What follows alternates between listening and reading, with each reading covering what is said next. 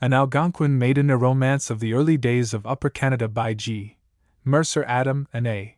Athelwyn Wetherald. Entered according to Act of Parliament, in the year 1886, by Graham Mercer, Adam and Agnes Athelwyn Wetherald, in the office of the Minister of Agriculture, Ottawa. To the veteran publisher, John Lovell, Esq., of Montreal, who has spent a long and busy life in the varied service of his country, this modest effort in the field of Canadian fiction is affectionately and admiringly dedicated by the authors. Chapter 1. The Young Master of Pine Towers. Chapter 2. An Upper Canadian Household. Chapter 3. When Summer Days Were Fair. Chapter 4. Indian Annals and Legends. Chapter 5. The Algonquin Maiden. Chapter 6. Catechizings. Chapter 7. An Accident. Chapter 8. Convalescence. Chapter 9. On the Way to the Capital. Chapter 10. York and the Maitlands. Chapter 11. After the Ball. Chapter 12. A Kiss and Its Consequences. Chapter 13. Rival Attractions. Chapter 14. Muddy Little York. Chapter 15. Politics at the Capitol. Chapter 16. Love's Protestations. Chapter 17.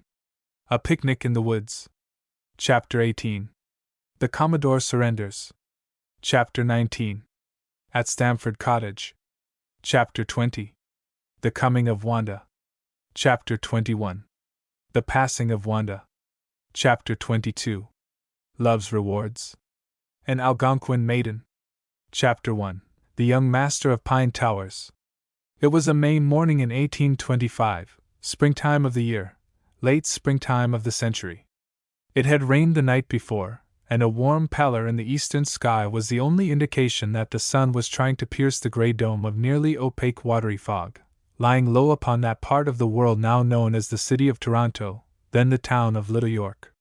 This cluster of 500 or 600 houses had taken up a determined position at the edge of a forest then gloomily forbidding in its aspect, interminable in extent, inexorable in its resistance to the shy or to the sturdy approaches of the settler.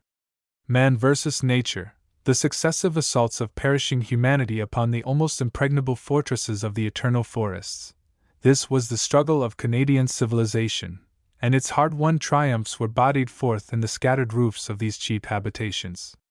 Seen now through soft gradations of vapory gloom, they took on a poetic significance, as tenderly intangible as the romantic halo which the mist of years loves to weave about the heads of departed pioneers, who, for the most part, lived out their lives in plain, grim style, without any thought of posing as conquering heroes, in the eyes of succeeding generations.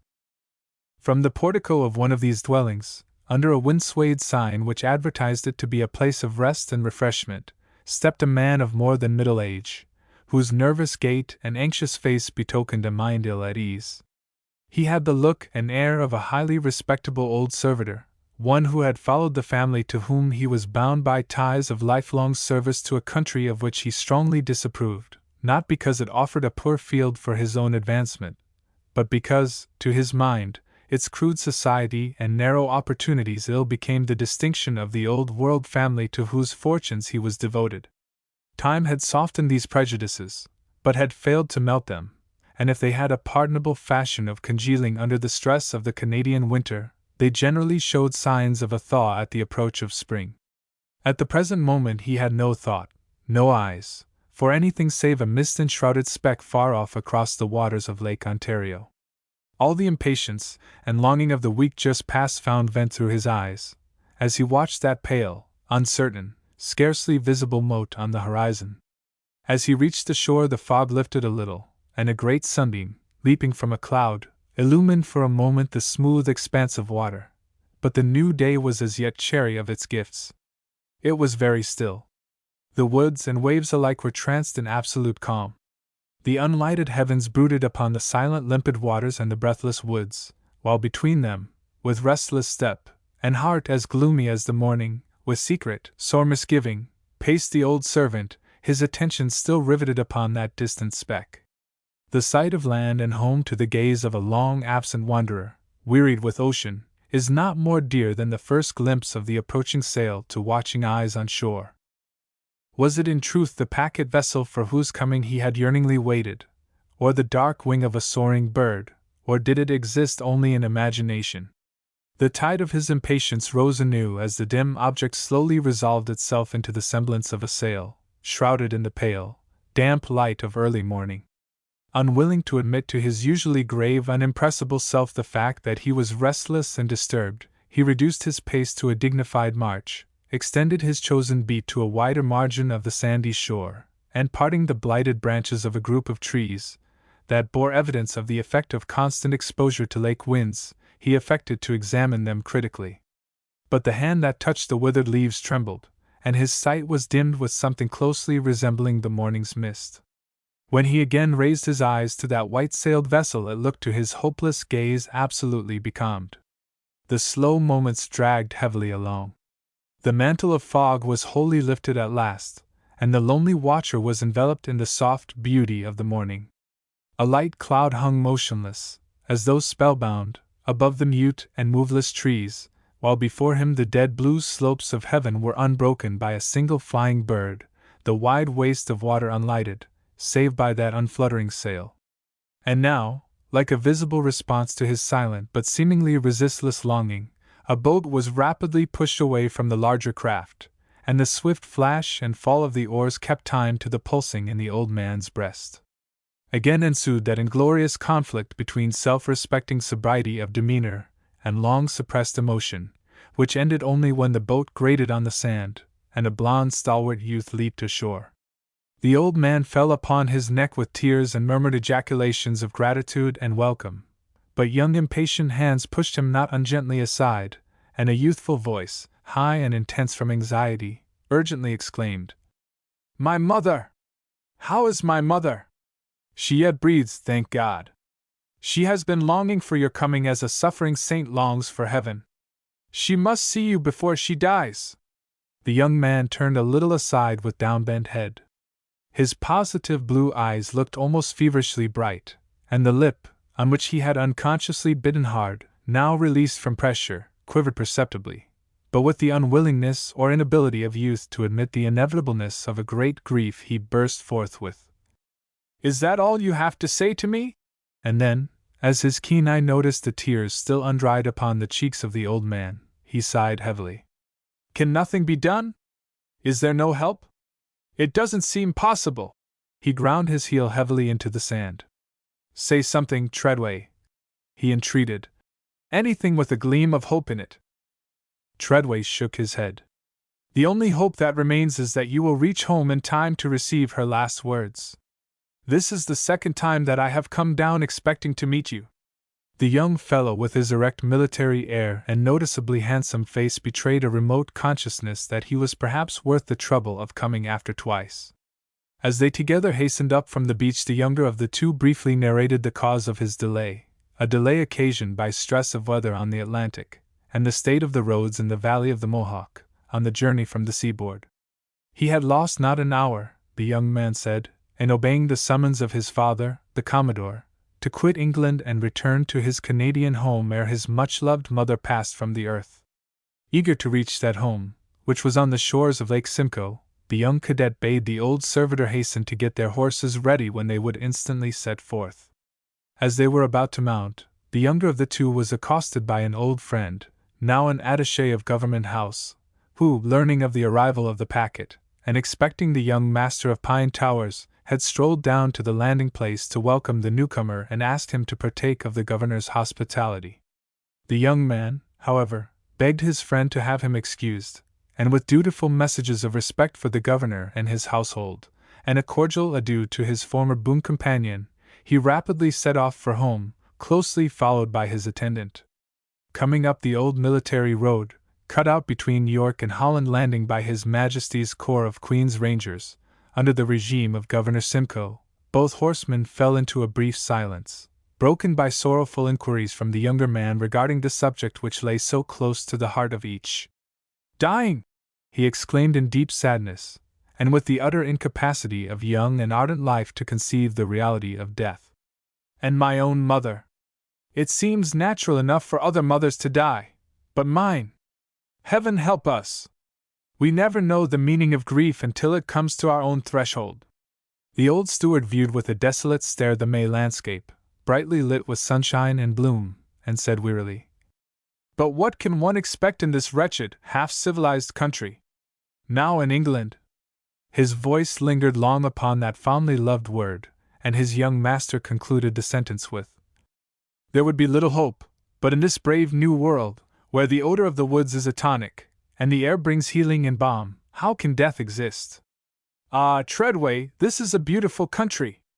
To me there is but one beautiful country, that is England." Again there was that lingering intonation. Edward MacLeod gave vent to a short, melancholy laugh. The allurements of an old civilization were overripe to his taste. Promise appealed to his imagination, fulfillment was a dull fact. Along with the unmistakable evidences of birth and breeding in his person, there was in his fresh youth and buoyancy something joyously akin to the vigorous young life about him. "England," said Treadway, with his disapproving regard fixed upon the wilderness around, "is a garden." "And I take no delight in gardens," declared Edward. "I was never intended for a garden statue. This long day's journey under the giant trees of the wild, unconquered woods seems to gratify some savage instinct of my nature.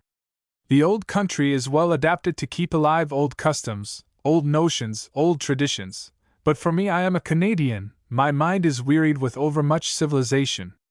I hate the English love of land for land's sake. That line of hills, swelling in massive curves, and crowned, not with a tottering ruin, serving to hang some legendary romance or faded rag of superstition upon, but with stately trees, that is my idea of the beautiful." He struck into a sharp gallop, his bright head above the dark blue military cloak forming a picturesque feature in the woodland, and the flying heels of his spirited horse seeming to add a rattling chorus of applause to his patriotic sentiments. The old retainer ambled along in his wake, but more slowly. His idea of the beautiful was not quite so recklessly defiant. Presently, for he was still jaded from the effects of his long journey on the previous day, he relaxed his attempt at speed, and soon lost sight of his companion altogether. The vision of waving cloak and flying steed vanished in the green aisles of the forest. Along the oak ridges, situate some 30 miles from York, which the two horsemen now neared, a Huguenot settlement had been formed about the close of the 18th century. The settlers were French officers of the noblesse order, who, during the French Revolution, when the Royalist cause became desperate, emigrated to England, thence to Canada, where, by the bounty of the Crown, they were given grants of land in this portion of the province of Upper Canada. Here many of these émigrés had made clearings on the ridges, and reared chateaux for themselves and their households after the manner of their ancestral homes in Languedoc and Brittany. Into the grounds of one of these mansions had the younger horseman disappeared to pay his hurried respects to the stately dame who was its owner, and who, with her fair daughter, were intimate friends of the MacLeod family. Almost before the old man had time to wonder what mad freak had kept his young master so long from the beaten road, he was at his side again. "I have been trying to get a glimpse of my little friend, Helene," he said, in explanation of his absence. "But the de Berksey mansion is as empty as a church on Monday. They still go to Lake Simcoe in summer, I suppose. But what does this early flight portend? It was caused solely by the serious nature of your mother's illness. Madame and Mademoiselle have been now 5 weeks at Bellevue."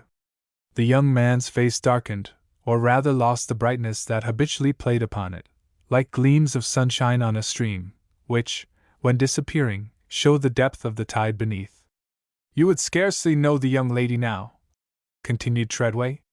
"The difference between 15 and 18 is the difference between childhood and womanhood. I suppose she has grown like a young forest tree, and holds her graceful head almost as high. She is well grown, and very beautiful, but not bewitching like your sister Rose. Ah, dear little Rose! But she, too, I doubt not, is a bud no longer. It's odd how much easier it is for a girl to be a woman than for a boy to become a man." There was something vaguely suggestive of regret in the gesture with which young MacLeod lightly brushed his short upper lip, whose hirsute adornment was not, in its owner's estimation, all that it ought to have been. "I was 21 last winter. Do I look very young?" he inquired, with the natural anxiety of a man who has recently escaped the ignominy of being in his teens. "You look altogether too young," dryly returned the ancient servitor, "to appreciate the worth of a country where old customs, old ideas, and old traditions are respected." "Then may youth always be mine!" exclaimed Edward, looking round him with the glow in his heart sure to be felt by the devout worshipper of nature in the large and beautiful presence of her whom he adores. The region about him, esteemed the epitome of dreariness in winter, held now in its depths a vast luxury of vegetation. The wild vines ran knotted and twisted about the trunks and branches of multitudinous trees, and the fallen logs were draped with moss, lichens, and delicate ferns. Passing through this boundless wilderness, they seemed to look into a succession of woodland chambers, thickly carpeted with wild flowers, gorgeously festooned with creeping and parasitical plants hanging from the branches, and secured in their leafy seclusion by walls of abundant foliage. In one of these natural parlors they paused for their midday repast, midday in the world without, but here, where only vagrant gleams of the spring sun pierced the forest solitudes, gloomy with spruce and pine, there was a sense of morning in the air. This appearance was heightened by the delicate curtains of cobweb, strung with shining pearls, which still might be seen after the fog at early dawn. There was no sound except sometimes that of an invisible bird, singing in the upper air, or when a partridge, roused by approaching steps, started from the hollow, and rapidly whirring away directly before them was again startled into flight when they overtook it. The road they followed cut straight through the forest, and disdaining to enclose the hills in graceful curves, attacked and surmounted them in the direct fashion common to our forefathers, when they encountered obstacles of any serious nature. The absence of human sight or voice gave a strangeness to the sound of their own utterances, and there were frequent lapses into that sad silence which fell upon them as naturally as the gloom from the overshadowing boughs above. The old attendant who viewed every member of the family whom he served and loved just as the first man regarded the world at his first glimpse of it, that is, as an extension of his own consciousness, was deeply moved at the sight of his young master's somber face. Edward's heart, indeed, ached painfully. The perpetual repetition of this luxuriance of young fresh life in the woods of May was a constant reminder of a life that until lately had been as vigorously beautiful, and now perhaps had passed away from this world forever.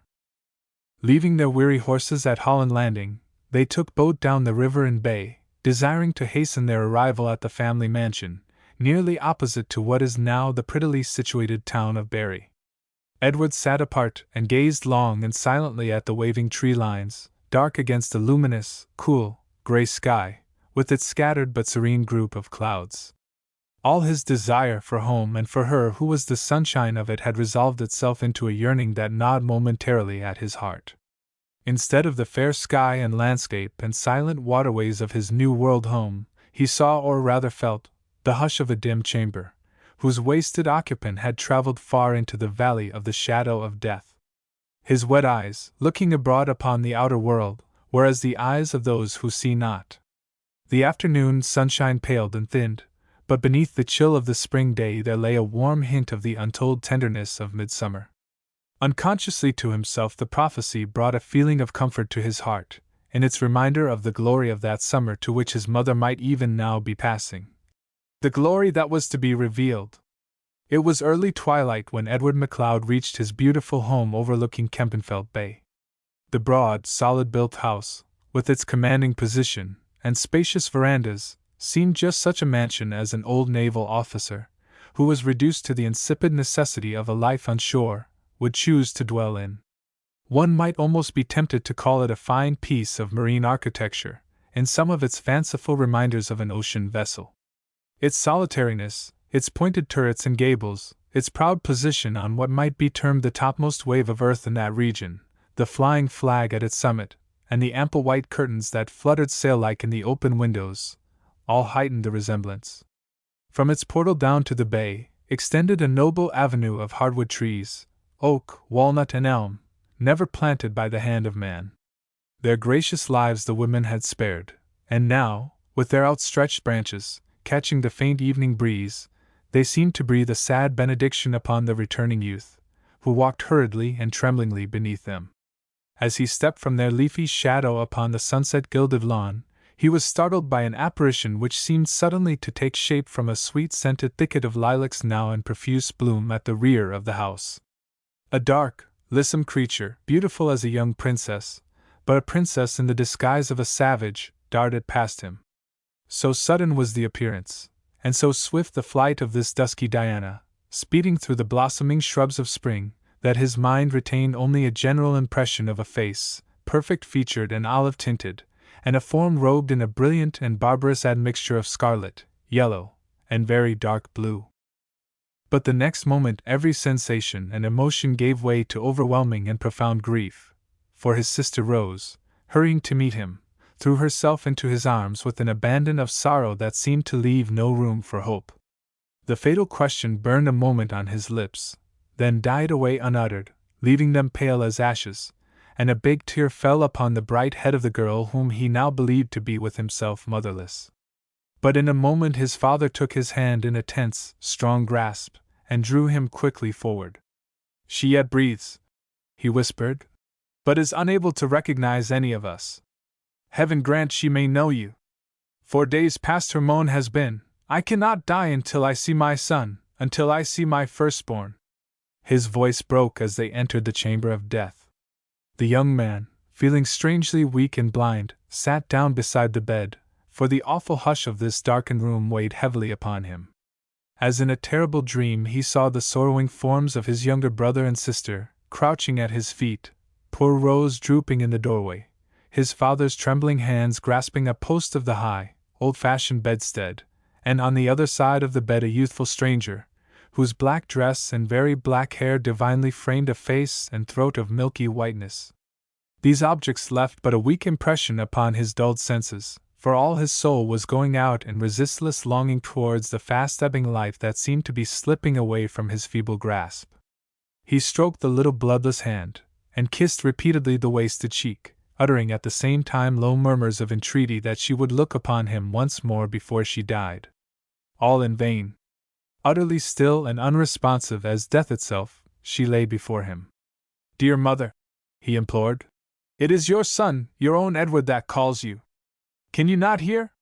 Will you not come back to me a single moment? I cannot let you go, I cannot. His voice sank in a passionate murmur of grief. "You will look at me once, will you not? Oh, mother, mother, mother!" He had fallen to his knees, with his face on the pillow close to hers, and his last words smote upon her ear like the inarticulate wail of an infant whose life must perish along with the strong sustaining life of her who gave it birth. The head turned ever so slightly, the eyelids quivered faintly and lifted, and her eyes looked fully and tenderly upon her son. Then, with a mighty effort, she raised one transparent hand, and brought it feebly, flutteringly, higher and higher, until it lay upon his cheek. A strange faint light of unearthly sweetness played about her lips. It was a light as sweet and beautiful as her own life had been, but now it paled and faded, brightened again, flickered a moment, and then went out forever. The sad sound of children weeping broke the silence of the death chamber. Edward still knelt, and Rose was bowed with grief, but the old Commodore's courageous voice sounded as though wrung from the depths of his sorely stricken heart. "The Lord gave, and the Lord—" His tongue failed him, but after a momentary struggle he continued in shaking tones, "And the Lord taketh away. Blessed—" He could say no more. Surely the blessing that, for choking sobs, could not find utterance on earth, was heard in heaven, and abundantly returned upon the brave and desolate spirit of him who strove to pronounce it. Chapter 2. An Upper Canadian Household. The breakfast room of Pine Towers, on a bright, sunny morning, some 3 or 4 days after the death of its much-respected mistress, held a large concourse of the notables of York, and other private and official gentry of the province. They had come to take part, on the previous day, in the funeral obsequies, and were now, after a night's rest and bountiful morning repast, about to return to the capital. Among the number gathered to pay respect to the deceased lady's memory, as well as to show their regard and sympathy for the bereaved husband, the good old Commodore, were many whose names were household words in the early days of Upper Canada. 60 years have passed over the province since the notable gathering, and all who were then present have paid the debt of nature. Hushed now as are their voices, the MacLeod breakfast room, on the morning we have indicated, was a perfect babel of noise. The solemn pageant of the previous day, and the sacred griefs of those whom the grim enemy had made desolate, seemed at the moment to have been forgotten by the departing throng, and for a time the young master of Pine Towers, as he bade adieu to his father's guests, witnessed a scene in sharp contrast to yesterday's orderly decorum. It was with a sigh of relief that Edward MacLeod saw the last of the miscellaneous vehicles move off, and the final guest take the road to the bateaux on the lake, to convey him and those who were returning by water to Holland Landing, there to find the means of reaching the capital. Entering the house, empty now of all but those who were left of its usual inmates, including his sister's friend, the beautiful Helene, whom he had hardly had an opportunity to more than greet on his return from England, an overpowering sense of desolation fell upon him. Seating himself near his mother's favorite window, the young man's loneliness and bereavement found vent in tears. All the past came vividly before him, a mother's lifelong devotion and tender care, her thousand winning ways and loving endearments, her pride in his future career and prospects, and the recollection of the many innocent confidences which a mother loves to pour into the ear of a handsome, grown-up son, whose filial affection and chivalrous devotion assure her that she still possesses charms to which her husband and his contemporaries of a previous generation had been wont sedulously to pay tribute. Ah, beautiful mother, it is not today nor tomorrow that I shall fully realize that I am to see thee no more on earth, said the young man musingly, as he left his seat and strode nervously up and down the room, while his favorite hound from a rug by the large open fireplace eyed his agitated movements. Presently the young man's soliloquies were interrupted by the timid entrance of his sister, Rose, followed by the more decided and stately tread of the charming Helene. "Ah, Edward," said his sister, "you are alone. Have all our guests gone?" "Yes," was the reply, "and I am not sorry to have the house again to ourselves." "You, of course, include Helene among the latter?" observed Rose interrogatively. "I do, certainly," was Edward's instant and cordial response, as he offered Helene his hand to conduct her down the steps into the conservatory and out on to the lawn. "Miss de Berksey, of course, is one of us, though you told me this morning that she, too, expressed a wish to be gone." Helene interrupted these remarks with the explanation that her wish to take leave was owing to a mandate of her mother's which had reached her that morning. "We shall all be sorry at your leaving us so soon," was Edward's courteous rejoinder. "But when you go," he added, "you must permit me to accompany you to Bellevue, for I wish to pay my respects to your mamma. It is a long time now since we met. Besides, I have to deliver to her the cameos I brought her from England and the family trinkets your uncle entrusted to my care. Mamma, I know, is eager to receive them, and will be delighted to welcome you back. In her note, by the way, she tells me that Captain John Franklin has written to her from York, asking permission to call upon her on his way north. You know that the Arctic expedition is to go overland, by way of Penetanguishene and Rupert's Land, and is to effect a junction with Captain Beechey's party operating from Hudson's Bay." "So I learned before I left England," replied Edward. "I hope my father," he added, "will be able to meet the members of the expedition. It would rouse him from his grief, and I know that he takes a great interest in Captain Franklin's project." The conversation was now monopolized by the ladies, for Helene took Rose aside to tell that young lady that her mamma had given her some news of a young and handsome land surveyor, of Barry, of whom she had heard Rose speak in terms of warm admiration.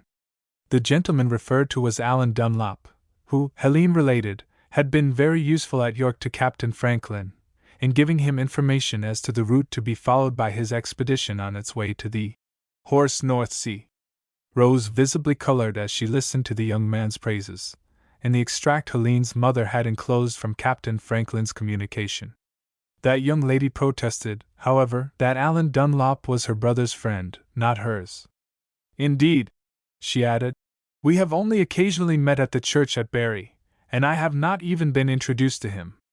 "Ah, and how is it that his name is always on your lips after every service I hear you have attended across the bay?" queried Helene archly. The tints deepened on Rose's sweet, bright face as she apologetically urged, that at such times there was doubtless nothing better to talk about. Happily for Rose, the embarrassing conversation was interrupted by the return of her brother, who rejoined the ladies to say that on the highway, at the end of the avenue down which he had strolled, a party of Marines and English shipwrights, in command of a naval officer, had just passed on their way to the post, near Barry, to proceed on the morrow by the Nottawasaga River to the Georgian Bay, and on to the new naval station at Penetanguishene. A Mr. Galt, who accompanied the party, and was on his way to the Canada Land Company's reserve in the Huron district, had brought him letters from York, among which, he added, was one from his old friend, Alan Dunlop, condoling with him on the loss of his mother and sending his respectful compliments to his father and his family. "How curious!" observed Helene. "Why, we've just been talking of Mr. Dunlop." "You mean to say," interposed Rose, "that you have just been talking of him?" "Well, that is quite a coincidence, Miss de Berksey, but do you know my friend?" asked Edward. "No, I've not that pleasure," replied the beautiful Huguenot. "But your sister, I believe, knows him." "Oh, Helene! I do not," said Rose, interruptingly. Edward turned towards his sister, and for a moment regarded her lovingly. After a pause, he said, "Well, sis, if you do know him, you know one of the best and most promising of my early acquaintances, and from what I have heard of him since my return, I feel that I want to improve my own acquaintance with him, and shall not be sorry to know that he has become your friend as well as mine." "But, Edward, you must wait till I do know him," said Rose with some emphasis. "I know your friend by sight only, and have never spoken to him, though, I confess, I have heard a good deal of him in the recent election, and much that is favorable, though Papa has taken a great dislike to him on account of his political opinions." "Ah, Papa's Tory prejudices would be sure to do injustice to Dunlop," Edward rejoined. "But I fear," he added, "there is need in the political arena of Upper Canada of just such a reformer as he." At this stage of the conversation the old Commodore was observed on the veranda, and Treadway approached the group to announce that lunch was on the table. Commodore MacLeod, as may be inferred from his son's remark about his father's Tory prejudices, was a Tory of the old school, a member of the Legislative Council of Upper Canada, and a firm ally and stiff upholder of the provincial executive, who had earned for themselves, by their autocratic rule, the rather sinister designation of the Family Compact. As a trusted friend and loyal supporter of the oligarchy of the day, whom a well-known radical who figured prominently in the later history of the province was wont to speak of as that army of placemen and pensioners, paymasters, receivers, auditors, king, lords and commons, who swallowed the whole revenue of Upper Canada. The reference to a man of the type of young Dunlop, who aspired to political honors, was particularly distasteful, and sure to bring upon the object of his bitter animadversion the full vials of his wrath. Ralph MacLeod was a grand specimen of the sturdy British seamen, who contributed by their prowess to make England mistress of the seas. He entered the navy during the war with Holland, and served under Lord Howe, when that old sea dog, in 1782, came to the relief of Gibraltar, against the combined forces of France and Spain. He served subsequently under Lord Rodney, in the West Indies, and was a shipmate of Nelson's in Sir John Jervis' victory over the Spanish fleet off Cape St. Vincent. For his share in that action MacLeod gained his captaincy, while his friend Commodore Nelson was made a rear admiral. In 1797 he was wounded at Camperdown while serving under Admiral Duncan, and retired with the rank of Commodore. Early in the century, he married an English lady and came to Canada, where for a time he held various posts on the naval stations on the lakes, and was with Barclay, on his flagship, the Detroit, in the disaster on Lake Erie, in September, 1813. Narrowly escaping capture by Commander Perry's forces at Put-in Bay, he joined General Procter in his retreat from Amherstburg to the Thames, and was present at the Battle of Moravian Town, where the Indian chief, Tecumseh, lost his life. When the Treaty of Ghent terminated the war and left Canada in possession of her own, Commodore MacLeod, with other old naval officers, retired from the service, and took grants of land in the neighborhood of Lake Simcoe. Being possessed of considerable private means, the Commodore built a palatial residence on the borders of that lake, and varied the monotony of a life ashore by an engrossing interest in politics and the active duties of a legislative counselor. The illness of his wife, to whom he was devoted, had in the past 2 years almost entirely withdrawn him from political life, and lost to his colleagues in the upper house the services of one who took grim pleasure in strangling bills obnoxious to the dominant faction which originated in the lower chamber. His temporary withdrawal from the Legislative Council, and the lengthened absence in England of Dr. Strachan, that sturdy ecclesiastic who was long the ruling spirit of the family compact, emboldened the leaders of reform to inveigh against the hydra-headed abuses of the time, and sow broadcast the dragon teeth of discontent and the seeds of a speedy harvest of sedition. Already, W.M.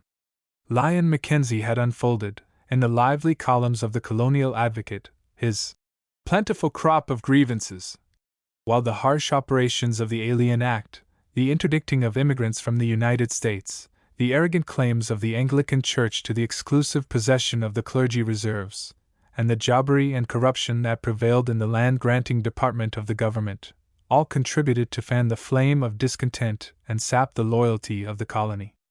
In the Legislative Assembly each recurring session added to the clamor of opposition, and emphasized the demand for responsible government and popular rights. But as yet such demands were looked upon as the ravings of lunacy or the impertinences of treason. Constitutional government, even in the motherland, was not yet fully attained, and in a distant dependency, it was not to be expected that the prerogative of the Crown, or the rights and privileges of its nominee, an irresponsible executive, were to be made subordinate to the will of the people. "Take care what you are about in Canada," were the irate words William IV hurled at his ministers some few years after the period of which we are writing. "By," added this constitutional monarch, "I will never consent to alienate the Crown lands nor to make the Council elective." With such outbursts of royal petulance, and old-time kingcraft, and similar ebullitions from Downing Street, exhorting the Upper Canadian administration to hold tight the reins of government, the reforming spirit of the period had a hard time of it in entering on its many years' conflict with an arrogant and bureaucratic executive. Of many of the members of the ruling faction of the time it may not become us now to speak harshly, for most of them were men of education and refinement, and in their day did good service to the state. If, in the exercise of their office, they lacked consideration at times for the less favored of their fellow colonists, they had the instincts and bearing of gentlemen, save, it may be, when, in conclave, occasion drove them to a violent and contemptuous opposition to the will of the people. But men, most of all politicians, naturally defend the privileges which they enjoy, and the exceptional circumstances of the country seemed at the time to give to the holders of office a prescriptive right to their position and emoluments. At the period of which we are writing, there was much need of wise moderation on the side of the governed as well as on that of the governing class. But of moderation there was little, and the nature of the evils complained of, the non-conciliatory attitude of the ruling oligarchy, and the license which a free press, recently introduced into the colony, gave in formulating charges of corruption, and in loosening the tongue of invective, made it almost impossible to discuss affairs of state, save in the heated terms familiar to irritated and incensed combatants. It was at this period that the young land surveyor, Allan Dunlop, entered the Legislative Assembly and took his seat as member for the Northern Division of the Home District. Though warmly espousing the cause of the people in the ever-recurring collisions with the different branches of the government, and as warmly asserting the rights and privileges of the popular chamber in its struggles with the autocracy of the upper house, the young parliamentarian was equally jealous of the reasonable prerogative of the Crown, and temperate in the language he used when he had occasion to decry its abuse. He was one of the few in the legislature who, while they recognized that the old system of government was becoming less and less suited to the genius and wants of the young Canadian community, at the same time wished to usher in the new regime with the moderation and tact which mark the work of the thoughtful politician and the aims of the true statesman. It has been said that one never knows what is inside a politician. What was inside the reformer, Allan Dunlop, was all that became a patriot and a high-minded gentleman. Chapter 3. When summer days were fair. Afterwards, for close upon the coming of every grief, however great, fall the slow, dull footsteps of afterwards, The bereaved MacLeod family took up again the occupations and interests of life in the benumbed fashion of those whose nerves are slow in recovering the effect of a great shock. Edward alone bore a brave front, though his heart at times failed him. He was something of a puzzle to the friend of his sister, who could not reconcile the tears which she saw in his eyes one moment to the jest she heard from his lips the next, and who marveled in secret that the utter abandon of his grief at the bedside of his dying mother had not been followed by a state of settled melancholy after her death. To the cool, steadfast nature of Mademoiselle de Berksy this alternate light and shade, gaiety and grief, in the heart of Rose, as well as of her brother, was difficult to understand. But now she began faintly to perceive that to their ardent temperament sunshine came as naturally as it did to the first day of spring, which, while it ached with the remembrance of winter, could not wholly repress on that account its natural brightness. Certainly Edward MacLeod, though his unusually pale face gave evidence of the suffering which he had lately experienced, nay, which he was even now experiencing, could not say that life for him was utterly without consolation. For the sake of the stricken household, for the sake of her who had left them desolate, he would be a man, and being that complex creature, a man, involves not only the lofty virtues of courage and self-forgetfulness, but also a tender susceptibility to the charms of these perfect spring days, and to the no less alluring charms of a maiden in the springtime of youth. Nearly a week had elapsed since the funeral of Mrs. MacLeod, and now a second message from home had been received by Helene de Berksy, reminding her that her invalid mother had claims which could no longer be set aside. If Madame de Berksy's language was seldom imperative, her intention abundantly made up for the deficiency. Consequently, her daughter was now reluctantly turning her face homeward, a dull outlook, brightened only by the prospect of a boat ride down the bay with Edward and Rose. "And to think," said Edward to Helene, as the trio paced the long avenue together, "that I scarcely recognized you on the evening of my return. That is not surprising. I am an entirely different person from the one you left 3 years ago." "Let me see," mused the young man. 3 years ago you were a little inclined to be haughty and cold, occasionally difficult to please, and sometimes exacting. On the whole, 'tis pleasant to reflect that you are an entirely different person now." He turned towards her with a merry glance, but her face was invisible. She wore one of those long straw bonnets, no doubt esteemed very pretty and stylish in that day, but marred by what a disciple of Fowler might call a remarkable phrenological development of the anterior portion. This severely intellectual quality in the bonnets of that time naturally stood in the way of the merely sensuous delights of observation. Edward had barely time to be reminded of an unused well, in whose dark, shallow depths his boyish eyes had once discovered a cluster of white water lilies, languidly opening to the light, when the liquid eyes and lily-like face in the inner vista of this well-like bonnet again confronted him. "Is that the sort of person I used to be?" she queried, with the incredulity one naturally feels on being presented with a slightly exaggerated outline of one's own failings. "What pleasant memories you must have carried away with you!" "I did, indeed, myriads of them. Some of the pleasantest were connected with our last dance together. Do you remember it?" A slight warmth crept up, not into her cheeks, but into her eyes. "I have never forgiven you for that," she said. "And you don't deserve forgiveness," declared Rose, championing the cause of her friend. "Ah, well," said the culprit, "perhaps I had better wait till I deserve it before I plead for it." How strange and far away, almost like part of their childhood, seemed the time of which he spoke. Like a painted picture, suddenly thrust before their view, the scene came back to them. A windy night in late autumn, illumined without only by the broad shafts of light from the Commodore's mansion, and within by the leaping flames in the big hall fireplace. The young people had improvised a dance in the great hall, and Helene had tantalizingly bestowed most of her favors upon Fred Jarvis, a handsome youngster of 20, who frequently improved his opportunities of becoming the special object of Edward's boyish enmity.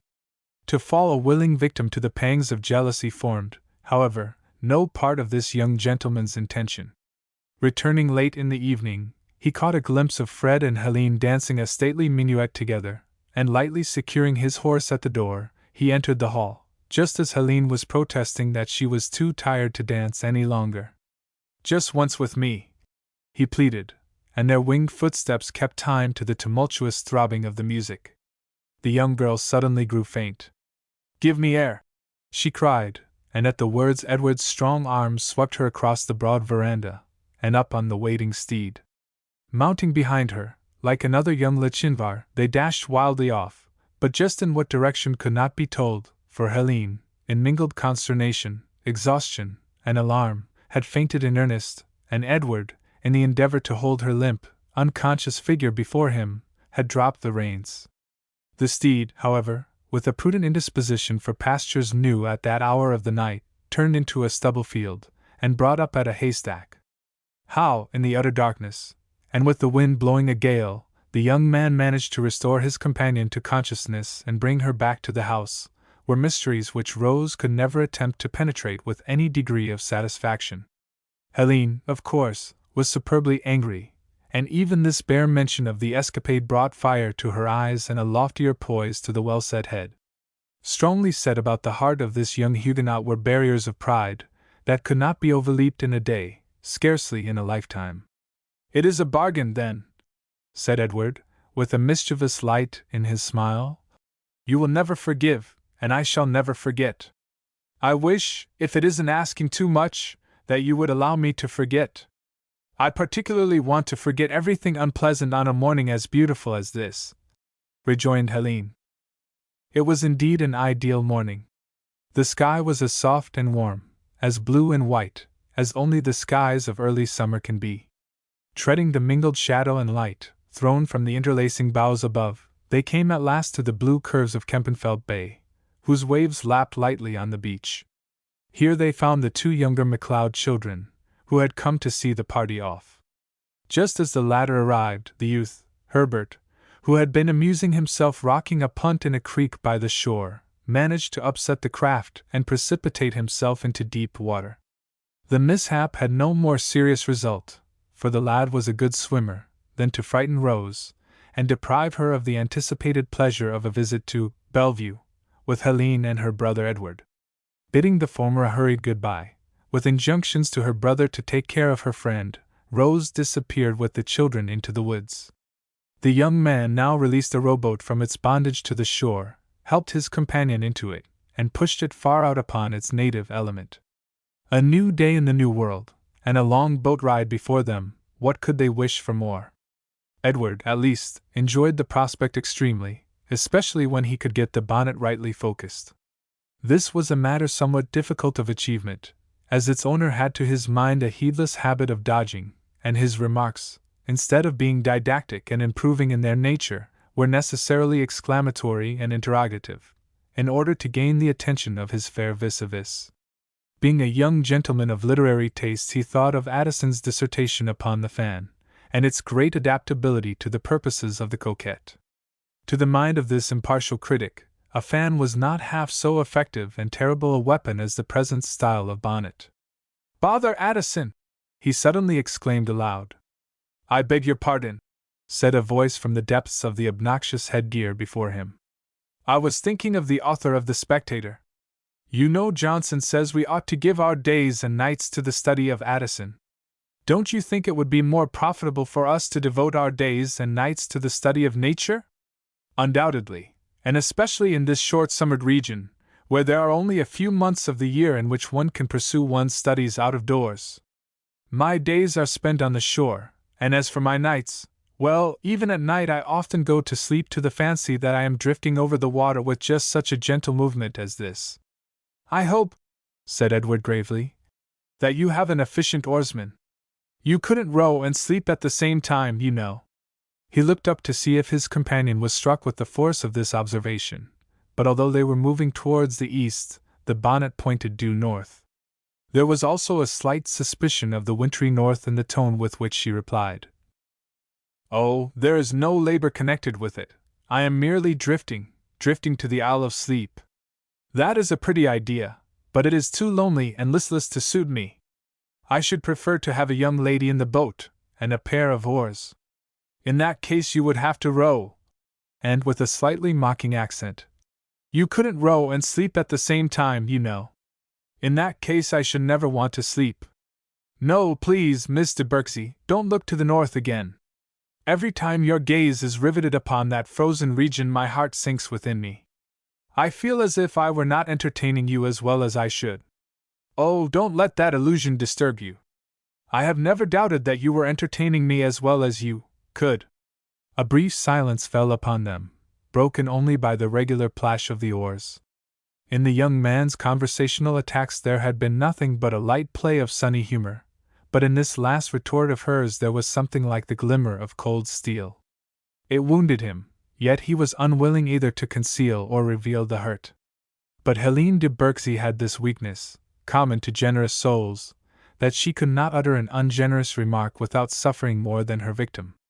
So scarcely more than a minute elapsed before she said appealingly, "You are not going to leave me with the last word, are you? Is not that what your sex specially like to have? Perhaps so. I should prefer to have the best word, and let a certain well-known gentleman take the hindmost?" supplied the young man smilingly. "If he only would! What a shocking thing to say, but with me it is always conscience who has the very hindmost word, and my conscience is perfect mistress of the art of saying disagreeable things. At the present moment she is trying to make me believe that I have been unpardonably rude to you. She is mistaken then, for even if it were possible for you to be rude, I could not fail to pardon you immediately. There! Now you have had the best word. It is useless for me to try to say anything better than that. Perhaps the most becoming thing I could do would be to relapse into ignominious silence. Silence! Desolation! And with a 2-mile pull yet before us! If I have had the best word, you have uttered the worst one. What's so terrible as silence? It is said to be golden, and, like the gold that Robinson Crusoe discovered on his island, it is of no particular use to anyone. It is one of the charms of nature. A charm that I have never discovered. What about the ever-present hum of multitudinous insects, the song of birds, the moan of winds, the laughter of leaping water? It seems to me that nature is all voice. Then, suppose, said the undaunted young lady, lifting her languorous lids, that we listen to her voice. There was no answering this. But, as the bonnet now veered towards the sunny south, and the boat rounding the sharp corner of the bay abruptly turned in the same direction, the young man was surprised to find himself looking his companion fully in the face, caught in the sudden sunshine of her smile. "I was about to remark," he said, emboldened by this token of favor, "that there is nothing I delight in so much as listening to the voice of nature, that is human nature." The smile deepened into a rippling laugh. "I am in one of my inhuman moods this morning," she said, "but I believe my forte is action rather than speech. Let me take your place, and those oars, please." He resigned them both, and at once, not because the unusual exertion had made any appreciable inroad upon his strength, but because he foresaw new phases of picturesqueness in the young girl's dainty handling of the oars. Nor was he disappointed. The skirt of her dress was narrow and long, beginning, like an infant's robe, a few inches below the arms, and thence descending in softly curving lines to her feet, with as little hint of rigidity or compression about the tenderly rounded waist as about the full fair throat above it. She stretched out a pair of shoes, incredibly small and unmistakably French, and bent her slender gauntlet hands blithely to their task. The newborn sweetness of the spring morning was about them. On the heavily wooded shore the great evergreens towered darkly against the sun, but its beams fell with dazzling brightness upon the meadowy undulations of the lake. Above them they heard at times the wild cry of the soaring gull, or the apparently disembodied voice of some unseen bird. Behind them they left the beautiful stretch of Kempenfeld Bay, gleaming in the sunshine, and now they slowly ascended the waters of Cook's Bay, called after the great circumnavigator, under whom many of the naval officers who had settled in the region had served, Governor Simcoe's father, after whom the old Lac de Clyde, as the French called it, had received its modern name, being a shipmate. But now Helene, whose slender strength had succumbed to the difficulties of propelling their little craft, resumed her old seat, and her bonnet, like a dark lantern, sometimes allowed a charming light to be reflected upon surrounding objects, and then as suddenly withdrew it. In the blue distance, near the mouth of the Holland River, they caught the first glimpse of Bellevue, the home of the de Berkseys. The long sunlit run had after all been too brief. Edward began to realize that some days might elapse before this pleasure could be repeated. He drew in his oars, and let the boat rock idly on the tide. His companion gave him an inquiring glance. "I wish," said he, "that you would do me a favor." "Isn't that rather an extraordinary request?" "Not at all. It is a very natural remark. It has not yet advanced so far as to be a request." "Oh! Well, of course, I can't grant what isn't a request." "Does that mean that you can grant what is one?" "Sometimes." "How good of you! But, as I said before, I had only expressed a wish. Aren't you in the least interested in my wishes? If you were interested in mine, you would take up those oars again, and thereby shorten the term of your imprisonment by me. Your kindness emboldens me to make known my desire. I wish you would let me examine something that appears to be hanging to your bonnet. Is it a grub, a caterpillar, a spider?" These horrors were mentioned in the order of their detestability, and with a rising accent. "Really, I wouldn't like to say, unless you remove the bonnet." She gave a convulsive twitch to the strings, and pulled them into a hard knot. "Can't you brush it off?" she asked Edward breathlessly. "Pray do not be so alarmed." "No, indeed, I couldn't brush it off. It sticks too fast for that." "I wish," he said, as she made a frantic lurch towards him, "that you could be mild but firm, I mean not quite so agitated." Her breath came in quick perfumed wafts into his face, as his steady fingers strove to undo the knot in her ribbons.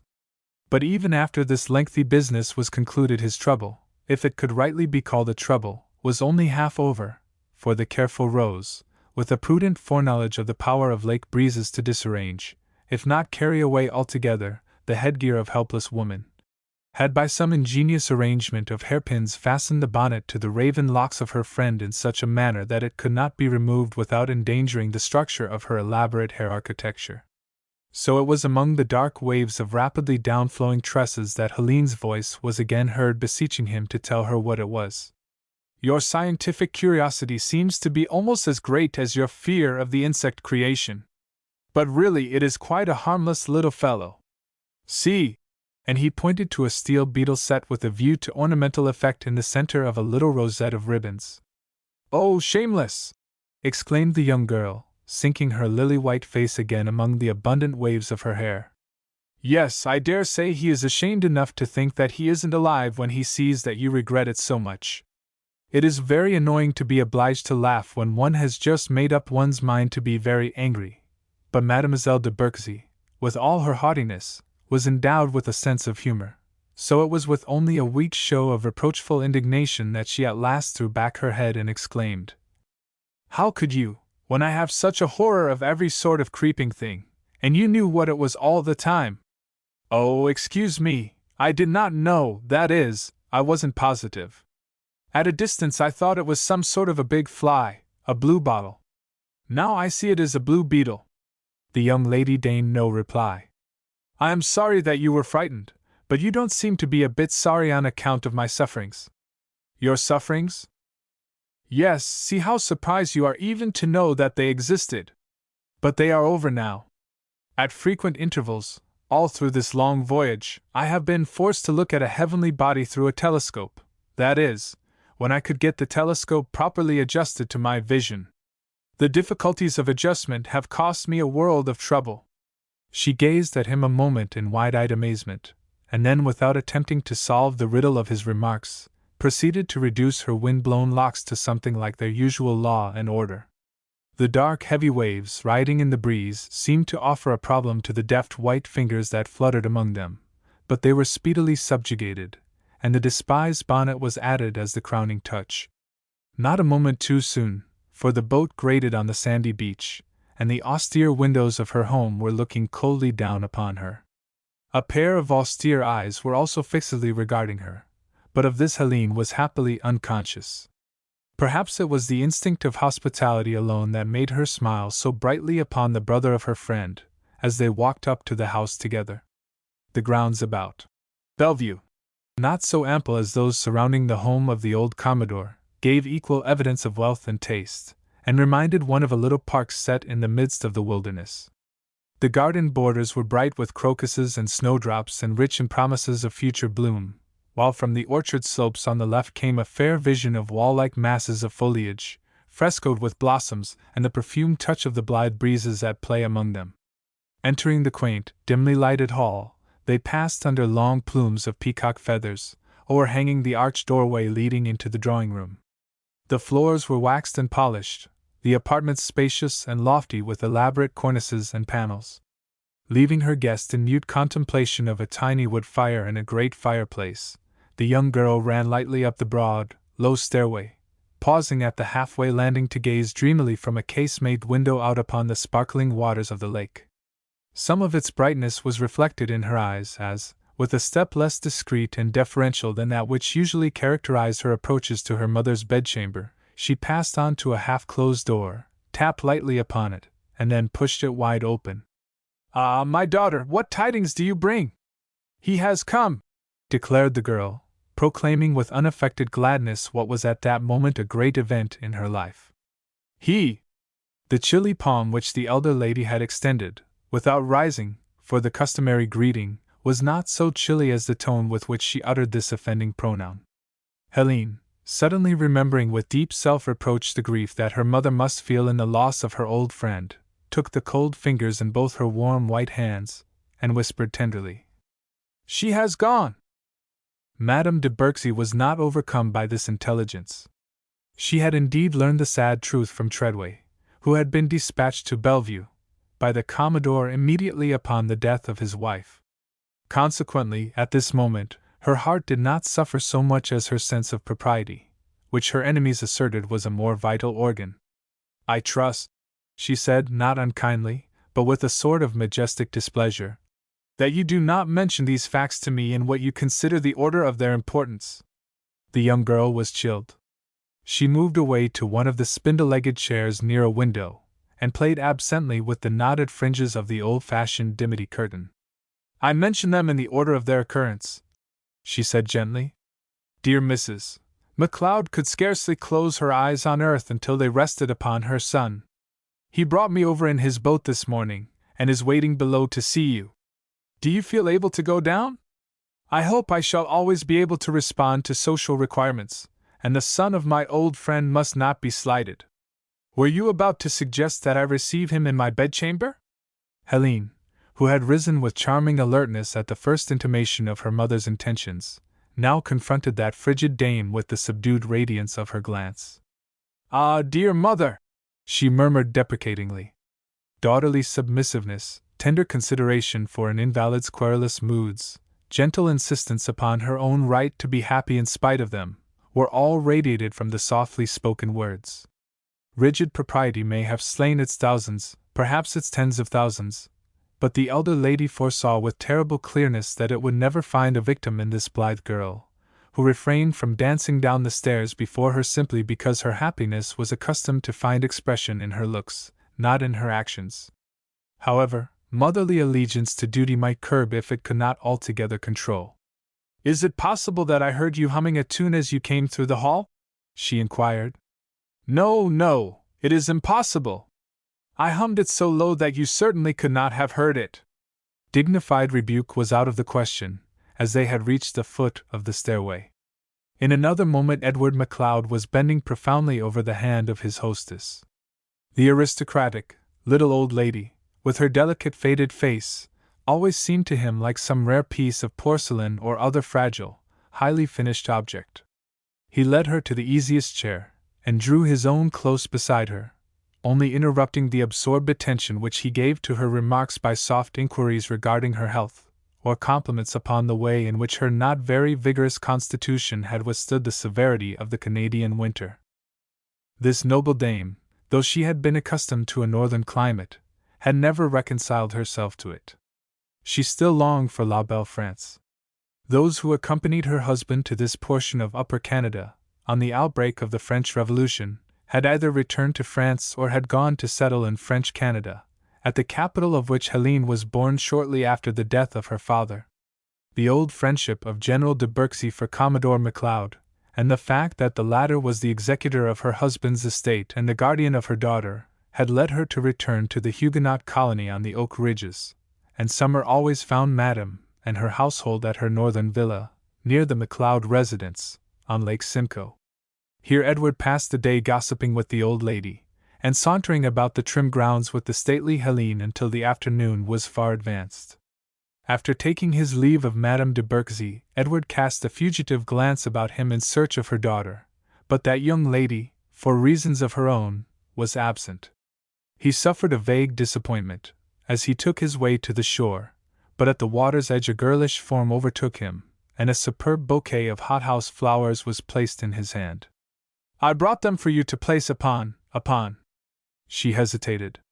It sounded like wanton cruelty to say, "Your mother's grave," to him, whose idea of everything lovely on earth must be signified in the word mother, everything terrible in the word grave. But he understood her, and thanked her, while his heart and eyes filled fast. On that lonely homeward road the burden of his bereavement lay heavily upon him, and the remembrance of his happy morning with his childhood's friend, though sweet, was almost as faint as the fragrance exhaled from the rare exotics at his feet. The pure, tender curves of the white camellias reminded him of Helene. She herself was the rare product of choicest care and cultivation, the flower of an old and complex civilization. The fancy pleased him at first, and then woke in his mind a certain vague disdain. What place had hothouse plants, either human or otherwise, in this wild new land, whose illimitable forests as yet were almost strangers to axe and fire? In a remote and solitary corner of his own domain, the Commodore had made for his dead wife a last abiding place. Thitherward, and alone, the motherless youth bent his steps in the soft glow of sunset. The stillness of the place was broken only by the whisper of the trees overhead, the faint hum of insects, and the low murmur of the lapping waters of the lake. Walking with down-bent head and steps so light that his footfall made no slightest sound upon the young grass in his path, he did not see the form of a half-wild, wholly beautiful girl emerge from the deep gloom of the woods before him. Nor did she observe him, for her attention was wholly bent upon the armful of forest flowers, which she let fall upon the grave with a passionate gesture of grief. The young man, looking up in startled amaze, recognized the strange, fantastic figure that had fled before his approach on the evening of his return home. He scarcely noticed her odd costume of mingled blue and yellow, so drawn was he to the dusky splendor of her face. The warm vitality of the mantling cheek, and the charm of the lustrous lips, were matched in hue by a blood-colored kerchief, carelessly knotted about the supple, tawny throat, behind which streamed a profuse abundance of deep black hair. Giving him one frightened glance, she turned and sped like some strange tropic bird upon the wind. Moved by wonder, curiosity, and admiration, the young man gave stealthy chase. But, after following in the wake of her flying feet by bush and briar, and through the tangled thickets of the forest, he had the poor satisfaction of losing sight of her altogether, and then gaining one last glimpse of her, as, from the dense shadowy point where she became invisible, shot out a birch-bark canoe. And the dying sunset illumined with all the hues of victory the superb form of an Algonquin maiden, rapidly rowing away. Hot, irritated, and tired, Edward returned home, nor did he observe that, in this fruitless chase, one of the pure buds that Helene had given him had fallen from his breast, on which he had pinned it, and had been rudely crushed beneath his heel. Chapter 4. Indian Annals and Legends. The last flame of sunset had gone out on a horizon of ashy paleness, as the light bark of the Indian girl swept up the beach, and its occupant, after making it secure, loitered idly home. Here, undismayed by observation, she was as gracefully at ease as a fawn in its leafy covert, and as quickly startled into flight at the tread of a stranger. So lightly did her moccasined feet press the underbrush that no sound preceded her coming, until she reached the blanketed opening of a wigwam where sat an aged Algonquin chief, very grave, very dignified, very far from being immaculately clean. The young girl was not intimidated by this picturesque combination of dignity and dirt. Perhaps it was the absence of these qualities in the young cadet that caused her sudden flight from him. Seating herself on a bearskin, not far from her foster father, she interchanged with him mellow syllables of greeting. The chief placed a finger upon her moist brow, and inquired the cause of her haste. It was the young kinsman of the wild rose who followed me.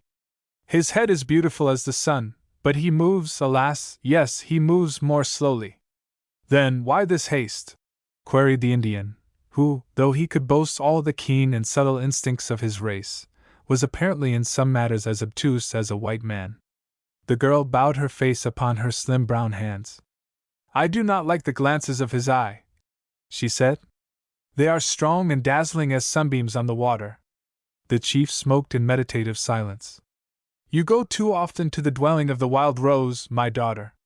Ah, yes, but tonight her pink face is dewy wet, I know, and she is alone. The moon in a black cloud has gone to the home of her people.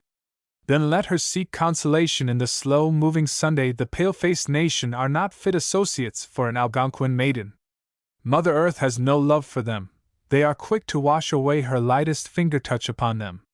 They are pale and lifeless as a rock over which the stream washes continually.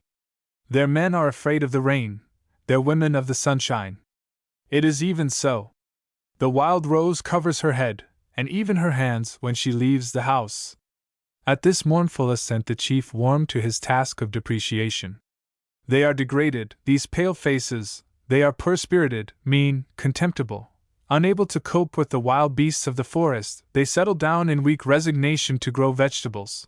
Nothing stirs them from their state of ignoble content except the call to battle, and that is responded to not in defense of the lives of their fathers, their wives and children, but merely to settle some petty quarrel between the chiefs of their nations. Ah, they are a strange, servile race. They work with their hands. The Indian paused and looked down at the wrinkled yet shapely members that lay before him. They look upon the grand forest as their natural enemy, burning, cutting, mutilating, until they have made that odious thing a clearing, when a house is built with the dead bodies of the beautiful trees that have fallen by their hand. But surely they are not wholly bad, pleaded the girl, her kind heart refusing to accept the belief that even the lowest of humanity could be utterly worthless. The chief was not to be turned from the swift current of his thoughts by idle interruptions. Their religion is dead, buried in a book, and they put it from them as easily as they put the book on the shelf. Our religion is alive, broad as the earth, deep as the sky. They go into a house to worship. Our temple is fashioned by the Great Spirit, and our prayers ascend continually like the white smoke from our wigwams. Ah, but they should be pitied and not blamed. They are far from the heart of nature, they have ceased to be her children. It is money they worship, and the soul of a man becomes like that which he adores. They mourn bitterly for their dead, because they feel how great is the distance between them and the land of spirits. I have heard that there are white men who do not believe that this land exists, but that cannot be true. There were some depths of degradation that even his far-reaching imagination failed to compass. Wanda listened wearily, though she manifested no signs of impatience. The pale-faced women are sometimes very beautiful, she said. Yes, but they are strange, unnatural creatures.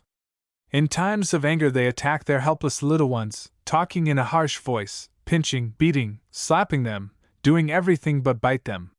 His listener did not shudder. The Indian, no matter how much his feelings may be stirred, is unaccustomed to evince emotion.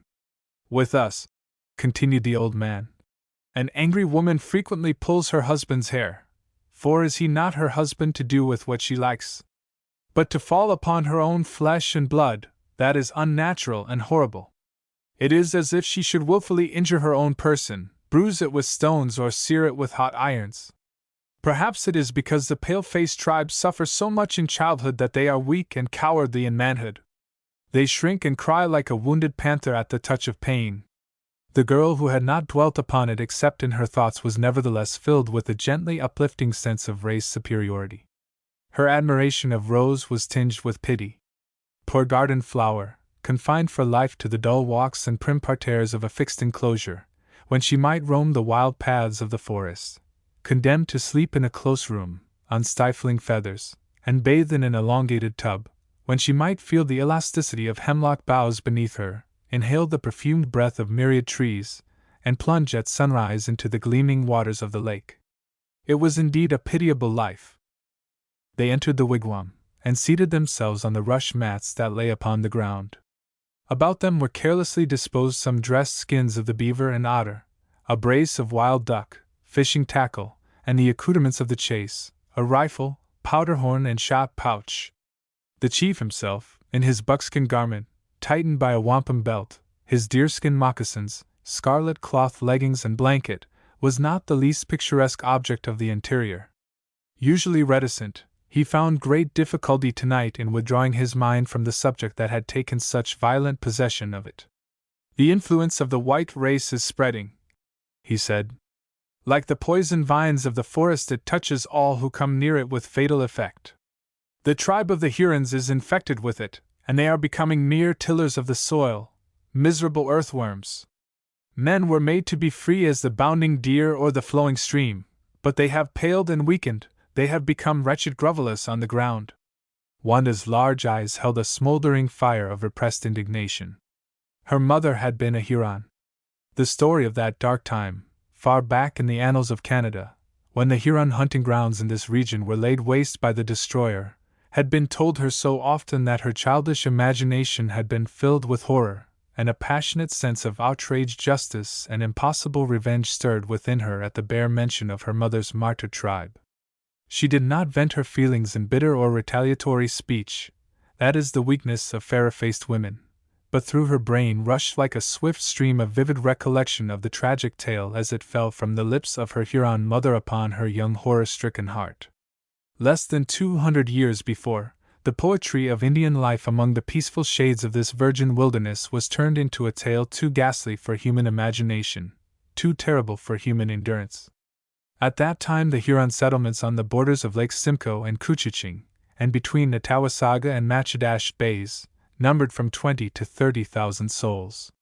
The picturesque country, thickly dotted with Indian towns, was for many years the scene of Champlain's zealous efforts to erect in these western wilds the standard of the cross.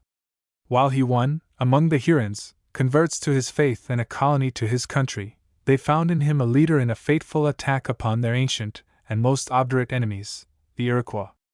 The result of the expedition was failure and discomfiture, but years afterwards, when Champlain was dead, and the great-souled and giant-statured Jean de Brebeuf became known as the apostle of the tribe, this foray brought most disastrous consequences upon the unsuspecting Hurons. Not far from the present site of Barrie was the frontier town of St. Joseph, where the Jesuit fathers, in view of the perils surrounding them, had concentrated their forces in a central stronghold, with a further inland defense at St. Marie, near the site of the present town of Penetanguishene. Here, at St. Joseph, after years of incessant labor, of discomforts and discouragements without parallel in the annals of our country, the ardent souls whose enthusiasm for faith and duty had become the dominant principle of their life, were swept away in the red tide of blood that was opened by the Iroquois. One still fair morning in the summer of 1648, while most of the warriors were absent at the chase, and a company of devout worshippers were celebrating Mass in the mission chapel, their brutish enemies descended upon their peaceful domains, and by means of every torture conceivable to the savage imagination practically exterminated the tribe. Before the century had half ended, the mission post of St. Ignace was similarly invaded by the Iroquois, who, after they wearied of the pastime of hacking the flesh off their prisoners with tomahawks and hatchets, and scorching them with red-hot irons, bound them at last to the stake and mercifully allowed the swift-mounting flames to end their sufferings. Whole families were bound in their houses before the town was set on fire, and their wild cries mingled with the wilder laughter of their inhuman captors. The few who escaped were so wounded and mutilated that before they could reach a place of safety numbers of them died frozen in the woods. The remembrance of this dark tale never failed to stir the young girl to a sort of slow self-contained fury, but the blood of the peace-loving Hurons was in her veins, and could not long be dominated by the vengeful propensities of her haughty Algonquin father. Invariably with the mixture of blood comes the warring of diverse emotions, the dissatisfaction with the present life, the secret yearning for something better, the impulse towards something worse. She sighed furtively, and half impatiently went outside to tend the evening campfire. The blazing branches illuminated the starless summer night, and cast a superb glow over the beautiful half-clothed figure crouching not far from them. Beyond, the dark blue bay ebbed and flowed languidly. Some days elapsed before Wanda again made her appearance in the neighborhood of the Commodore's mansion. This was caused partly by shyness, partly by fear of meeting the bold-eyed youth, whose interest in her had been so painfully apparent. At length Rose, who had noted with wonder and a little anxiety this unusual absence, suggested to her brother that they call upon one of her Indian friends. To this Edward demurred, on the ground that the work in which he happened to be engaged at the time could not possibly wait. But when he learned that the beautiful Wanda was the friend alluded to, he agreed to go with her at once, saying that the work he was doing could wait as well as not. Such was the manner in which brotherly affection was manifested 60 years ago. It was a still, almost breathless evening in June. From the meadows, thickly starred with dew, rose the thin high chorus of the crickets, while above, the commingling of gray cloud and crimson sunset had subsided into dusk and golden twilight, which were giving place to the white radiance of the moon slowly climbing the warm heights of heaven. It was so quiet that the sound of waves and insects seemed like the softest whispers of nature. Rose and Edward had rowed down the bay for Helene, who usually accompanied them on their impromptu excursions by lake and wood. Seen in the pale brilliance of sky and water, her loveliness had an almost unearthly quality, perfectly akin to the night, but giving her a strange effect of soft remoteness from her friends. The light from a brazier, fitted into a stanchion in the prow of the boat, in which some pieces of birch bark were kindled, brought the deep dark shadow of the woods into sharp relief, and gave a more vivid brilliance to the immediate surroundings. But along the dimly lit path in the forest all the magical influences of the night held sway. Beneath the tangled underbrush they caught glimpses of the rich and fantastic vegetation with which the earth was clothed, while above them, intermingled with the shadows cast by the vaulted boughs, played the vivid brightness of the moon. Some of the trees were deeply girdled, a slow method of killing them. These lingering deaths affected the trio with melancholy. A wounded inmate of the grove, standing in mute and pathetic resignation to its fate, loses first the feeling of the sap that, blood-like, circulates through every limb, then all its leafy honors fade, and its death is slow and inevitable as the death of a forsaken woman who carries a deep hurt at the heart.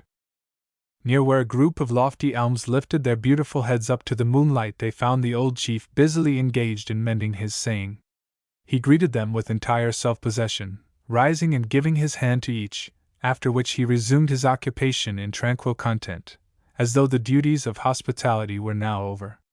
The young ladies, however, without waiting for any further exhibition of courtesy, seated themselves on a mossy log, and bestowed upon their host and his employment the flattering attention, which, if it failed to make an impression upon him, would certainly prove him more, or less, than mortal man.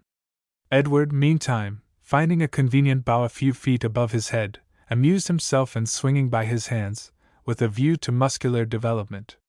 The contrast between the sad dignity of the aged Indian, the lone survivor of a despised race, and the light-heartedness of the fair boy, upon whom all the hopes of his family centered, struck both girls forcibly. After a few sympathetic inquiries regarding the health of the chief, Rose asked after the whereabouts of Wanda. "She is not here," he replied.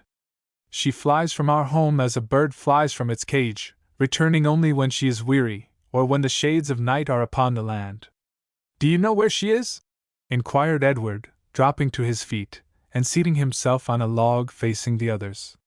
"Somewhere in the forest," replied the Indian, indicating the direction by a broad sweep of the hand, which might include 1,000 acres. This was sufficiently indefinite. "It appears to be characteristic of this young lady that she is either a vanished joy, or just on the point of becoming one." "Have you any idea how far away she is?" he asked. "Something more than twice the flight of an arrow," tranquilly answered the Indian. "Yes, much more. It used to be that she went short distances, but she now goes a papoose journey of half a sun, sometimes further." He viewed his impatient guest a moment with gravity, and added, "Yes, much further." "And you trust her all alone?" "She is an Algonquin maiden. She fears nothing." "And why is an Algonquin superior to a Huron, for instance?" The young man, leaning idly back, and caressing the Indian dog of the chief, pursued his questions without any definite purpose, but merely to draw out his reserved-looking host. Why is the fleet deer that spurns the soil better than the dull ox that tills it? Or why is the eagle better than the hen that picks up corn in your doorway? But there was a time when in all the land no Indian could be found who was tame and stupid, what you call civilized. Tell us a legend of that time, will you not? Pleaded Rose, who had been watching in silence for a fitting opportunity to make her favorite request. Ah, please do, said Edward, and the three settled themselves comfortably to listen. It was a great many moons ago, began the chief, long before the time of my grandfather. All the Indian races were then as one people, living in peace, and speaking one tongue. Not one of them worked with his hands. The deer, the beaver, the otter, the antelope, and the bear flourished and fattened for all, and were caught with scarcely any skill or effort. The men were never wearied in the chase, nor the women with pounding corn. None of the white races had as yet come upon the earth to molest and insult the guardian spirits of hill and stream and stately wood, and the red men then as now were in the habit of propitiating these deities by offerings of maize, bright-colored flowers, or belts of wampum laid upon the mountains, or dropped into caves or streams. Yes, every one lived without fear of his neighbor, and the red ochre with which our tribes paint their faces in war was used only to decorate the pipe of peace. One day it happened that a few chosen ones of all these tribes were met together upon a plain, about the distance of 4 bowshots across. Very green and shining it looked to the eye, for it was in the flower moon, and the great star of day was bright in the heaven. By its clear light they saw, far in the distance, 2 strange, enormous things moving towards them. But whether these things were writhing wreaths of thunder clouds descended to earth, or gigantic trees denuded of their foliage and suddenly gifted with the power of motion, or whether they were wild beasts of a size never seen before, they could not tell. But presently they found them to be immense creatures in the form of rattlesnakes, poisoning the air with their vile effluvia, and destroying every green tree and living thing in their path. Every delicate plant and creeping thing was poisoned by their breath, and the larger animals were devoured in the flap of a bird's wing. With them came terrific lightnings that rent the trees and cleft the solid rock, and thunders which caused the earth to reel like a man who had drank many times of fire water. Nearer and nearer they approached, and now the chosen residents of this fair plain were filled with alarm for their lives, and at once began to build fortifications against the terrible intruders. The snakes, who appeared to prefer the flesh of man to that of the other animals, crawled up close to the defense of their enemies, and flung their long horrible bodies against it, but in vain. It was useless to attack them with bows and arrows, on account of the scales which enveloped them like an armor. Those who ventured without the walls were instantly swallowed, while those within, who had fasted many suns, were growing weak from want of food. Now there was among them a chief, called the Big Bear, who was very brave and cunning. He had been a hunter of the deer and wolf ever since he had been pronounced a man. No danger was so great that he could not find a trail out of it. So when he began to speak, all the people who remained gathered round him. "Brothers and chiefs," he said, "I perceive that one of our enemies is a woman, because she is less sluggish in her movements than the other, and her eyes are bright and deceitful. Besides, she cares not to eat all the time, but she will sometimes go to view herself in the river, or when she thinks no one is looking will slyly turn her head to see the graceful movements of her tail. Brothers, my plan is this: let me contrive to win the heart of this vain squaw snake, and then with her aid I shall be able to destroy her husband. Afterwards we may compass the destruction of the faithless wife. If I perish, it is in a good cause. I am a willing martyr." This good man proceeded that very night to carry out his noble purpose. The sky was full of shining lights as he mounted the fortification, and bent toward her, murmuring, "Ah, beautiful creature, thy form is graceful as a winding stream, and thine eyes are 2 stars reflected in it. That stupid man-snake, lying in heavy sleep, how can he appreciate you?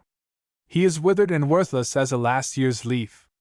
As for me, I flee to you from the dull women of my tribe, who are like so many dead trees, that stand even after life has left them. You are alive and beautiful in every movement, like the long curving wave that breaks upon the beach." Oh, there is no doubt that Big Bear knew all about the best way to make love, for very soon the squaw snake began to show great discontent with her husband, to scold him in a high voice, and to wish that he were dead, whereas she greeted Big Bear with much affection, warming her glittering head in his breast, and embracing him several times by coiling round and round him. But she was careful to turn her head away, so as not to poison him by her breath.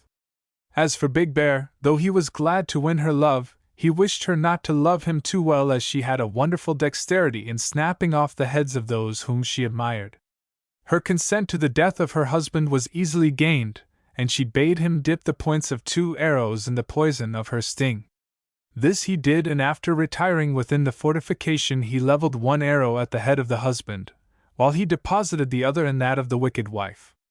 The horrid monsters rolled over in agony, and rent the air with their death shrieks, while all the people gathering about Big Bear called him their brother, because by his wonderful knowledge of the arts of flirtation he had delivered them from great peril.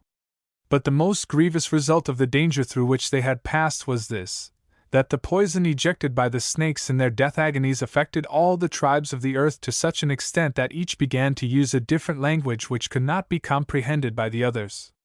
Since that time a young man of one race very seldom weds with the daughter of another, because she does not understand the lies he tells. Is it necessary for him to tell her what is not true, in order to marry her? Asked Edward. It is customary, replied the chief, gravely returning to his task, without the suspicion of a smile. Oh, strange peculiarity of the red men! Softly exclaimed Helene. She begged for another legend, but the Indian had relapsed into his normal state of imperious dignity, so, after thanking him for the extravaganza, to which they had listened with admirable self-possession, they returned to the beach, the dog plunging joyfully into the green depths of the forest before them. The great woods were warm, odorous, breathless. Rose pushed back the damp blonde locks from her brow. I wish you could have seen Wanda, she said. The girl is quite a beauty. Half wild, of course, but with a sort of barbaric splendor about her that dazzles and bewilders one. You will understand when you see her, why the Indians speak the word paleface with a contemptuous inflection. I suppose, mused Edward, that paleness to them means weakness, lack of blood, vitality, courage, and all that most becomes a man. Yet as a matter of taste I prefer white to copper color. His blue eyes were bent upon the lily-like face of Helene. Wait till you see her, was his sister's laughing response. And that will be many moons hence, to use the language of our storyteller, if she continues as elusive as the wind. I have had glimpses of her, or rather of the flutter of her vanishing raiment. A being with a wonderfully perfect face, clothed in heterogeneous and many-colored garments, and educated on the amazing fictions with which her foster-father's memory seems to be stored, would be worth waiting to see. But he had not long to wait. As he stood on the beach in the absence of his companions, who were carefully retracing their steps to the wigwam in search of a glove, presumably dropped by the way, he caught sight of the Indian girl, her back turned towards him, lazily rocking herself in his boat. For a moment he thrilled with the excitement of a hunter in the presence of that desirable object. A splendid shot! Then he crept stealthily forward, sprang into the boat, and before the startled girl could recover from her amazement, he was rowing her far out on the moonlit bay. There! He cried exultantly, bending an ardent yet laughing gaze upon her. Now you may run away as fast as you like. The girl neither spoke nor moved. A great fire of resentment was burning in her heart, and its flames mounted to her cheeks. My soul! He murmured. How beautiful you are! She faced him fully and fairly, with the magnificent disdain of an empress in exile. In some way she gave him the impression that this brilliant little escapade was rather a poor joke after all. Do me the favor of moving a muscle, he pleaded mockingly, and his request was lavishly granted. Before he could guess her intention she was in the water, knocking an oar from his hand in her rapid exit, and swimming at an incredible rate of speed for the nearest point of land, from which she sped like a hunted thing to the woods. Left alone in this unceremonious fashion, the young man paddled ruefully after his missing oar, and then struck out boldly after the escaped captive, with the intention of apologizing for what now seemed to him rather a cowardly performance. But the footsteps of the flying maiden left no trace upon the beach. His discomfited gaze rested on no living thing save the approaching figures of his sister and her friend, whose humane inquiries and frequent jests concerning the half-wild, wholly dripping, vision that had crossed their path, contributed in no way to the young man's enjoyment of their homeward row. Chapter 5. The Algonquin Maiden. Early on one of those matchless summer mornings, for he loved to adopt the hours kept by the birds, Edward set forth alone on a voyage of discovery. The wilds of his native land had a great and enduring fascination for him. He never ceased to enjoy the charm of a forest so dense that one might stay in it for days without the danger of discovery. Wandering as he listed, hurrying or loitering as it pleased him, and resting when weary beneath the outstretched arms of the overshadowing wood, he drank deeply of the simple joys of a free and careless savage life. His whole nature became sensitive and receptive, like that of a poet, an absorbent of the beauty and music of earth and air. The long bright hours of this particular day were spent in exploring bayous and marshes, and in paddling among the ledges and around the lovely islands of Lake Couchiching. The dazzling blue expanse, mirror of a sky as blue, was broadly edged with reeds and rushes, flags and water lilies, and framed by the thickly wooded shore and the green still cliffs that overhung the quiet waves. The air was laden with the sweet faint odors of early summer, and a soft breeze was lightly blowing under skies as soft. The youthful voyager went ashore, and for a long time lay stretched on the sand with his gun watching for wildfowl. The woods were brilliant with flowers, blue larkspur, scarlet lichens, the white and yellow and purple cypripedium, or lady's slipper, called by the Indians moccasin flower, the purple and scarlet iris, the bright pink blossom of the columbine, and all the other wind-blown and world-forgotten flowerets of the forest. As the day grew warmer he betook himself for coolness to a quiet leaf-screened nook, beneath a rudely sculptured cliff, mantled in foliage. Here he reclined after his midday lunch, gazing out upon a sky so blue that it seemed a sea washing the invisible shores of heaven, and dreaming of as many things as usually occupy the fancy of a young man on an idle June day. But one event of which he did not dream was rapidly approaching. A wild bird more brilliant and beautiful than any he had so patiently waited for with his gun was preparing to fall at his feet.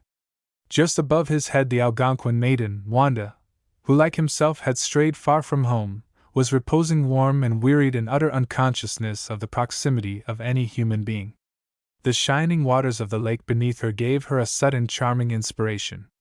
Springing up with the alertness of one upon whom fatigue lies as lightly as dew upon the sward, she swiftly disrobed, and remained a moment graceful as a young maple in autumn, standing in beautiful undress, its delicate limbs bare of leaves, and all its light raiment fallen in a many-colored heap to the ground. In the natural abandon of the situation, Wanda neared the edge of the overhanging cliff, and sprang far out into the water. Edward, who was still lounging under the rock, was startled by the flashing outline, like a meteor from the heavens, of a human figure, which, in the twinkling of an eye, had cleaved the smooth surface of the lake, sank far into its depths, and reappeared some distance off. The glistening water seemed to set in diamonds the beautifully shaped head and neck of the Indian maiden as she disported herself in the cool lake, and made for a point of land where a winding pathway, covered to the water's edge by a profuse growth of young trees, led up to the cliff above. Recalling the classical story, familiar to his youth, and the judgment of the gods, "Henceforth be blind, for thine eyes have seen too much," the young man concealed himself from view from the lake and waited for some time before venturing to regain the cliff overhead. The fear of not being able to overtake the Indian beauty prevented Edward from remaining a prisoner quite as long as his sense of propriety dictated. But his fear was justified. She had almost reached the vanishing point of his vision when he finally emerged from his involuntary hiding place. When at last he came up with her, she confronted him with the wide, innocent gaze of a child suddenly startled in its play. Then the swift instinct of the savage, the uncontrollable desire to fly, took possession of her. But the young man laid a light detaining hand upon her slim brown wrist. "Don't leave me," he entreated. "I want to ask you the way home." It was the only pretext he could invent on the spur of the moment, and it answered his purpose admirably. She stopped to view with undisguised amazement, tempered with faint scorn, a human being who was so ignorant of the commonest affairs of life as to lose himself in the woods. She never dreamed of doubting his word. "I will be your guide," she said with grave friendliness. You are very kind. I am afraid, said the youth with well-feigned discouragement, that we are a long way from home. This is my home, said Wanda, as they stepped into the shadow of the limitless forest. It is only white men who are content to live on a little patch of ground and shut the sky away from them. The Indian is at home everywhere. That is certainly an advantage, for when a person's home is spread all over the continent, he can never be lost.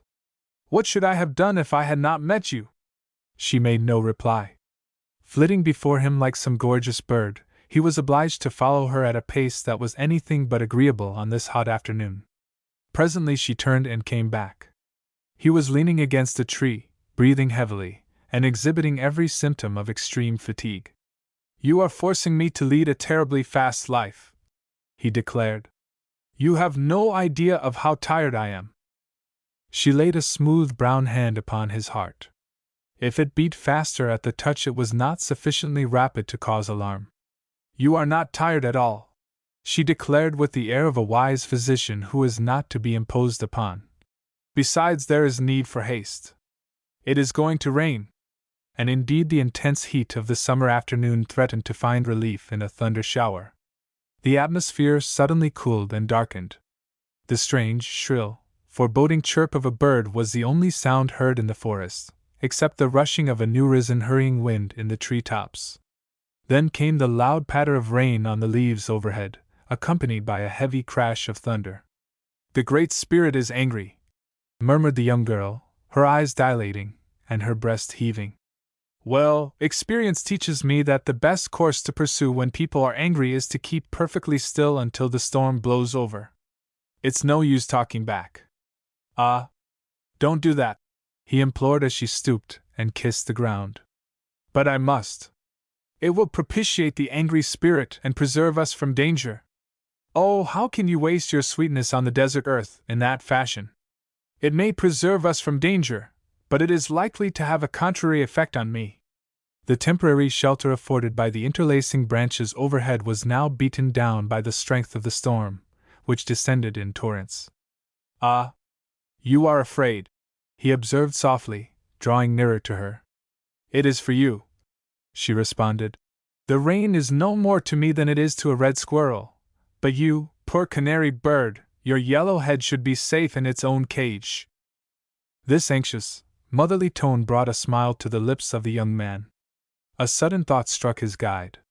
Grasping his hand, she drew him swiftly along until they reached the hollow trunk of an immense oak, into which she hastily thrust him. There is not room for both, she declared, looking like a dripping naiad, as the raindrops thickened about her. Then there is not room for me, responded Edward, whose sense of chivalry rebelled at the idea of looking from a place of security upon an unprotected woman, exposed to the fury of the storm. He drew her reluctant form beside him, but she was impatient and ill at ease in her enforced shelter, as though she had been one of the untamed things of the wood, caught and prisoned against its will.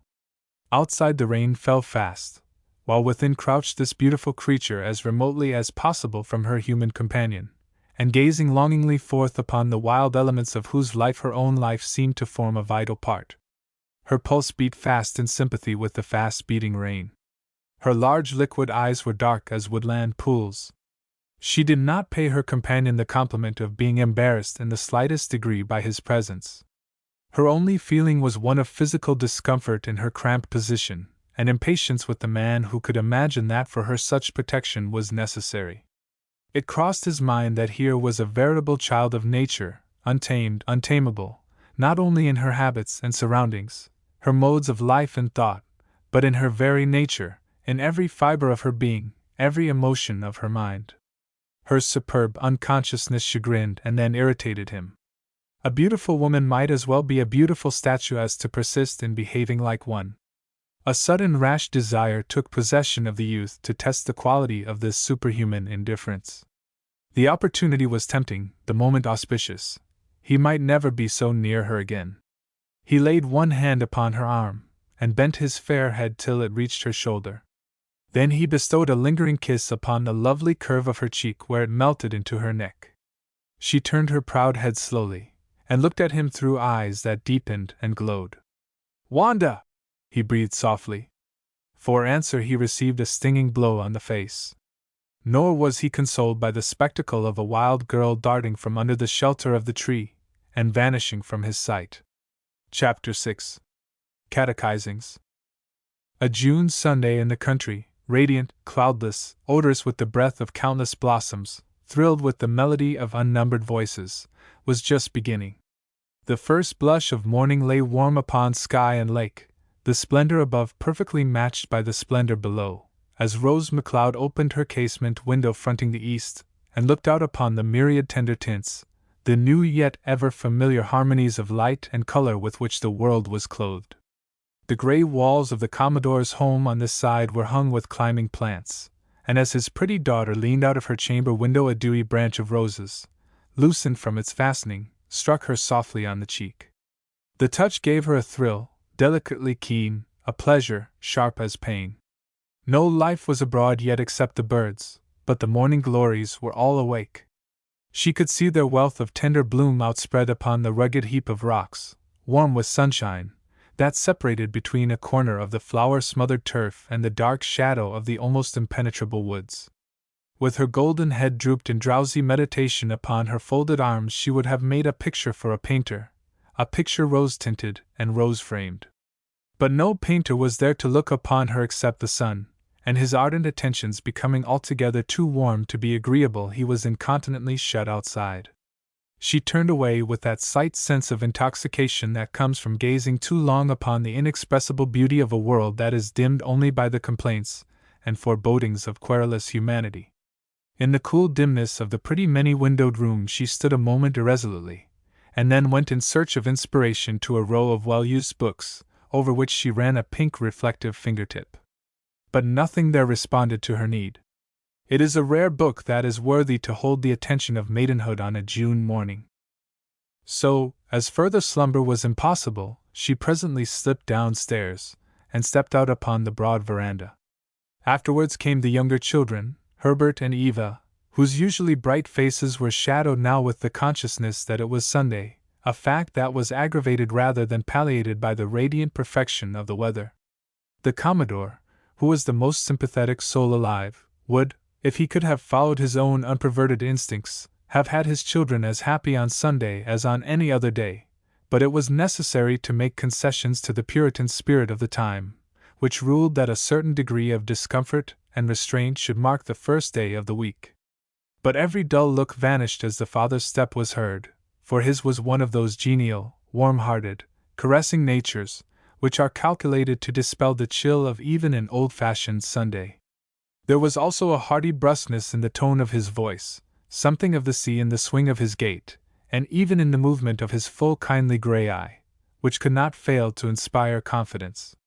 His children flew to him at once, laying violent hands upon him, and clinging to his arms with decorously subdued shrieks of merriment, as he walked briskly to and fro. "Where's Edward?" he demanded of his eldest daughter, as they approached that young lady, who was pensively reclining in a rustic chair. "Not up yet, Papa," she dreamily responded, uplifting her face for his morning salutation. "Not awake yet," corrected Herbert, with a boy's unmistakable contempt for the luxurious habits of his elders. "Lazy dog," commented the Commodore, in a voice whose irateness was wholly assumed. "If I had come down late to breakfast when I was young I would have been sent back to bed again. That is what Edition would like," declared Herbert. "He said it was no use calling Sunday a day of rest unless one could get all the rest one wanted, and it was hardly worth while for him to get up at all on a day when he couldn't fish or shoot or go out in his boat. The young barbarian! After all the care and pains expended on his bringing up. What shall we do about it, Rosie?"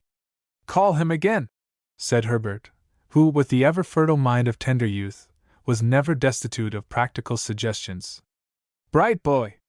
Run at once and ring the bell just outside his door." As the child departed to make the clangor, so much more delightful to his own ears than to those for whom it was intended, Eva observed, "But he came in so late last night, Papa, and looked very tired." The Commodore patted the head of his little girl, but he continued to direct towards her elder sister a glance of half-humorous inquiry. Poor Rose knitted her pretty brows in troubled perplexity. She had been informed in the Advice to Young Women, Duties of Womanhood, and other ethical works of the day, that a sister's influence is illimitable, and she felt besides an added weight of responsibility towards her motherless sister and brothers. "I don't know, Papa," she said at last. "Unless we all take to the backwoods, live in a wigwam, and feast on the fruits of the chase. Edward chafes a good deal under the restraints of civilized life." "Ah, here comes the prodigal son!" joyously exclaimed Eva, who ran to meet her favorite brother, oblivious of the smiles produced by her unflatteringly inapt remark.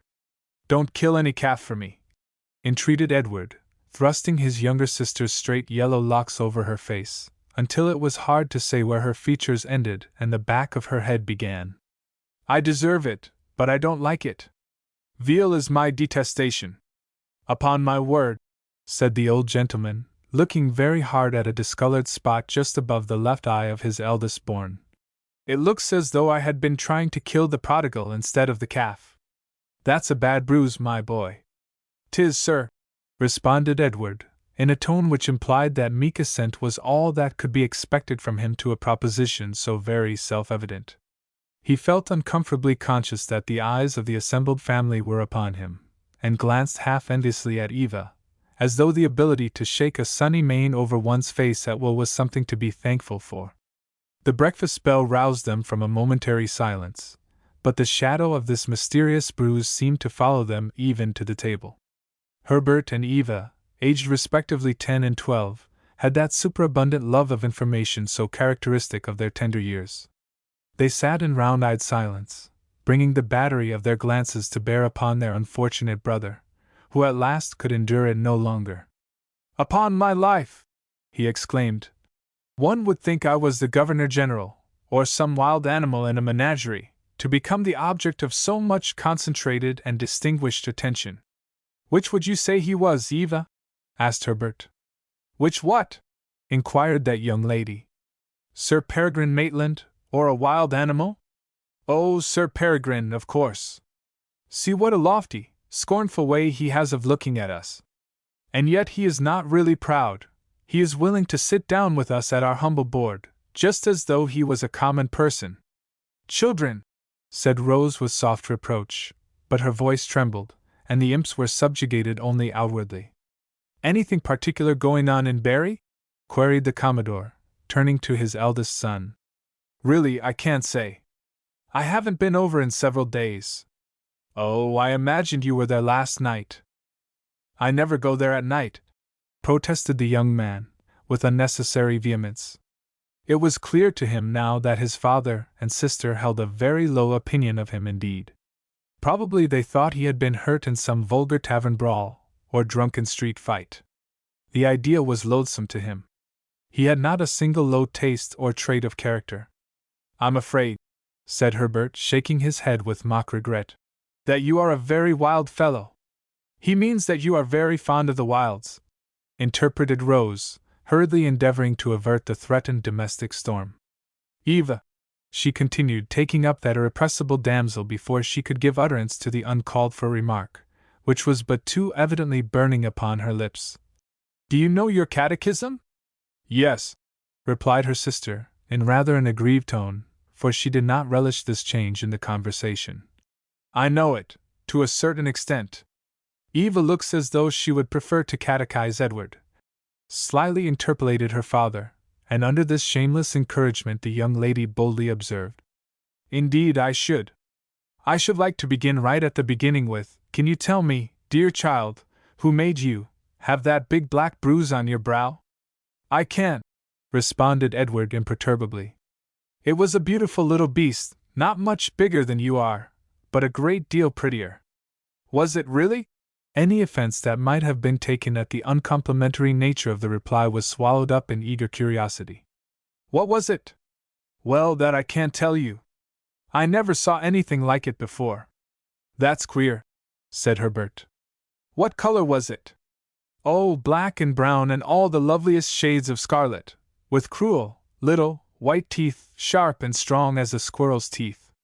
"But it didn't bite you?" said Rose, with a puzzled glance at the white brow, whose delicate fairness made the discoloration more conspicuous.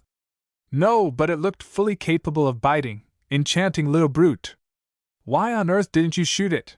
questioned the Commodore, rousing himself to the exploration of this new mystery.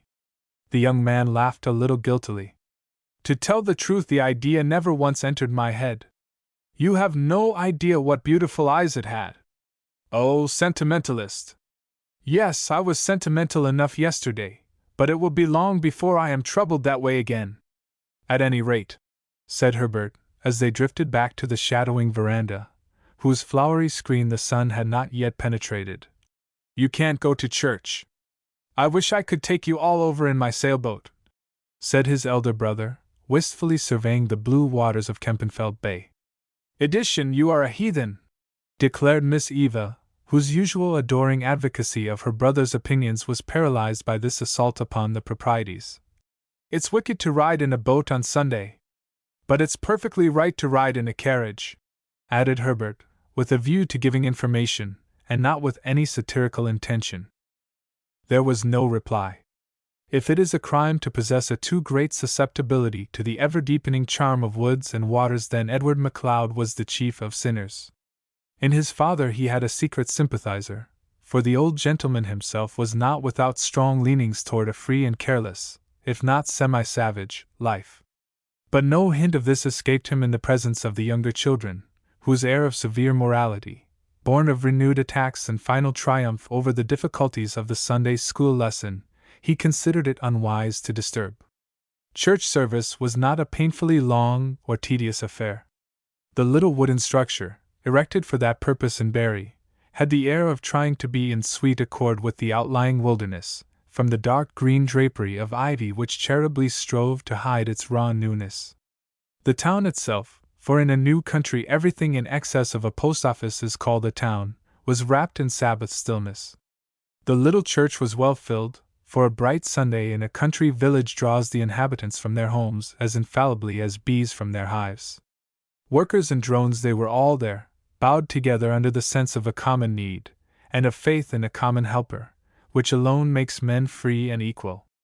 Like a light in a dark place gleamed the bright head of Rose MacLeod in the farthest corner of the family pew. A vagrant sunbeam, like a golden arrow, pierced the gloom about her, but to the disappointment of one interested observer, it failed to reach the rich coils, so nearly resembling it in color. This observer presently reminded himself that he had come there to worship the divine, as revealed in Holy Writ, not in human beauty. Nevertheless he could not forbear sending another stealthy glance, which, more accurately aimed than the sunbeam, rested fully and lingeringly upon the shadowy recess, where a glowing amber-golden head bloomed richly forth against the frigid background of a bare wooden wall. The dainty little lady, enveloped in the antique richness of a stiff brocade, should have been made aware by some mysteriously occult means of a strange thrill at the heart, caused by the protracted gaze of a handsome fellow-worshipper. But to tell the truth, her thoughts were piously intent upon the enormity of her own sins, and the necessity of reclaiming her brother from the very literal wildness of his ways. Service was over. The still air seemed vibrant with the notes of the last hymn, and tender with the just uttered words of the benediction, as this stately little damsel, with the peculiar air of distinction which set so charmingly upon her doll-like personality, passed down the aisle and out into the sunshine. She had looked on him, she had been conscious of his existence, but it was seemingly in the same way that she had noticed the wooden pews against which her rich little robe was trailing, and the floor which felt the pressure of her dainty feet. Alan Dunlop, standing among the outcoming worshippers, whose greetings he mechanically responded to, silently anathematized the soulless edict of society, which forbids a man to stand and gaze after a vanishing vision in feminine form. The receding figure was not wholly unconscious, however, of the mute homage of which she had been the recipient. A few hours later this lovely possessor of all the graces and virtues, according to the newly awakened imagination of her unknown admirer, reclined in her shell-pink apartment, in which the breezes blowing through the lattice sounded like the andante of the sea, and sighed for the forbidden fruit of a half-finished novel. But the sigh perished with the breath that gave it birth. The next moment she sternly doubled a very diminutive fist, and demanded of herself whether that was the best use that could be made of her time and opportunities. Then she looked about for some missionary work. It was not far to seek, for the children, weary of purposeless drifting on the still monotonous tide of Sunday afternoon, came battering at her door with united hands and voices, demanding a story. In the midst of her recital she suddenly bethought herself of Edward and inquired after his whereabouts. "Roaming up and down the strawberry patch," said Eva. "Seeking what he may devour," added her brother, unconsciously giving a scriptural turn to his information. "For shame, Herbert! Shame enough! He never offered me one." The subject of this discussion passed the open door shortly after and looked rather forlornly in upon the interested trio. On his way upstairs a casement window that stood ajar swung softly open as he passed it, touched by the invisible fingers of the breeze, and the young man was not comforted by the picture suddenly revealed to him, the picture of a slim shape in a light canoe darting bird-like over the water. Rose felt a vague pang of pity, but had no opportunity to go to him. Her ministrations were in active demand by the younger pair from whom she was unable to free herself until twilight fell, when they voluntarily resigned her to a need greater than their own. On many a summer night in years past they had seen their father and mother pace the winding length of the avenue together. Now, when the tender gloom of evening was beginning, and the solitary figure of the Commodore was seen going with drooped head toward his favorite walk, it was Rose who ran with eager step to take the vacant place at his side. If his heart was saddened by that shadowy presence, which walks at eventide by the side of him who is bereaved, it could not be wholly cast down so long as warm clinging hands were about his arm, a bright face looking up into his, and a clear voice, from which every note of sadness was excluded, murmuring 1,000 entertaining nothings in his ear. If Rose was a never-failing fountain of alluring fiction to Herbert and Eva, and the comfort of life to her father, she was the sympathizing confidant of her elder brother, who unburdened his heart to her in a private interview just before retiring. "But what under the sun made you kiss her?" inquired this practical young lady. "Oh, murder, Rose, what a question! What under the sun makes one taste a peach or pluck a flower? But if the peach or the flower does not belong to you, well, I'll not lecture you, Edward, you have sufficiently expiated your offense." "I never dreamed," returned the delinquent, "that a kiss for a blow, which is the Christian's rule of morals, could be translated by the poor savage into a blow for a kiss. Probably you terrified her. That old chief has brought her up in the belief that the white man is a compound of all the vices. Well, she behaved as though I might be that. She never paused to consider the ruin she had wrought, but darted off like a flash of lightning." Rose laughed, but after she departed the smile upon her brother's face quickly vanished. Not that the bruise on his brow was so severe, but he found it impossible to forgive the blow to his vanity. "Beautiful little brute!" he muttered under his breath. "I haven't done with her yet. She'll live to give me something prettier than this in return for my caresses." Chapter 7. An Accident. Some days later, Edward, mounted on his favorite black Bess, waiting for Rose to accompany him in a morning gallop, was amazed to see that venturesome young lady prepare to seat herself on Flip, a crazy little animal scarcely more than a colt, whose character for unsteadiness was notorious. "I have set my heart on him," was all Rose could say in answer to her brother's protestations. "Set your heart on him as much as you please," returned Edward, "so long as you do not set your person on him. In England," ventured the respectful Treadway, "young ladies generally prefer a more trustworthy animal."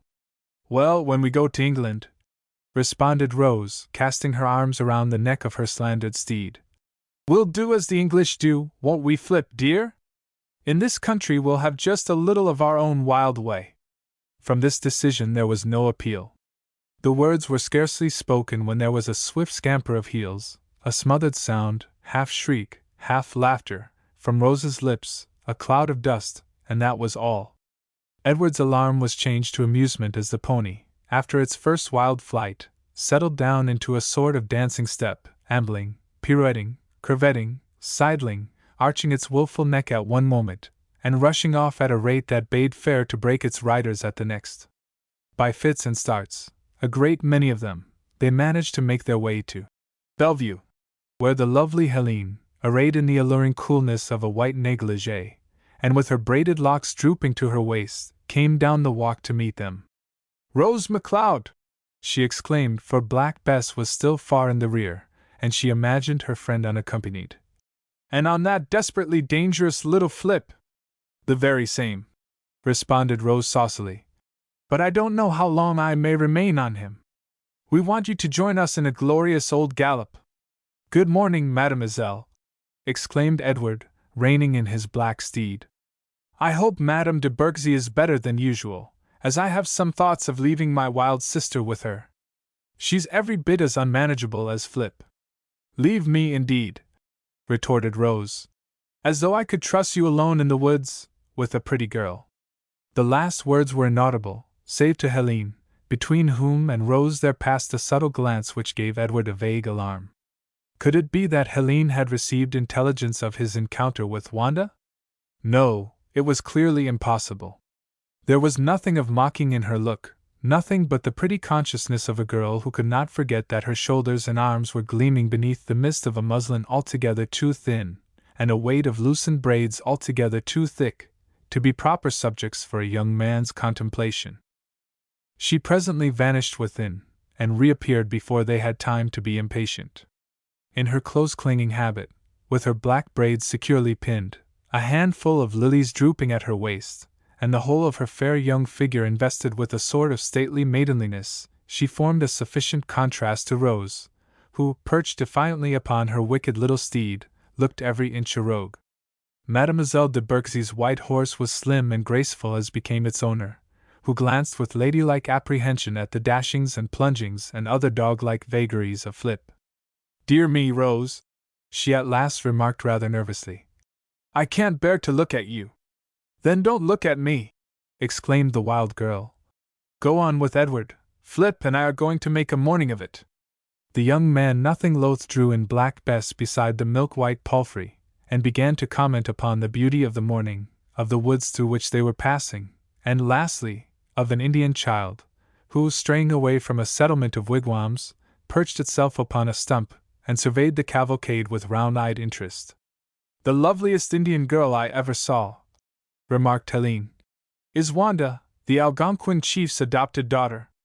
But this is no news to you, as I hear that you were quite forcibly struck by her." Oh, the ambiguities of the English language!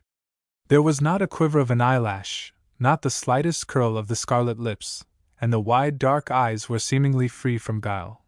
But nevertheless, Edward suffered again that vague alarm which had sprung into being at the gate of Bellevue. "I think her very pretty, certainly," he returned, "but I can't say that I admire her. I am surprised at that. Rose told me that she made quite an impression upon you. Ought this to be taken literally?" The lily-white face was no telltale. Could one so fair be so deceitful? This matter must be further probed. "The impression was not altogether a pleasant one," he confessed with a rising flush. "Not pleasant? You are very hard to please. She is not only remarkably handsome, but she has a vigorous personality, a sort of native force that is sure to make its mark. I fear I am not an admirer of force, that is in a woman. I am sure you have no reason to be. It is possible that even the beautiful Wanda might not be above browbeating a man." "Oh, she might do worse than that," said Edward, with the coolness born of desperation. "She might sink so low as to basely persecute him with her knowledge of a secret extracted from his sister. Don't you think that would be treating him very contemptibly? It would depend altogether upon what sort of treatment he deserved. It occurs to me that the unfortunate creature we have in mind has suffered enough." It was evident that Helene thought so too. She said nothing, but the sweet eyes that had refrained from mocking at him could not hide a tinge of remorse. This pledge of peace was quickly noted by the much-enduring youth, whose gratitude might have found vocal expression had not his attention that moment been called off by an approaching pedestrian, who suddenly appeared at a curve in the Penetanguishene road, which, after partly retracing their steps, they had now reached. "What, Dunlop, as I live!" he exclaimed, eagerly reining in his steed, and extending a cordial hand. "My dear fellow, how long have you been at home, and why have I been left in ignorance of your coming?"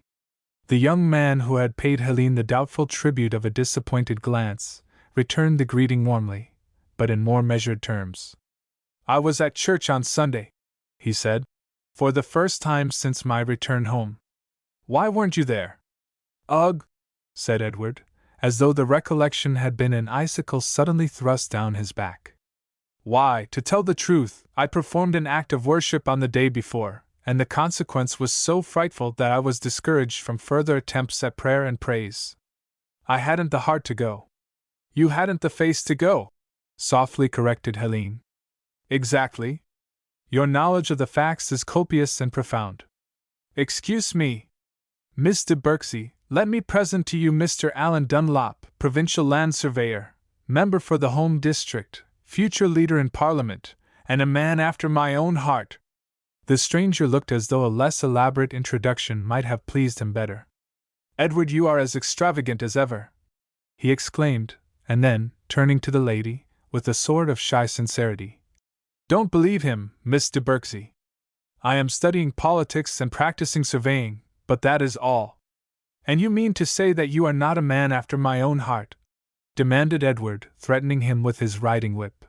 "Then, perhaps, you will be good enough to tell me whose heart you are after." An embarrassed laugh broke from Allan's lips, as he thought involuntarily of the queenly little creature, golden-crowned and richly robed, whose reign had begun, so far as he knew, on the Sunday previous. Oddly enough, the same personage came at that moment to Helene's mind, and she hurriedly inquired, "Why, where can Rose be?" "Here she comes," said Edward, after a backward glance, and here indeed she came. With her bright hair flying in the breeze, her riding hat rakishly askew, one glove invisible, and the other tucked for safe keeping under the saddle, her riding habit gray with dust, and fantastically trimmed with thorns and nettles, her blue eyes at their bluest, her pink cheeks at their rosiest, she produced a very powerful effect upon the minds of her spectators. Perhaps it would not be too much to say that she produced 3 distinct effects upon their minds. Helene was the first to recover the faculty of speech. "Why, you are a regular little briar rose!" she exclaimed laughingly, wheeling her horse about so as to remove what appeared to be the larger part of a blackberry bush from her friend's habit, and improving the opportunity to insert a pin in the ragged edges of a dreadful-looking rent, which the premature removal of the blackberry bush had revealed. Edward introduced his friend to Rose with a gravity which was too evidently born of the belief that she had never before presented quite so disreputable an appearance. Allan knew his goddess under this quaint disguise, and his heart beat a loud recognition. The cool, graceful black and white propriety of Helene de Berksey was barren of significance compared with the slightest strand of yellow wilful hair that blew about the pink-shamed face of his friend's sister. With renewed expressions of good feeling and the promise, by Allan, of an early visit to Pine Towers, the young men separated, the riding party moving off in the same order as before, Helene and Edward going first, leaving Rose and Flip to follow at their own discretion.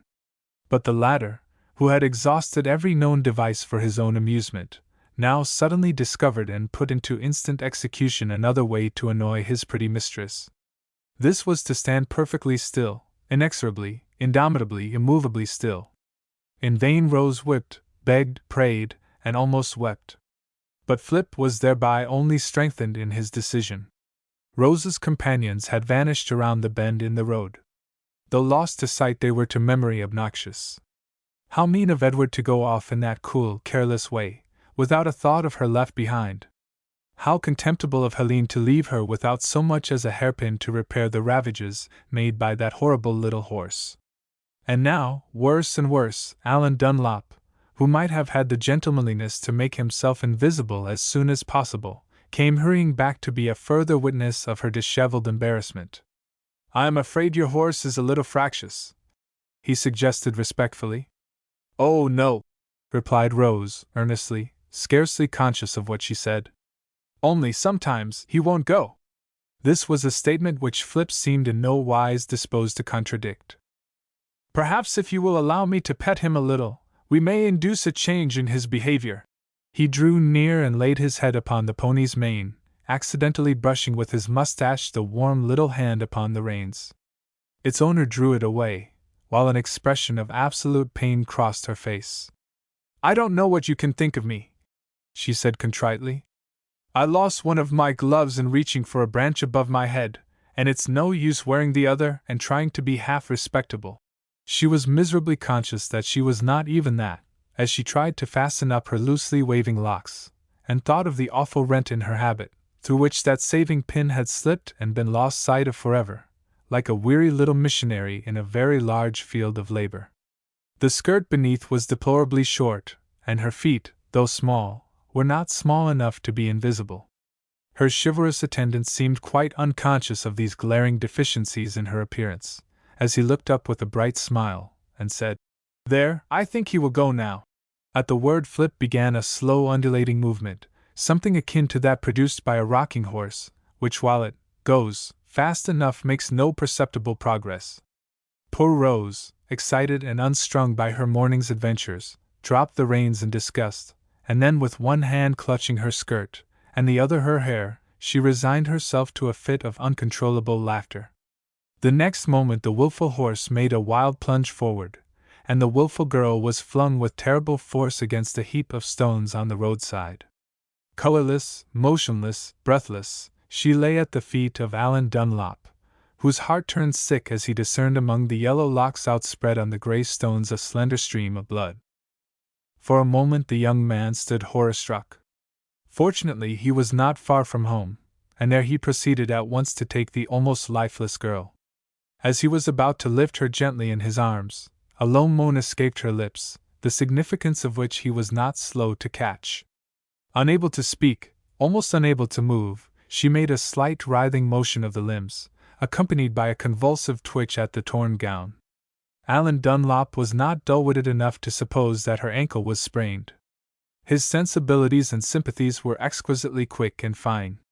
Catching up an end of the unfortunate riding habit, he twisted it closely about the helplessly exposed little feet, an act of delicacy which received a faint glance of grateful recognition before she lapsed into utter unconsciousness. Gathering her into his arms, he carried her as he might have carried a child to the shelter of his own house. But here a fresh dilemma presented itself. Not a soul was in the house. His father had not yet returned from market.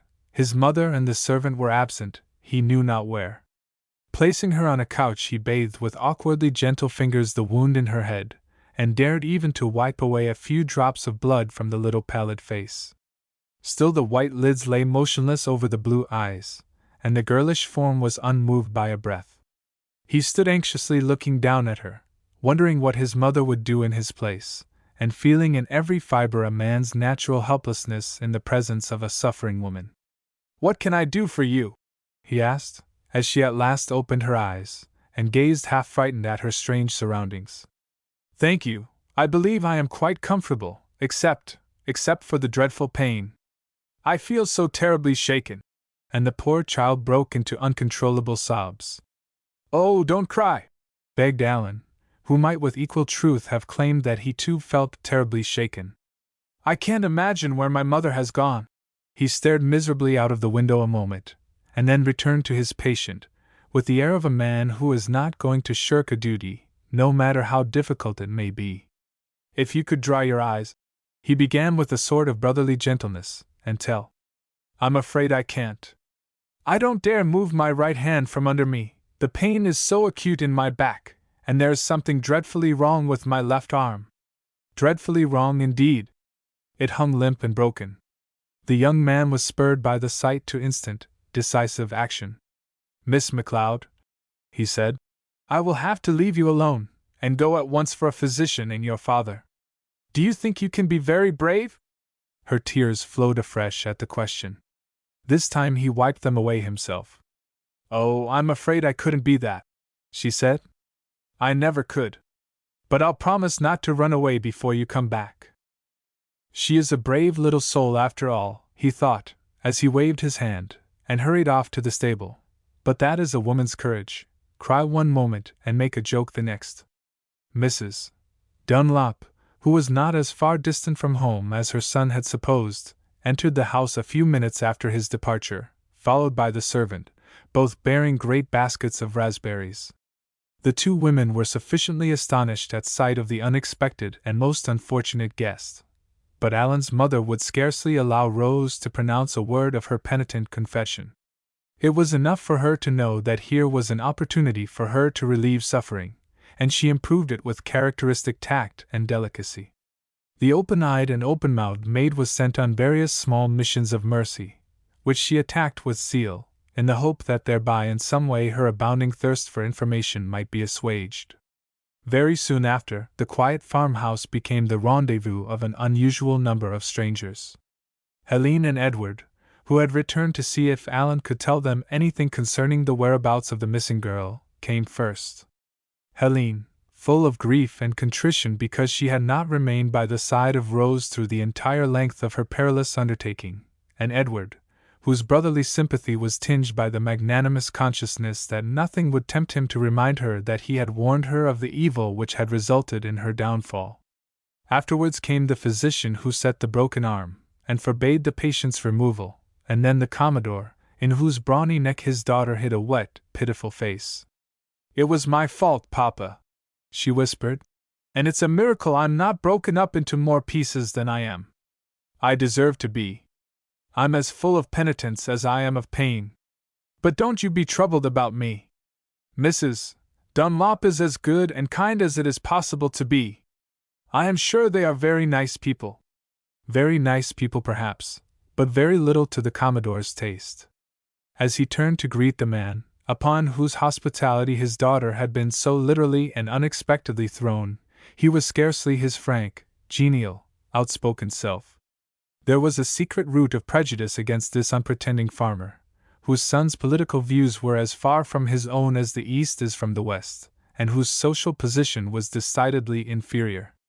Not that the kindly Commodore was gifted with that microscopic eye which is too easily impressed by the infinitesimal gradations of society, but he retained too much of the old-world feeling for class distinctions to make him oblivious to the difference in their rank. "Good heavens! Edward!" he exclaimed, in a conversation with his son a few days after the accident. "What uncommonly low ground our little Rose has been suddenly transplanted to! That old farmer looks as stiff and straight as one of his own furrows, and his son, what's his name, is of the same mold. It's remarkably rich mold, Father. Not such low ground as one might think." "Rich? What, in dollars and cents?" "No, better than that. In knowledge and sense. Alan Dunlop is a very bright fellow." "Oh! I thought the paternal acres could scarcely afford a sufficient yield of potatoes and parsnips to furnish material wealth.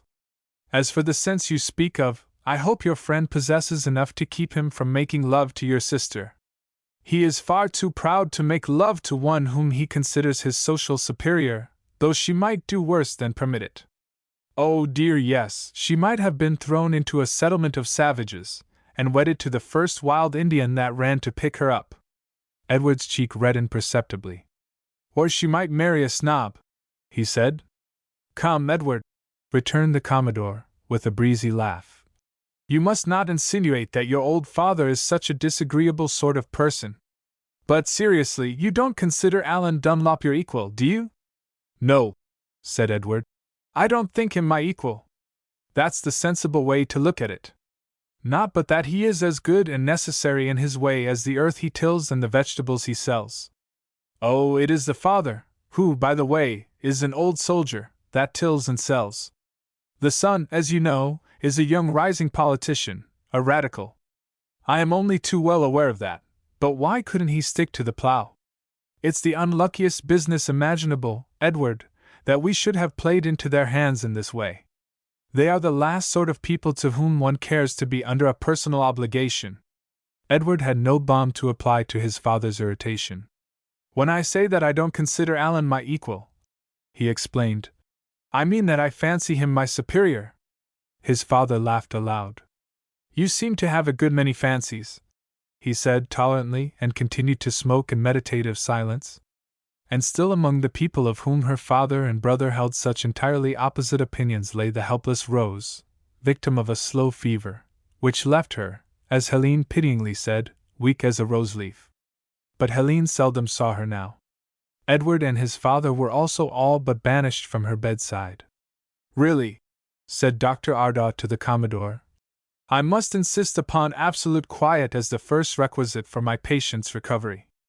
Those daily visits are exciting and harmful. Mrs. Dunlop has a perfect genius for sick nursing, and you can safely leave your daughter to her. She is really a remarkable woman." The Commodore made a wry face. "Not long ago Edward would have me believe that the Dunlops, father and son, were endowed with uncommon mental power. Now it appears that the mother is similarly gifted. My poor child hasn't brains enough to keep her from riding an unsafe colt, but it is to be hoped she knows enough to appreciate the advantages of her situation." The doctor raised his eyebrows at this peculiar pleasantry, but managed to harrow his listener's heart by intimating that it would be a confoundedly strange thing if young Dunlop did not appreciate his advantages. Chapter 8. Convalescence.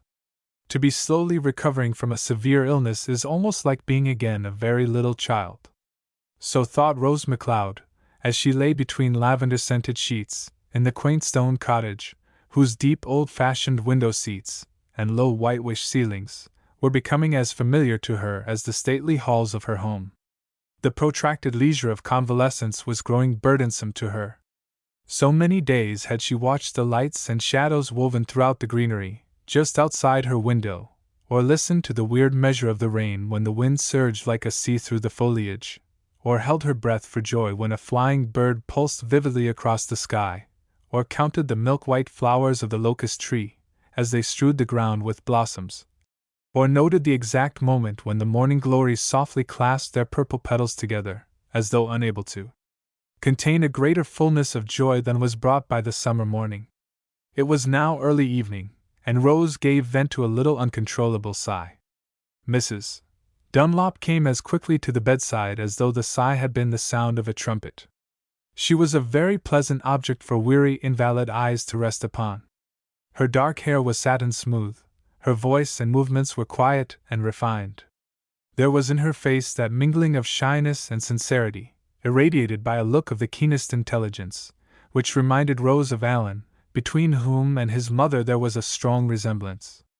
"I have something to tell you," she said gently.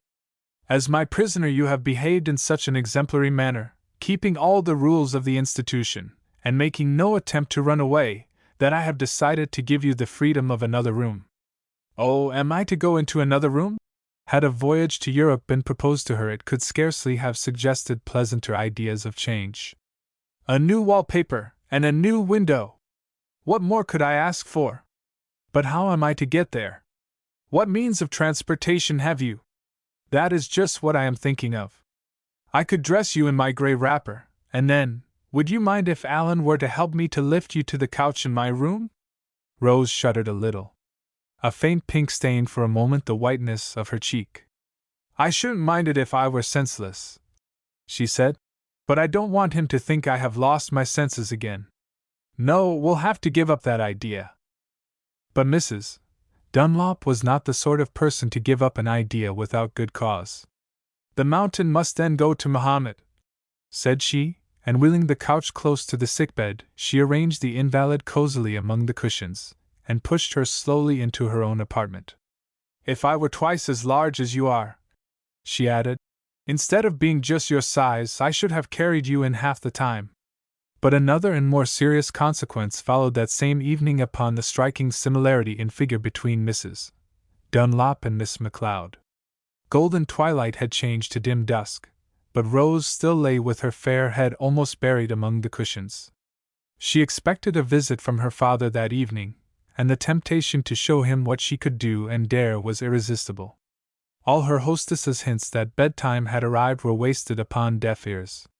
At last, in a little anxiety as to the result of her experiment, if the Commodore did not arrive, Mrs. Dunlop went out to the front gate to see if there were signs of his approach. At the same moment Alan entered the house by the back door, and looked about for his mother. Impelled by a fatalistic necessity, he went up to her room, the sound of his carefully modulated tread upon the stairway filling the heart of Rose with delight, for was not that her own father, who had probably been informed at the gate of the change in her condition and surroundings, and who was coming up so softly in order to surprise her? Alan, meanwhile, glancing in, saw nothing in the grey gloom but a small figure in a well-known wrapper, stretched wearily upon the couch. "Poor little mother," he thought. She is quite tired out. He went up to her intending to bestow a filial caress upon her cheek, but before his design could be accomplished he was drawn close by a single arm around his neck, and repeatedly kissed. "You blessed darling!" she softly exclaimed. "Here I've been waiting for you, and longing. Oh! That silky mustache and that chin, that was not stubby. Could they belong to a gentleman of 60 years? Her right arm fell limp and useless as the other. "I thought you were my father," she said in a weak voice of mingled disappointment, anger and shame. "And I thought you were my mother," was all the guilty wretch could offer in extenuation of his conduct. The people whose parts this unfortunate pair had been playing with such ill success were now heard at the door below. Allan felt like a criminal as he stole into the hall, and thence into his own room. But the Commodore could scarcely understand the propriety of a strange and otherwise objectionable young man holding a moonless tete-a-tete with his daughter.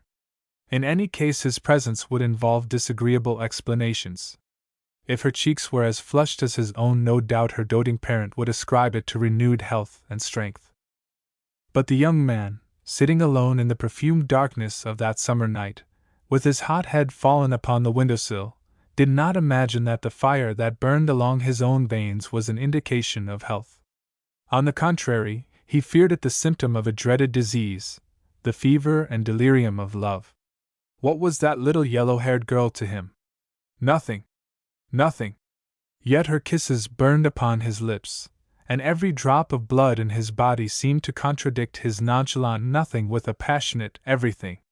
Yes, she was in truth the lamp of his life. But in that radiant light how pitiful his life appeared!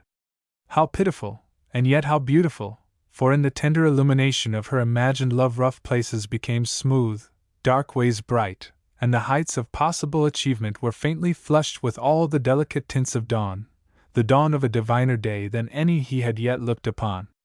When he went to sleep it was to dream of walking in a wilderness of roses. Pale and drooping, broken and dying, red and roguish, blushing, wanton, wild and warm, each bore some fantastic resemblance to Rose MacLeod, and each was set about with little wilful thorns. The hand which he eagerly outstretched to pluck the loveliest rose of all was pierced and bleeding. Still he did not despair of reaching it. But as his longing eyes drew nearer and nearer the stately little beauty turned suddenly a deep blood red, and then he saw that the crimson drops falling from his own wounds had worked this transformation. He hid her in his bosom, and held her there. But the closer she was pressed the richer and more fragrant was the breath she exhaled, intoxicating all his senses, and the farther into his heart went the cruel thorns, until in mingled pain and rapture he awoke. This Allan Dunlop, though born and bred on a farm, had in him the spring of a higher and finer life. He was a man of delicate instincts, refined feelings, and great native sensibility inherited from his mother, at whose history we may take a rapid backward glance. Far away in one of the stately homes of Merry England, when the 18th century was old, a gentlewoman, young, charming, and full of an habitually repressed life and gaiety, waited for her cavalier, the youthful riding master who had little to recommend himself to her gracious kindness save that deep but indefinable charm which a handsome man on a spirited charger is so prone to exert on the feminine imagination. The morning was fair, the lady was fairer, and the heart of her gallant attendant beat faster than the feet of his steed, as the flying skirt of her robe swept his stirrup, and the soft length of her mist-like veil blew before his eyes and caressed his brown cheek. It was not the only mist that blew before his eyes nor before hers either, poor child. For the rival contrast between this wild rush over hedge and ditch and bright green meadow, and the stiffly guarded walks and ways of home had spurred her imagination also into a gallop. "We will never come back," he said jestingly. "We will ride away into a world of our own." But there was something reckless in his laugh and a formidable note of earnestness in his jesting. He never dreamed that her pulse beat quicker after his careless speeches, and he was in truth a good deal in awe of her, for the buckram propriety which had encased her like a garment ever since she could remember was not easily thrown aside. This young pair, though as deeply in love with each other as it is possible for man and maid to be, had never acknowledged the fact by a syllable. Anna Sherwood was too shy and prim, Richard Dunlop too poor and proud. He had been a trooper in a cavalry regiment, afterwards riding master in a garrison town in England, and since his coming to Canada, and before taking to farming, he held the position of Fort Adjutant at Penetanguishene. At present he was tutor in equestrian arts to the young lady whom he passionately loved.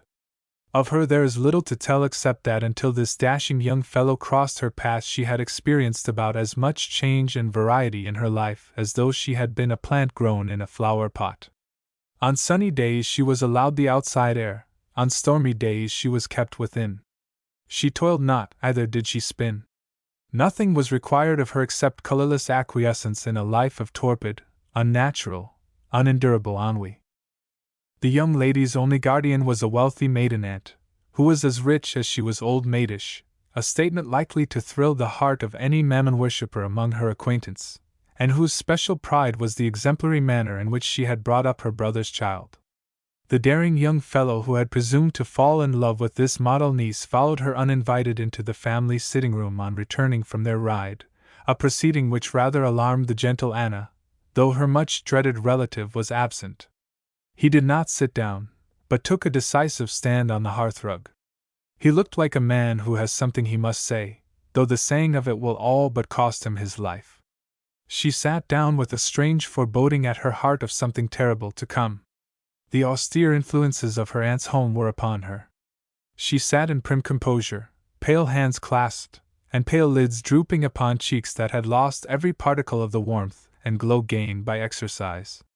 "Miss Sherwood," he began, "there is something I have been longing to say to you for weeks past, and though it is a perfectly useless, almost impertinent thing to say, still I cannot leave it burning in my heart any longer. It is that you are dearer to me than any woman on earth, and always will be." His voice broke a little, but he went bravely on. "You need not think that I shall annoy you with frequent repetitions of this fact, or that I expect to gain anything by the statement of it. I know that you are proud and self-sufficing and, a little bitterly, that I can never be anything more to you than the dust thrown up by your horse's heels, a necessary evil. I don't know why I should tell you this, except that I cannot suffer in silence any longer. I am going to leave you now, to leave you forever. Won't you say goodbye? Is there nothing you will say to me, little Nan?" In spite of himself his voice had sunk to a tone of caressing tenderness. The pale, proud girl had listened to him without moving a fiber or lifting an eyelash.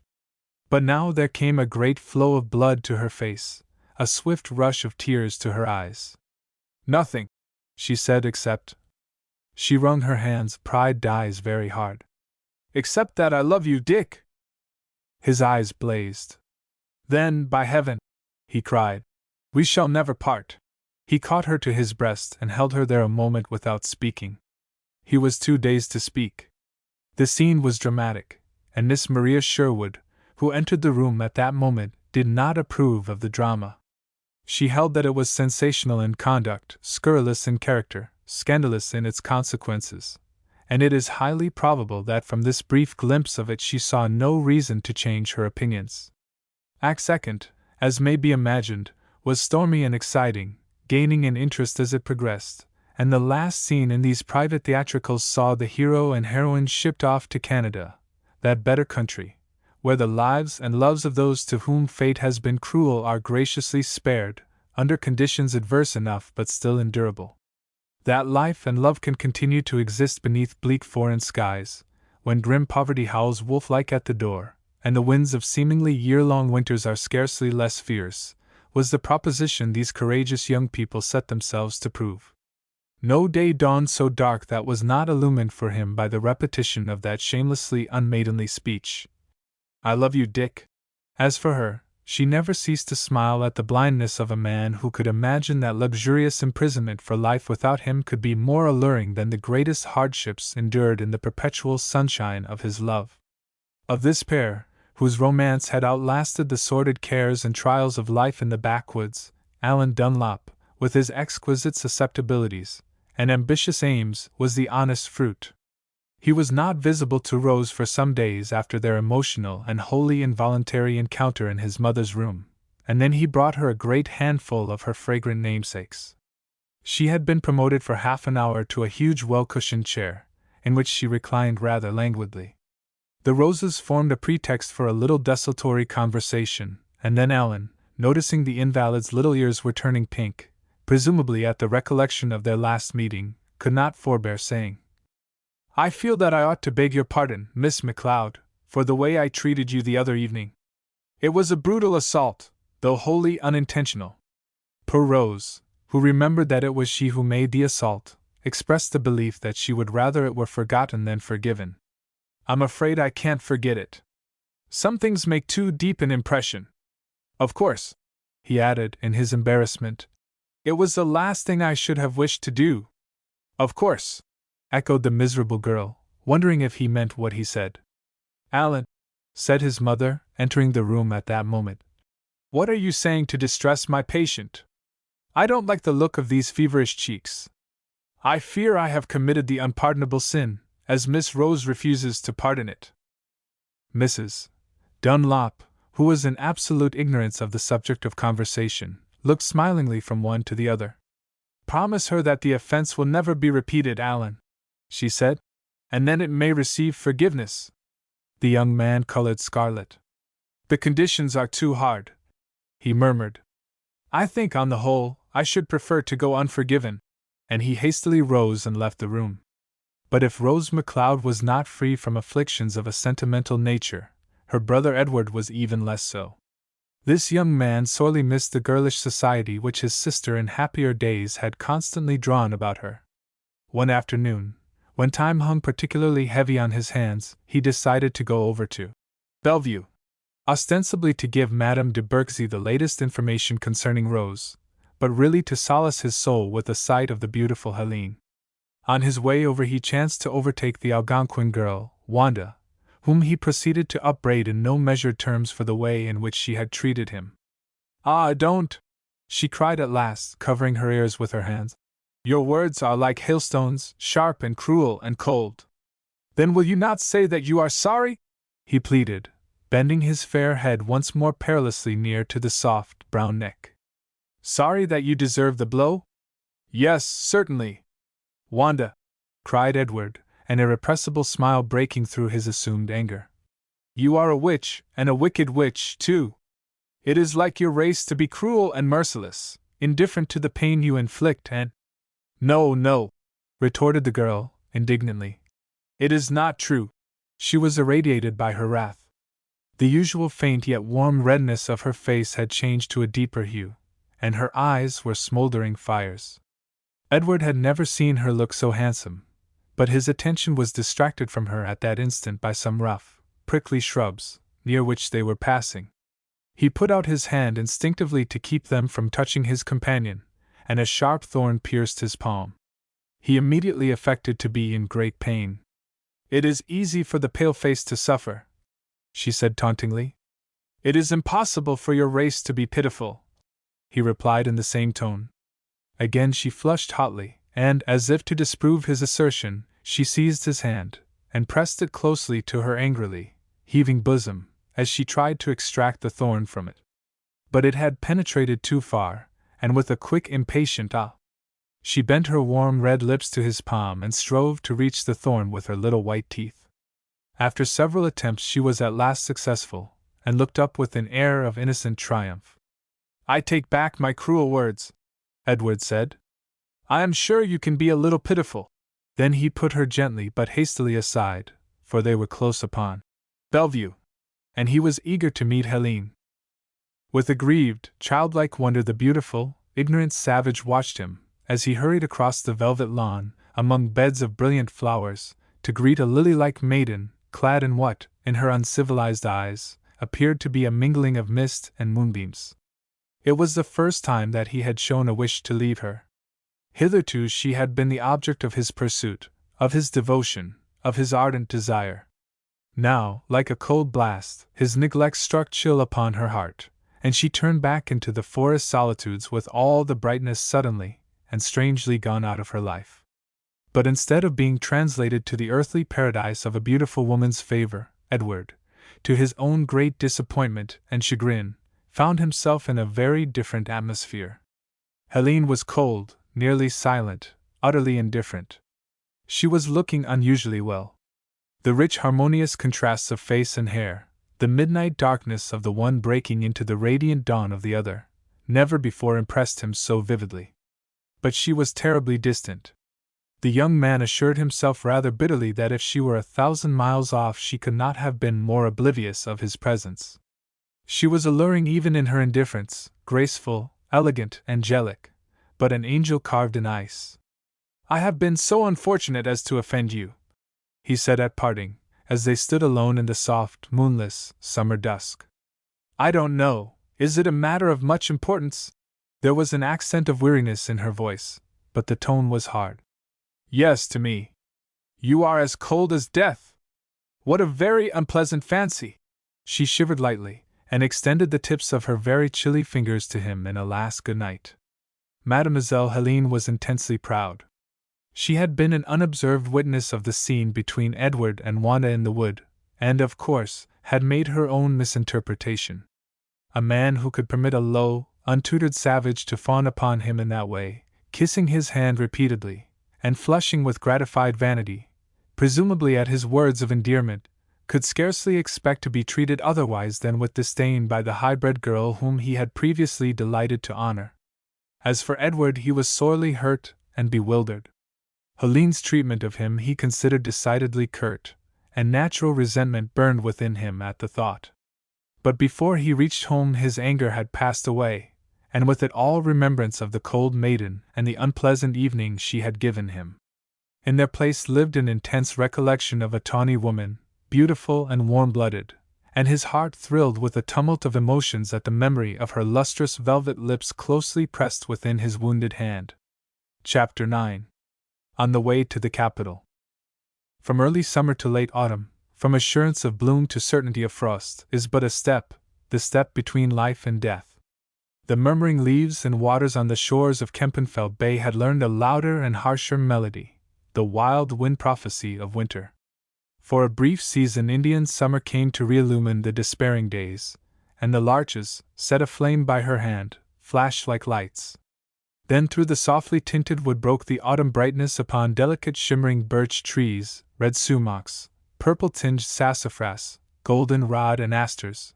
But now the oaks and beeches had changed their velvet-green raiment to dull brown, and all the wild woods, after the pitiless and well-nigh perpetual rains of fall, were stricken and discolored.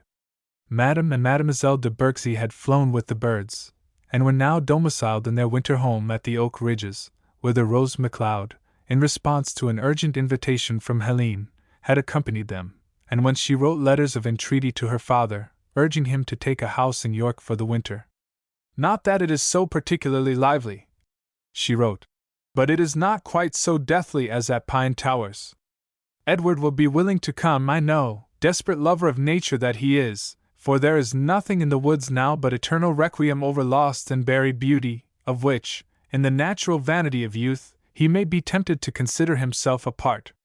As for the children, they will build snow houses, and sit down in them, thus ensuring permanent bad colds, and the other member of your family, if she returns home, will look before and after, and sigh for what is not. Is not that a sufficiently depressing picture? Dear Papa, you know that, like the bad little boys in a certain class of Sunday school literature, I can't be ruled except by kindness. Now see what an immense opportunity I have given you to govern me according to approved Sunday school ethics." She paused a moment, considering not what could be said, but what could be omitted from a missive which was to be convincing as well as caressing in its nature, when Helene entered the room. "Love letter, Rose?" she inquired carelessly. "Certainly," responded her friend. "All my letters are love letters. Would you have me write to a person I didn't love?" "Why, I couldn't help it, that is supposing the letter you are writing is addressed to Alan Dunlop. Of course he is a person you don't love. There is no reason why I should." "No reason? Oh, ingratitude! After he dived under the heels of a fiery horse, carried you nearly lifeless into the house, and took off his boots every time he entered it for 6 weeks thereafter. How much further could a man's devotion go?" "I am beginning to find out," said Rose, with a slight return of an invalid's irritation. "How far a woman's devotion can go." Helene arched her delicate brows. Are you offended? She asked, anxiously. Don't be. I'll take back every word. He didn't take off his boots, nor carry you in, nor pick you up, and let me see, what other assertion did I make? Oh, yes. Of course he is a person you do love. But oh, Rose, Rose, what are you blushing about? This isn't the time of year for roses to blush. Upon my word, Helene, you are enough to make a stone wall blush. You are thinking of the stone walls of a certain farm cottage. I can imagine you sitting propped up in bed, with a volume of hymns marking the line, "Stone walls do not a prison make," with a big exclamation point, and a "so true." Rose leaned back in her chair and closed her eyes. Are you very tired, dear? Inquired her friend, with real tenderness. Very tired, was the languid reply, that was not without a satirical intonation. It seems as though my rest was a good deal broken. Broken bone! Broken heart! Broken rest! Dear me! Well, I suppose they follow each other in natural sequence. Helene, said her mother, you are chattering like a magpie. What is it all about? Broken utterances, mamma. Not worth piecing together and repeating. Madame de Berksy, seated alone at the other end of the apartment, turned upon her daughter a face of such majestic severity as effectually to quell that young lady's recklessly merry mood. But it was not for long. The irrepressible joyousness of her nature was not permanently subdued until 2 weeks later, when the family were surprised by the unlooked-for appearance of Edward MacLeod. This young man was the bearer of good tidings. His father and the rest of the family were even now domiciled at an hotel in York, waiting for Rose to arrive in order to consult her preferences before selecting a house. The announcement made both girls happy, but when it was discovered that Edward was to take his sister away in a few hours, their joy was changed to lamentation. To be separated, hateful thought! How could it be endured? They withdrew for a brief space to consider this weighty problem, leaving Edward in dignified conversation with Madame de Berksy. He was strangely reminded of his first visit to her after his return from England. Alike, and yet how different. Then the prophecy of summer's golden perfection was in the air. But his hopes with it had too quickly ripened and died. The coolness that had sprang up between Helene and himself had grown and strengthened into the permanent winter of discontent. He was recalled from the chilling reflections into which this thought had plunged him by the concluding words of a remark by Madame de Berksy. I approve of a certain amount of life and animation, she said, but they are inclined to be too frisky. What on earth is she talking about? Queried Edward inaudibly. He could form no idea, but he was suddenly extricated from his dilemma by observing the antics of 2 pet kittens on the hearthrug. Altogether too frisky, he acquiesced, but charming little pets. It appears to me, said the lady, with a good deal of frigidity in her manner, that they should be something better than that. Oh, you could scarcely expect such young things to be stately and dignified, Madame de Berksy. They seem to me very pretty and graceful. In my day, prettiness and grace were not considered so essential for young ladies as dignity and stateliness. Young ladies? Really, I beg your pardon, dear madam, for my inattention. I imagined you were talking of kittens. He blushed so vividly over his mistake that a more circumspect old lady even than the one he was addressing would have found it hard not to forgive him. But now the girls re-entered the room with looks of deep dejection. We have decided that we can't part, said Helene. United we stand, divided we fall. And so, said Rose boldly, addressing Madame de Berksy, we have come to ask if Helene cannot go back with us for a few days. She paused a moment, for in asking a favor of so lofty a personage as Madame de Berksy, she was never certain whether she ought to prostrate herself on the floor in Oriental fashion, or merely bend the knee. In this case she did neither. But her sweet pleading eyes spoke. Libraries, so Helene told her afterwards. The imaginative objections already forming in the mother's mind vanished away, and she was prevailed upon to give her consent. Though it leaves me rather at the mercy of Sophia, she said, as she went out to lunch. Edward lifted an inquiring pair of eyes. Sophia is my new maid, explained his hostess. Her ideas on the subject of liberty and equality are extreme. Sometimes, she added mournfully. I am in doubt as to whether I have hired Sophia, or Sophia has hired me. The young people longed to exchange covert glances of amusement, but this relief was denied them. It was no laughing matter to the stately sufferer at the head of the table. Rose spoke in the decent accents of sympathy and condolence, but her brother and friend were not profuse of speech.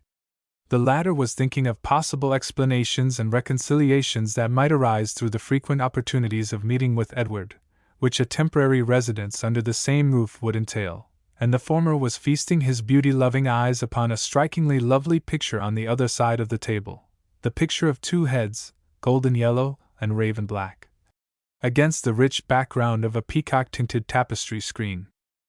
They were much less picturesque in their winter wraps, as they whirled away under the leafless trees, but they made up for it in merriment. Edward and Helene were secretly glad of the presence of Rose. It was impossible to be frigidly formal with that sunny face beaming up now at one, then at the other. This deep young person had made up her mind that she would spare no pains to bring about a better state of feeling between the two. When conversation lagged or threatened to become formally precise, she gave utterance to some amazing piece of nonsense, which compelled a laugh from the others, or else indulged in prettily assumed alarm, lest their horse should prove untrustworthy. When you see a horse's ears move, she declared, it is a sign that he is vicious. Flip's ears were never still. Why, Rose, cried her brother, this horse is no more like Flip than an old cow is like a wild cat. Besides, his ears don't move. Oh, yes, they do, remarked Helene, with the calmness of scientific conviction. When a horse moves, his ears have got to move too. They are not detachable. It is the same with other animals. Where is my notebook? Inquired Edward, after a fruitless search in his various pockets, while Rose observed. Well, you may say what you please, but I feel sure he is not safe.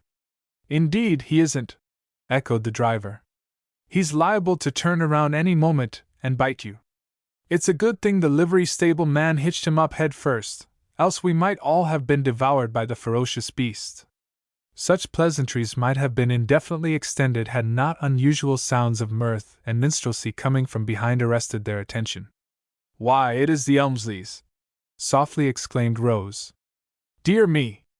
I haven't seen Grace and Eleanor for months. These young ladies hailed her with every expression of delight as the carriages came to a standstill together. They had a prodigious amount to say. At last, as the horses were growing restive, Mrs. Elmsley invited Miss MacLeod to join their family party, as they also were on their way to York. Do! Echoed the daughters, and Rose accepted with alacrity. The horse we have isn't at all safe, she explained, and I am quite nervous on the subject since my accident last summer. Rose, demanded Helene, in a low aside, but with a tragic countenance, you surely are not going to leave me? The girl laughed as she accepted Mr. Elmsley's proffered assistance from one vehicle into the other. Why, you are quite a grown woman, observed that gentleman, apparently much impressed by her mature proportions. And it seems like only the other day that you were 7 years old, and used to kiss me when we met. Well, I'll kiss you again, replied the saucy Rose, adding after a moment's pause, when I am 7 years old. I warn you, Mrs. Elmsley, said Edward, shaking his head with doleful foreboding. That girl knows how to look like the innocent flower she is named after, and be the serpent under it. Did you know, said his slandered sister, addressing the same lady, and indicating the pair she had basely forsaken. Those are the very two that were with me when I was so badly hurt last summer. Do you wonder that I am glad to escape from them? The party drove off amid jests and laughter, while the young ladies, applying their lips once more to a leaf of grass ribbon each had in her hand, produced such sounds as, according to their father, might, Orpheus-like, have drawn stones and brickbats after them, but from a murderous rather than a magnetic motive. I wonder if Rose is really nervous, said Edward, breaking the silence that bound them after the departure of the others. I think she is really nonsensical, said Rose's friend, not very blandly. Are you then so sorry to be left alone with me? The young lady evaded the question, but became extremely loquacious. She intimated that almost any companionship, or none at all, could be endured on this beautifully melancholy autumn day, and called his attention to the leaves underfoot, which had grown brown and ragged, like the pages of a very old book on which the centuries had laid their slow, relentless fingers. In a burst of girlish confidence she told him that always, after the wild winds had stripped from the shuddering woodland its last leaves, and the pitiless rains had washed it clean, the spectacle of bare-branched trees, standing against the gentle gloom of a pale November sky, reminded her of a company of worldlings, from whom every vestige of earthly ambition, pride and prosperity had fallen away. Anything, she said to herself. Anything to keep the talk from becoming personal. I can understand that, said Edward. But the influences of unworldliness, I was almost saying otherworldliness, are nowhere felt as in the woods. Sometimes they exert a strange spell upon me. The petty pride and shallow subterfuges of fashionable life are impossible in nature's solitudes. Don't you think so? Yes, assented Helene, not seeing whither her unthinking acquiescence might lead her. That is why I dare to ask you why you have been so cold and formal towards me, so unlike your old self, for the last 3 months. No petty pride could help her now, no shallow subterfuges come to her aid. She had declared that they were impossible here. She could not turn her face away from his truth-compelling gaze. Why had Rose left her alone to be tortured in this dreadful way? How could she confess to him that jealousy and wounded vanity had caused the change in her demeanor? I cannot tell you, she said at last. She had turned paler even than usual, but her eyes burned. I am sorry to have given you pain, he said almost tenderly, and then the confession broke from her in a little storm of pent-up emotion. It was because I ceased to respect you. How could I respect a man who would allow a wild, ignorant creature to caress his hands and hang upon his words? He turned a face of pure bewilderment upon her. If you mean the Algonquin girl, Wanda, he said, she has never treated me otherwise than with indifference, anger, and contempt. He explained the scene of which Helene had been an involuntary witness, and the proud girl felt humiliated and belittled. But he was too generous and perhaps too clever to allow her to suppose that he attributed her coldness to weak jealousy. That would have placed her at a disadvantage which her pride would never have forgiven. So you believed me to be a vain, contemptible idiot, he said. Then you did perfectly right to scorn me. He drove on furiously, with tense lips and contracted brow. She had misjudged him cruelly, but he would not descend to harsh accusation. Helene was decidedly uncomfortable. I have never scorned you, she said. It was because I believed you superior to the folly and weakness of ordinary men that it grieved me to think you were otherwise. It grieved you, he repeated in a softer tone. Hereafter I wish you would confide all your griefs to me the moment you are aware of them. To tell the truth, I don't expect to have any more. She laughed her old joyous friendly laugh, and he stretched his arm across her lap to adjust the robe more closely to her form. Her attitude towards him had completely changed, concretely as well as abstractly, for now she sat cozily and contentedly by his side, instead of perching herself a yard away, and allowing the winter winds to emphasize the coldness that had existed between them.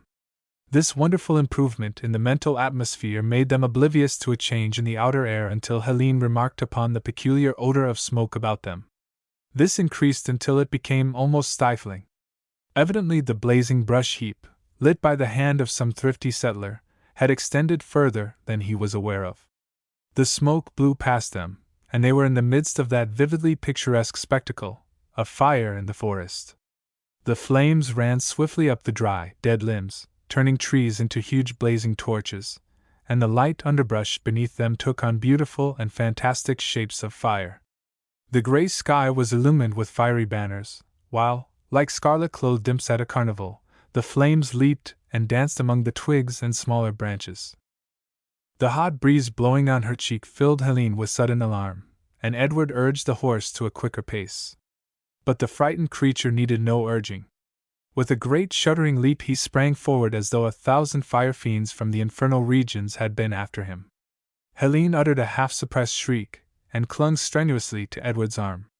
Suddenly he gave a loud gasp of dismay. On the road directly before them a pile of brush had caught the blaze and stretched before their startled eyes like a burning bridge. All attempts to stop or turn around were useless. The horse was wholly beyond control. For a moment they were enveloped in smoke and flame, shut into a fiery furnace, from which an instant later they emerged from danger, but with a badly singed steed and an unpleasant odor of fire upon them. Edward had pushed Helene to the bottom of the carriage, and flung the robe over her. Now he drew her trembling, and sobbing a little, back to his side. She was shaking excessively, and in order to restore her equanimity there was clearly nothing else to be done but to hold her closely in his arms, let fall his face to hers, and breathe in her ear every word of sympathy and comfort that came to his mind. She lay weakly with closed eyes upon his breast, while the excitement in her pulses gradually died away. When she opened her eyes the short November day was nearly at its close, and York was in sight.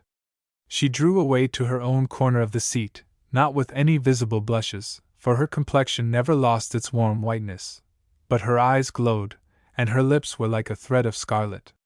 "I am glad Rose was not with us," she said, feeling a pressing need to say something, and in default of anything better to say, "as she is even more nervous than I am." "Yes, I am very glad she was not with us," assented Edward, with an unusual amount of brotherly fervor, while he turned his horse in the direction of the only available hotel in the capital, where the weary travelers were content to rest for a few days before setting out in search of a new home. Chapter 10. York and the Maitlands. There are difficulties in the way of one who would describe an event after an immortal poet has given it a setting in lines that a worshipping world will not willingly let die. A tree, it is said, is never struck by lightning more than once, and it is safe to suppose that a subject is never illumined by the rays of heaven-descended genius without being as thoroughly exhausted. Nevertheless, with our tame domestic lantern, let us endeavor to throw a little prosaic light over the details of a scene that has been irradiated by the imagination of a Byron. It was one of the events of the season to the social world of that foreign town, but to us it is one of the events of the century. On an evening in June, 1815, in the city of Brussels, the Duchess of Richmond gave a ball on so magnificent a scale that even the grey heads of society's veteran devotees were a little turned, and the chestnut and golden pates of their juniors tossed sleeplessly on their pillows for several nights preceding it. After all, humanity is perpetually and overpoweringly interested in nothing except humanity. On the evening appointed there was a vast beautiful throng, moving through halls as beautiful and more vast. There was the witchery of soft lights and softer sounds, of odors and colors that enchant the senses. There were banks of flowers, each of whose tiny blossoms yielded its dying breath to make the world sweeter for an hour, and among them, under the starry lights, in warm human veins, flowed 1,000 streams, very blue, not so blue, and even common crimson. But all flowed faster than usual, perhaps the better to warm the lovely bare shoulders and arms, or to paint the sweet cheeks above them in the vivid hues of glad, intense young life. Intermingled with the costly robes and flashing gems on the ideal figures of fair women, gleamed the brilliant uniforms of brave men. 1,000 hearts beat happily, with one exception. This was in the possession of the second daughter of a duke. She was even then remarkable for her beauty and for a certain imperious, condescending grace. The gay throng of which she was a part was no more to her than so many buttercups and daisies, and these sumptuous apartments, so far as they concerned her, might have been a series of green meadows. At last her indifferent glance, traveling over the room, encountered an object that faintly flushed her cheek, and brightened the eyes, whose orbit of vision was now limited to the circle immediately about her. Cold indifference had changed to throbbing impatience. Ah, why did he not come? With whom was he lingering? She dared not look up lest her glance, like a swift, bright messenger, should tell him all her heart, and draw him magnetically to her side. No, he must come of his own choice, and quickly, else her mood would change. Soft strains of music arose, melting, aching, dying upon the air. Her heart melted, ached, and apparently died also, for it turned cold and hard as she glanced at her watch, and saw that it was more than a minute, nearly 2 minutes, 2 eternities they seemed to her, since she began to be glad that she had come. The next instant her long-lashed lids were raised in spite of herself, and she confronted a singularly tall and attractive-looking gentleman, whose face, from its pensive sadness, had a certain poetic charm. He begged the honor of the next dance with her. She regretted that he was too late. He looked disappointed, but ventured to name the next one. She was sorry, but it was impossible. Had she room for him anywhere at all on her list? She shook her head prettily but inexorably. The handsomest coquette and the plainest schoolmarm have this in common, that they detest and punish tardiness. The young man was overpowered by his sense of loss. It was small comfort to stand and look at the beautiful girl. When the gates of paradise are closed against one, it matters little whether they are made of gold or of iron. Inwardly he bestowed some very hard names upon himself for imagining that that peerless creature would be allowed to await a willing wallflower his languidly deferred appearance. Again those heavenly strains rose and throbbed upon the air. It was maddening. The keenness of his disappointment gave his face an intensity of ardent expression that certainly did not detract from its charm in the eyes of the girl who at that instant glanced up into it. The next moment he was pressed aside, very decorously, very courteously, even apologetically pushed aside, but still compelled by an insinuating patrician hand to make room for its owner, a gentleman whose extremely lofty title had already drawn the homage of 100 admiring pairs of eyes upon him, and whose prevailing expression was a haughty consciousness of accustomed and assumed success. The young lady whom he now honored with a request to dance did not think of his title, nor of his condescension, nor of him. She declined with characteristic indifference on the plea that she was already engaged, and turning placed her hand on the arm of Sir Peregrine Maitland, whose suddenly bewildered and enraptured heart, if it had never before given its assent to the time-worn proposition that all is fair in love as well as in war, certainly could not hesitate now. Perhaps the triumphs of the ballroom are not less thrilling than those of the battlefield. "Why were you so cruel to me a moment ago?" he murmured, looking down into eyes that but too clearly reflected the happiness of his own. "For the same reason that I am kind to you now," she responded like a flash. He did not ask her the reason. Perhaps he was intuitively and blissfully aware of it. Did ever maiden discover a more demurely daring way of telling her lover that she loved him?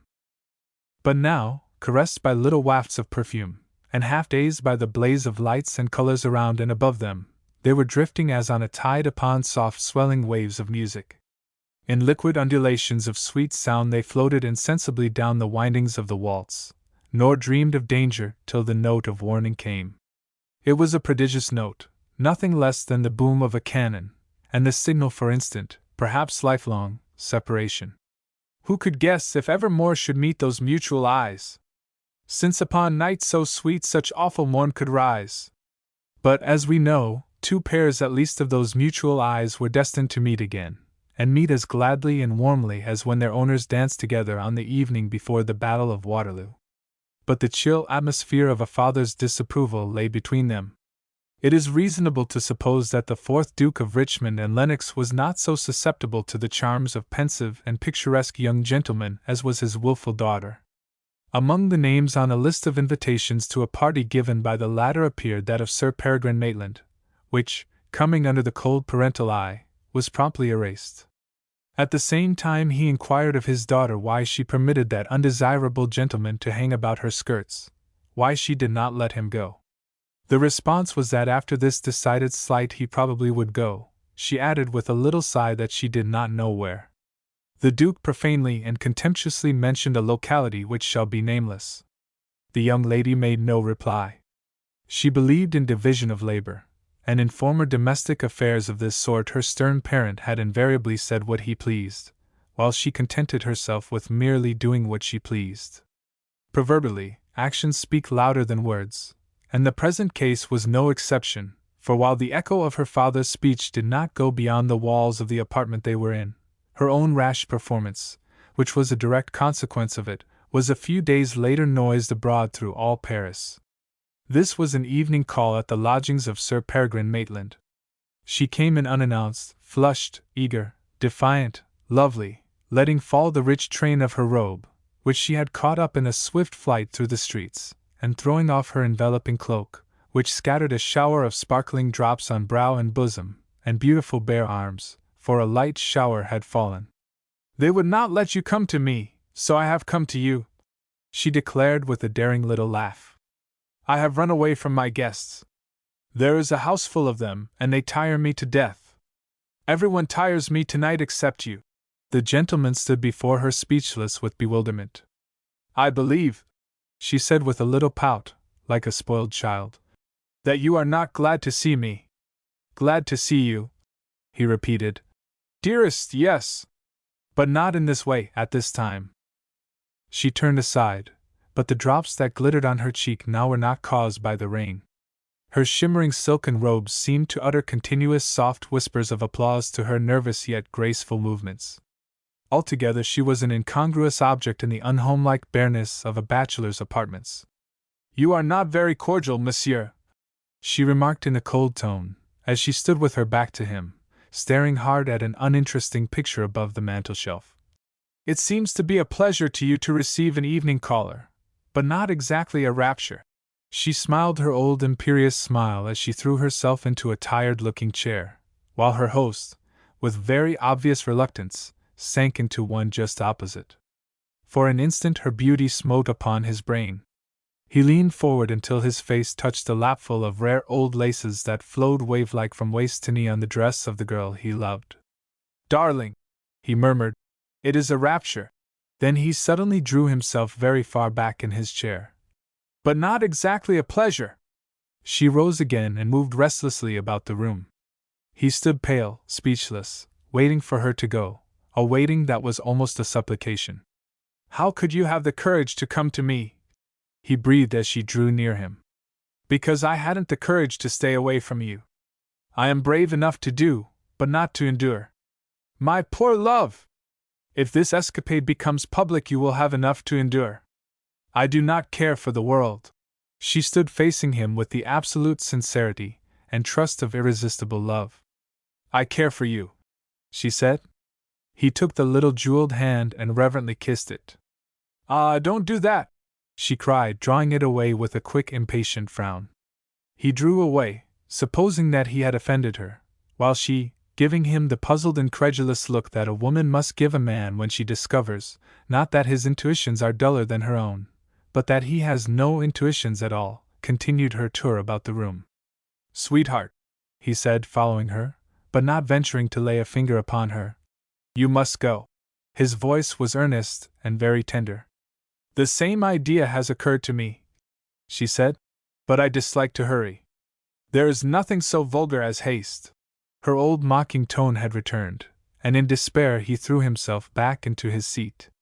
Something in the pathetic grace of his attitude, and the beauty of his sensitive, poetic face smote upon the heart that, with all its perversity, belonged alone to him. She ran to him and knelt at his side, with her white arms outstretched across his knees, and her lovely head bowed upon them. The young man realized with sharp distinctness that the fear of society is not the strongest feeling that can animate the human frame. He uttered a few passionate words of endearment, and would have gathered her closely into his breast, but she, without looking up, sprang suddenly from him and, seizing her cloak, sped wind-like to her home. But there were consequences. Madame Grundy, who is chief among those for whom Satan finds some mischief still, openly declared that there were some forms of imprudence that could be tolerated and some that could not, and that this particular indiscretion must, with reluctance, be relegated to the latter class. The irate father of the erring one coincided with this view of things, and a speedy marriage was the result. "Not guilty, but she mustn't do so again," had evidently been the verdict of society. A few months later, in 1818, Sir Peregrine Maitland, his affairs of love happily settled, was appointed ruler of Upper Canada, where his attention was turned to affairs of state. But there was one subject in connection with his courtship days which had never been satisfactorily settled, and upon which he did not venture to question his wife until several years had elapsed. Then, late one afternoon, it recurred to him in that unaccountable way in which bygone events are accustomed to rise at odd times and lay claim to the attention. "Dear," he said, "why did you object to my kissing your hand the evening you called on me in Paris?" "You may lay out the corn-colored silk, Emma," said Lady Sarah to her maid, who came that moment with an inquiry upon toilette matters. Then as the girl disappeared she resumed her novel, peeping over the top of it at her husband. "As though I wanted you to kiss my hand!" she said. Oh! A sudden light seemed to dawn upon the dense masculine understanding. Sir Peregrine was very proud of his beautiful wife. At the private reception which she gave that evening, the corn-colored silk gown was the center of a group of government officials and the social dignitaries of the time, between herself and whom the ball of conversation kept lightly moving. She turned from them to greet an old friend. "Ah, Commodore, so you are really settled here for the winter. Rose told me that you had some thoughts of remaining out in the bush through the cold season, in the cozy but rather too exclusive manner of a family of chipmunks. What have you been doing all summer?" "Keeping myself unspotted from the world," replied the gentleman, with a stately bow to the lady, and a sportive glance at the worthy representatives of the social world surrounding her. "How very scriptural! Do Bibles grow on bushes in the backwoods that quotation of them comes so easily? I don't know, I'm sure. Such searching theological questions are, I suppose, what a man must expect to confront when he forsakes the simple and sequestered life of the chipmunks. Well, I am disappointed. I suppose from the expression of your eyes that you were going to say something complimentary. My dear Lady Sarah, do compliments grow on street corners in the metropolis that the expectation of them comes so easily? No, indeed, nor in drawing-rooms either, apparently. It is a novelty to meet a man who persists in making his conversation impersonal, but it is really cold-hearted of you to think of remaining so long away from us." "How can you say so? Absence, you know, makes the heart grow fonder." "Does it?" The lady made a feint of moving away. "Now if it were only possible for me to absent myself," she said laughingly. "Impossible! That is for me to do," and the gentleman withdrew with flattering haste. In his place appeared a blond young man, with deep sea-blue eyes and a bright buoyant expression, on whose arm his hostess laid a soft detaining hand. "Were you on the point of asking me to walk about a little?" she inquired. "I am going to accept with alacrity."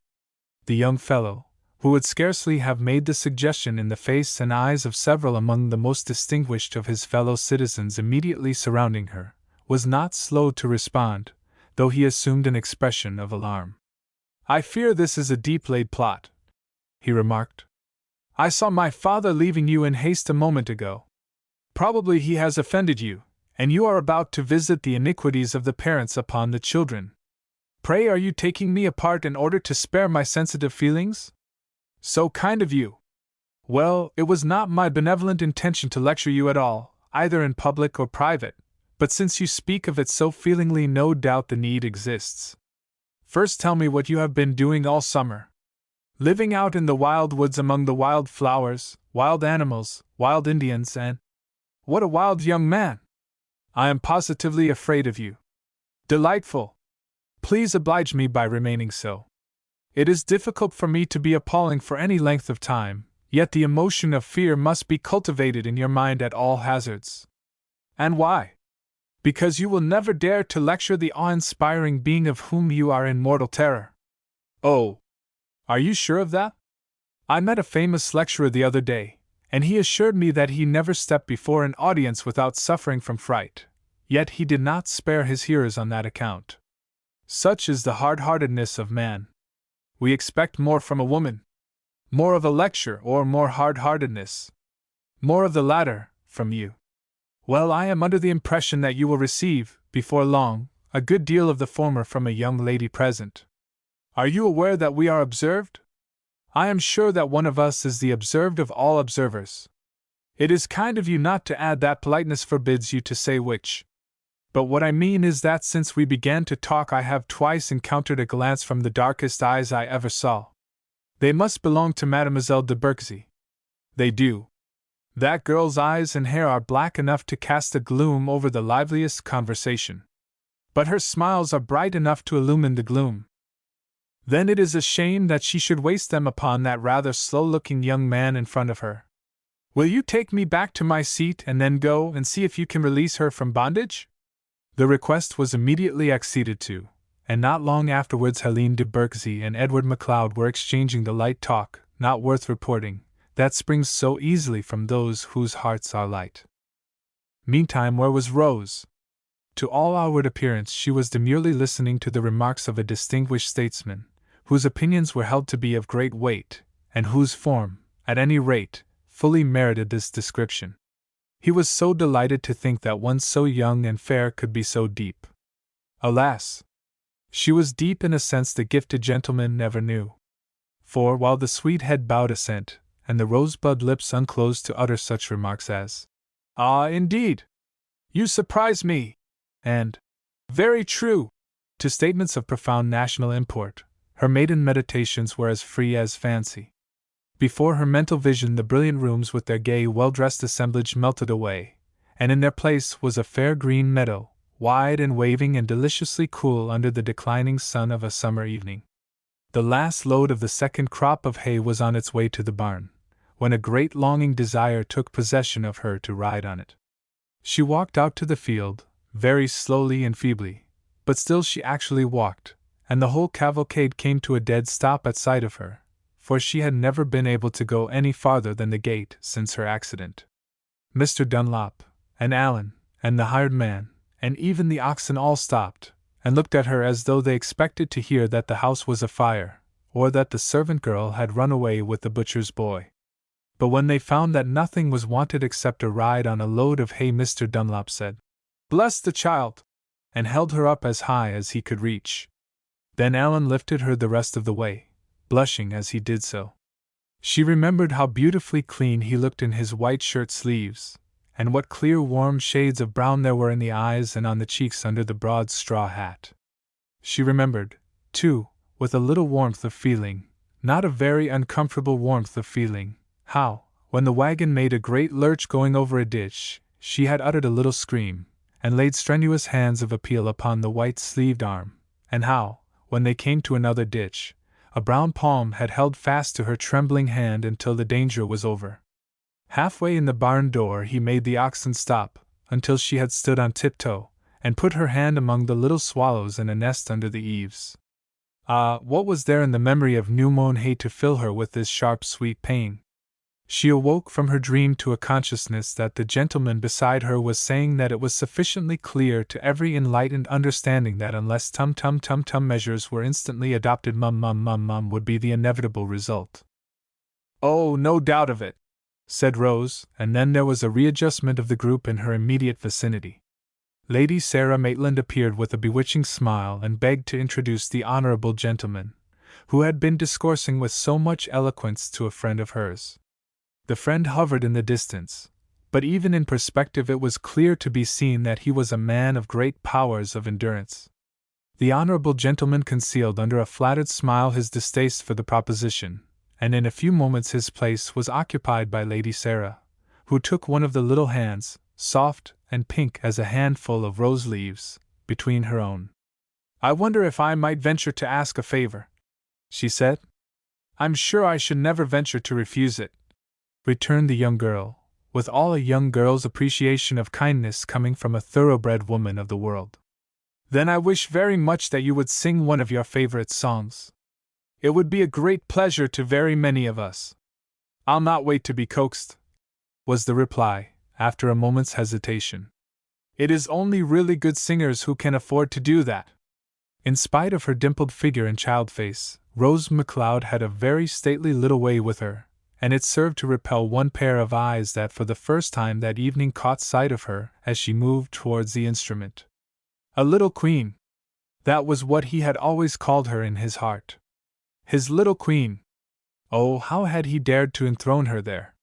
Presumptuous idiot! She was as far from him as the stars are from the weeds. But the girl at the piano thought of nothing but the sharp, sweet odor of new-mown hay. Sharp as a sword and sweet as love, it pierced and thrilled her being.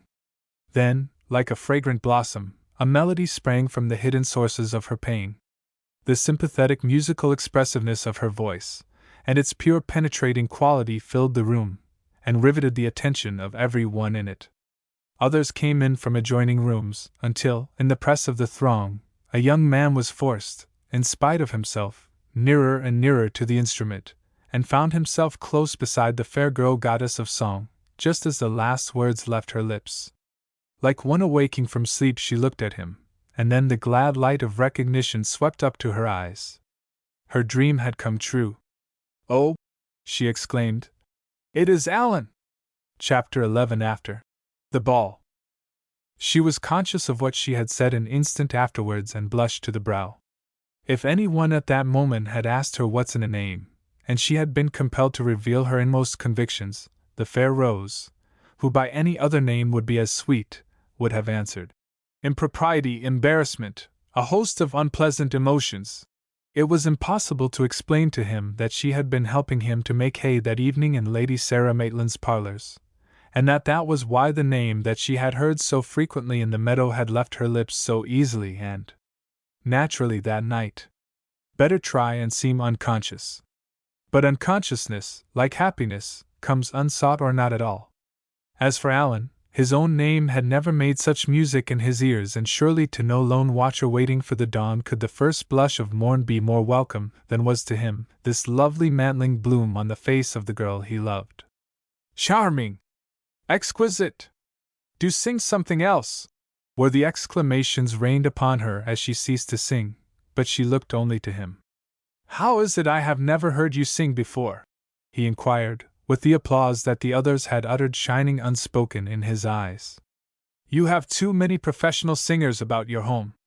I am afraid to sing before them. Did you ever hear birds called the angels of earth? Never. Well, if nobody else originated the phrase, I am willing to do so, rather than that it shouldn't be originated at all. It may be a pretty idea, said Alan, and yet it fails to suit my critical taste. They withdrew a little from the crowd, and found a quiet place in which to sit and chat, for now a pianist of note had been led a willing sacrifice to the place Rose vacated. You must be hard to please, said Rose. What can be more like an angel than a bird? It has wings, and it sings, and it is rejoicingly happy. It seems to be particularly blessed every moment of its blessed little life. Very likely. Nevertheless, I think a flower much more closely resembles an angel. A flower? Why, there is scarcely a point of resemblance.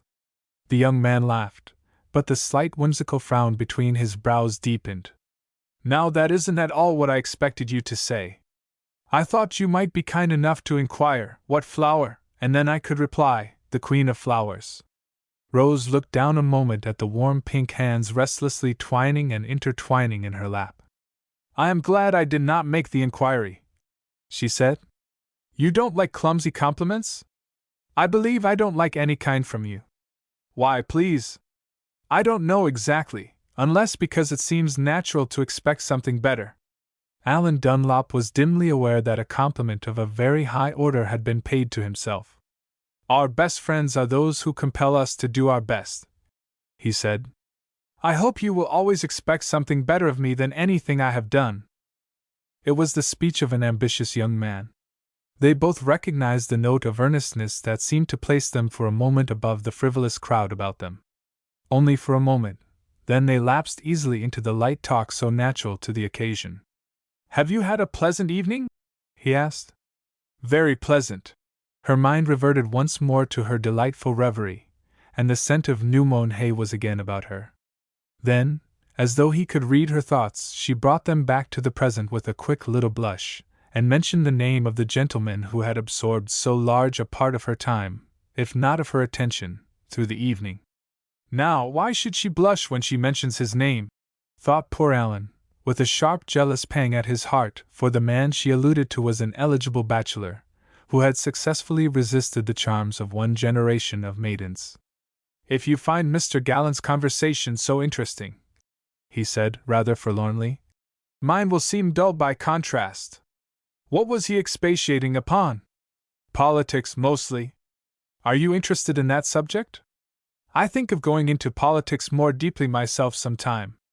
Do you, indeed? More than you have? If he had spoken of going into a decline, Rose could not have looked more foreboding. Alan glanced across half-enviously at the personage who had the power to invest that topic with interest. He seems to be more than usually roused tonight. Rose suppressed a yawn. Does he talk better when he is roused than he does when he's asleep? She asked. Surely he displayed no signs of sleepiness when talking with you. No, but I cannot answer for myself. That senseless pang of jealousy died a very easy death, after all, and the only sufferer from it would have been entirely happy were it not for the advancing form of Commodore MacLeod, who came in search of his daughter, and bore her off with a speed that left her lover a little chilled and daunted. The Canadian winter with its bright, fierce days and sparkling nights was upon them, but it held no terrors for the young hearts who met it in a mood as defiantly merry as its own. Only a suffering or morbid nature sees in winter the synonym of death and decay, fancies that mourning and desolation is the burden of the gaily whistling winds, and regards the bare trees, rid of their dusty garments, and quietly resting, as shivering skeletons, and the dancing snowflakes as the colorless pall that hides from sight all there is of life and loveliness. Nature, when the labors of the year are over, sinks to rest beneath her fleecy coverings, lulled to sleep in the kindly, yet frosty, arms of the northern tempest. What wild, weird lullabies are sung to her unheeding ears, dulled by the lethargy of sleep! How early falls the darkness, and how late the long night lingers, the better to ensure repose to the sweet mistress of the earth! How bright the starry eyes of heaven keeping watch above her rest! The MacLeods had settled in a furnished house, through which Rose had already diffused the charm of her dainty personality. She was kneeling before the hearth, like a young fire-worshipper, one snowy afternoon, and thinking a little drearily that the close environment of a snowstorm in town rendered it almost as lonely as the country, when a visitor was announced, the sound of whose name seemed to make the solitude populous. It was Alan Dunlop, whom she instantly forgave for so soon availing himself of her permission to call, when she realized how welcome a break his coming made in the cheerless monotony of the day. He caught a glimpse of bright hair against a background of blazing logs, and then she came forward to meet him, not eagerly, not shyly, but with a charming manner in which both eagerness and shyness were suggested. At that moment all the warmth and brightness of the bleak, colorless world shone for him in the eyes and hair of this sweet girl, and in the glowing fireplace before which she drew his chair. "It is exactly the sort of day on which one expects to be free from the annoyance of callers," he said. "Ought I to apologize?" "By all means, instantly, and in the most profuse and elaborate terms." She assumed her grand air, mounted a footstool, and stood looking over his head with her saucy chin elevated, waiting for the abject petition that did not come. The young man's heart rendered the tribute of an unmistakable throb to its little queen. But emotional declarations are out of place after a short acquaintance, especially when there exists a decided belief that they will be listened to in an unfriendly spirit, or, what is infinitely worse, in a friendly spirit. It was the fear of making Rose his friend that steeled Alan's determination to bide his time, and that rendered his present reply rather more stiff than sensational. "I beg 1,000 pardons," he began, when she interrupted him with, "Oh, that is too many. Do try and be a little more moderate in your demands. Would it please you to have me spend the whole afternoon in forgiving you?" Alan laughed, a blithe, contented little laugh. "Any way that you like to spend the afternoon will please me," he said, "so long as I am not deprived of your presence. Oh, not that way," he added as a little frown crept between her golden brown eyebrows.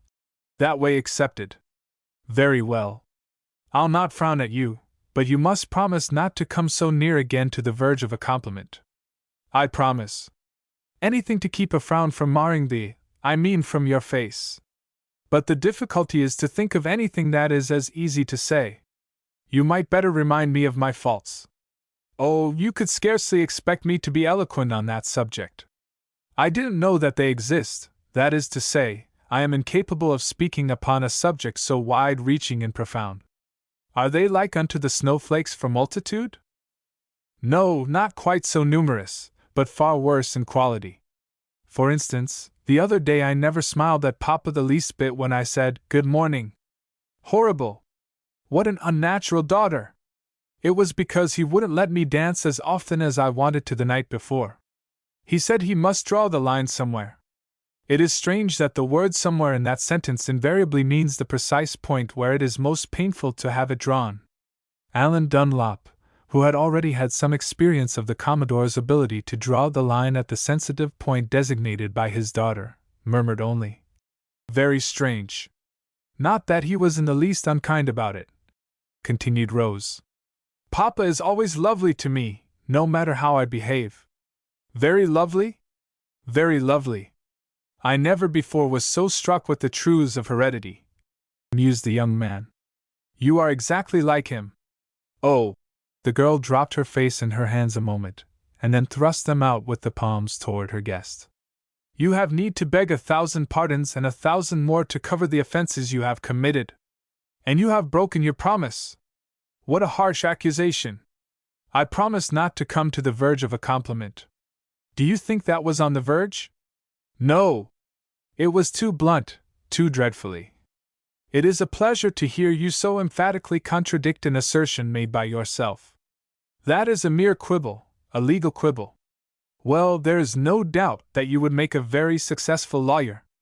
Is that a compliment, or does it approach the verge of one?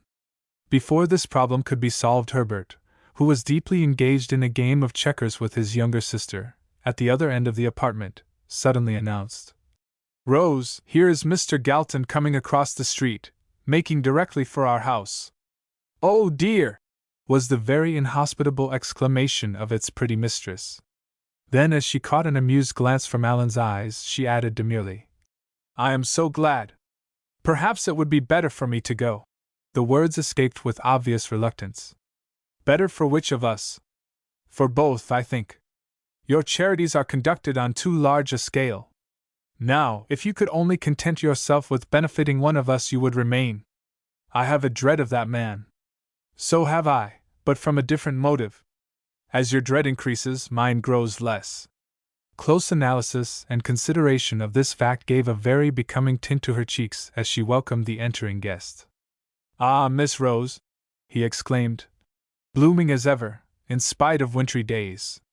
Do you know I came very near going past your door? He allowed the announcement of this providentially averted calamity to sink deep into her heart, while he bowed to Alan. This is an unexpected pleasure, murmured the young lady, with sufficient formality to prevent her words from being dangerously insincere. Unexpected to you and a pleasure to me? Queried the gentleman, with a keen glance at the pair, whose tete-a-tete he had evidently disturbed. Or do your words bear reference to the idea of seeing me going past your door? The amount of truth in these very good guesses startled the girl to whom they were addressed into an uncomfortable sense of guilt.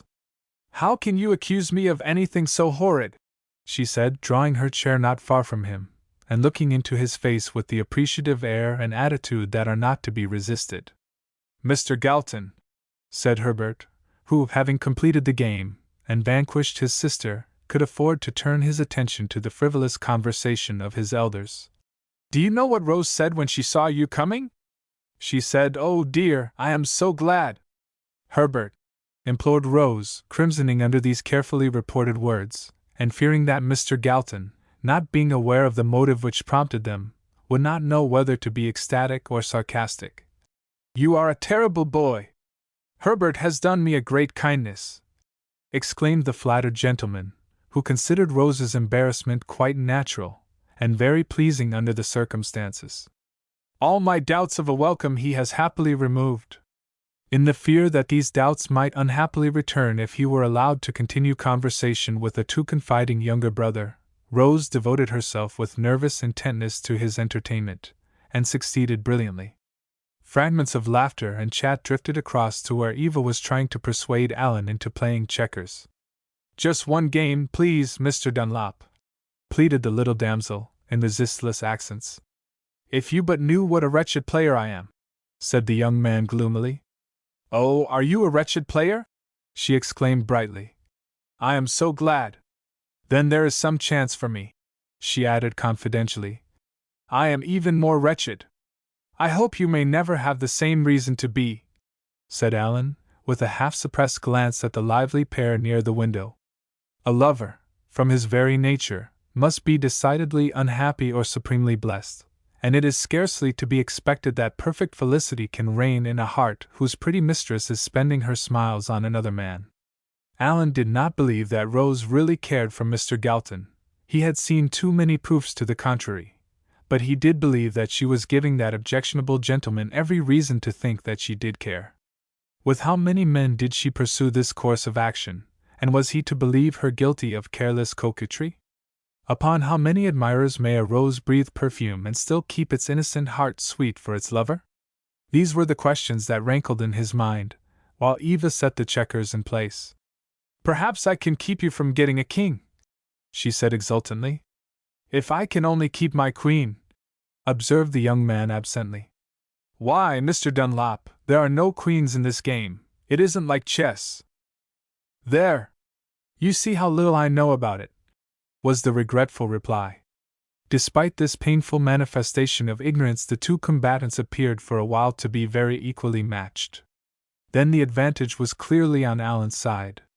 His king committed frightful havoc among the scattered ranks of the enemy, till suddenly, as he observed the painful stress of attention and warm color in the face of his fair little foe, a strange and unaccountable languor fell upon his troops.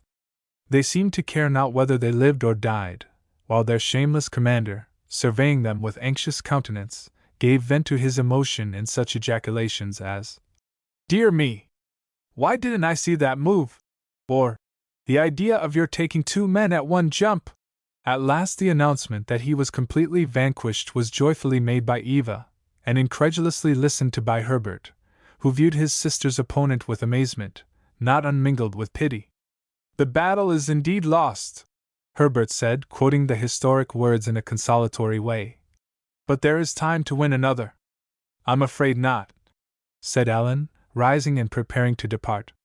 "I wish that you could have won the game, too," said Eva, suddenly stricken with remorse in the midst of her good fortune. "You are a very kind little girl. I can depend on you to consider my feelings." The accent, ever so slight, upon the "you" aroused Rose's attention. "Why, you are not going?" she exclaimed, coming towards him. "Such is my charitable intention," he replied, smiling with sad eyes. "I was only waiting for you to finish your game before bringing Mr. Galton to the fire to talk politics with you. That is a warm topic, and a warm place. Perhaps Mr. Dunlop fears that we shall quarrel on the subject. You know we are on different sides, Miss MacLeod." "We shall hardly come to blows, I think," returned Alan, with a look of bright good fellowship which made him a favorite with both political parties. "The idea of your quarreling with anybody," said Rose, as she accompanied him to the door. "I may have a very serious disagreement with him sometime," replied her jealous though unacknowledged lover. "But it will not be about politics." He ran hastily down the steps, unconsciously brushing against Commodore MacLeod, who favored him with a bow of about the same temperature as the weather. Muttering a hurried excuse, he went on into the cold gloom of the early winter twilight, shivering slightly, not from the chill without, but from the deadlier chill within. What a pompous, unbearable old fellow the elder MacLeod was! How could he endure to have him for a father-in-law? Ah! How could he endure not to have him? The fear that he might never stand in a closer relationship to a man for whom he had so little liking lay heavily upon him. That same evening the object of these mingled emotions laid a detaining hand upon the shoulder of his pretty daughter, as she bent to bestow a bedtime kiss upon his grizzled mustache. "I wish to have a little conversation with you, my dear, on a serious subject." "Oh, but papa," replied the spoiled girl, "I am not at all in a serious frame of mind. It is highly probable that you will find yourself so at the end of our talk. Charming prospect! After such an inducement as that I can't resist any longer." She sank back into a low chair near a great case of books, for they were sitting in the cozy library. "I met young Dunlop coming out of the house as I was coming in," began the Commodore. "I was sorry to see that." "I was sorry to see it, too, Papa, but he couldn't be persuaded to stay longer."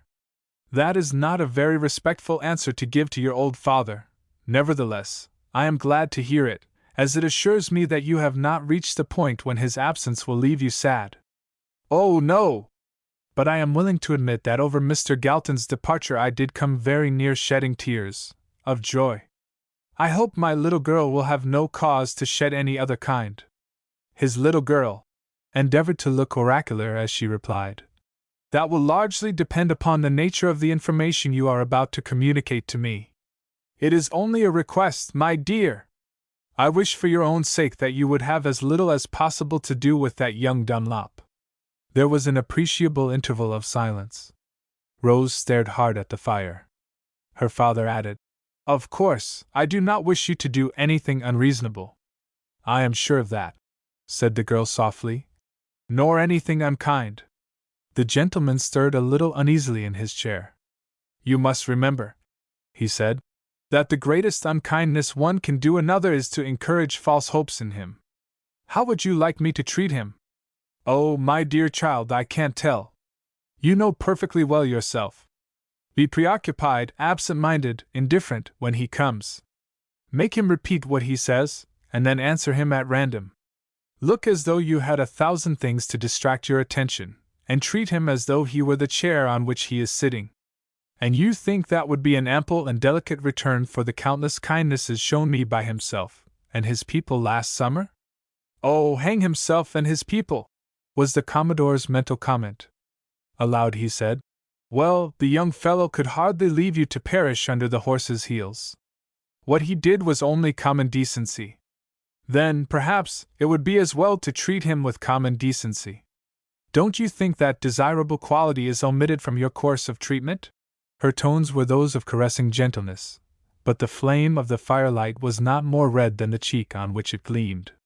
"Why, bless me, Rose, I don't want you to give him the cut direct. There is no need to put him either in paradise or the inferno. Better adopt a happy medium."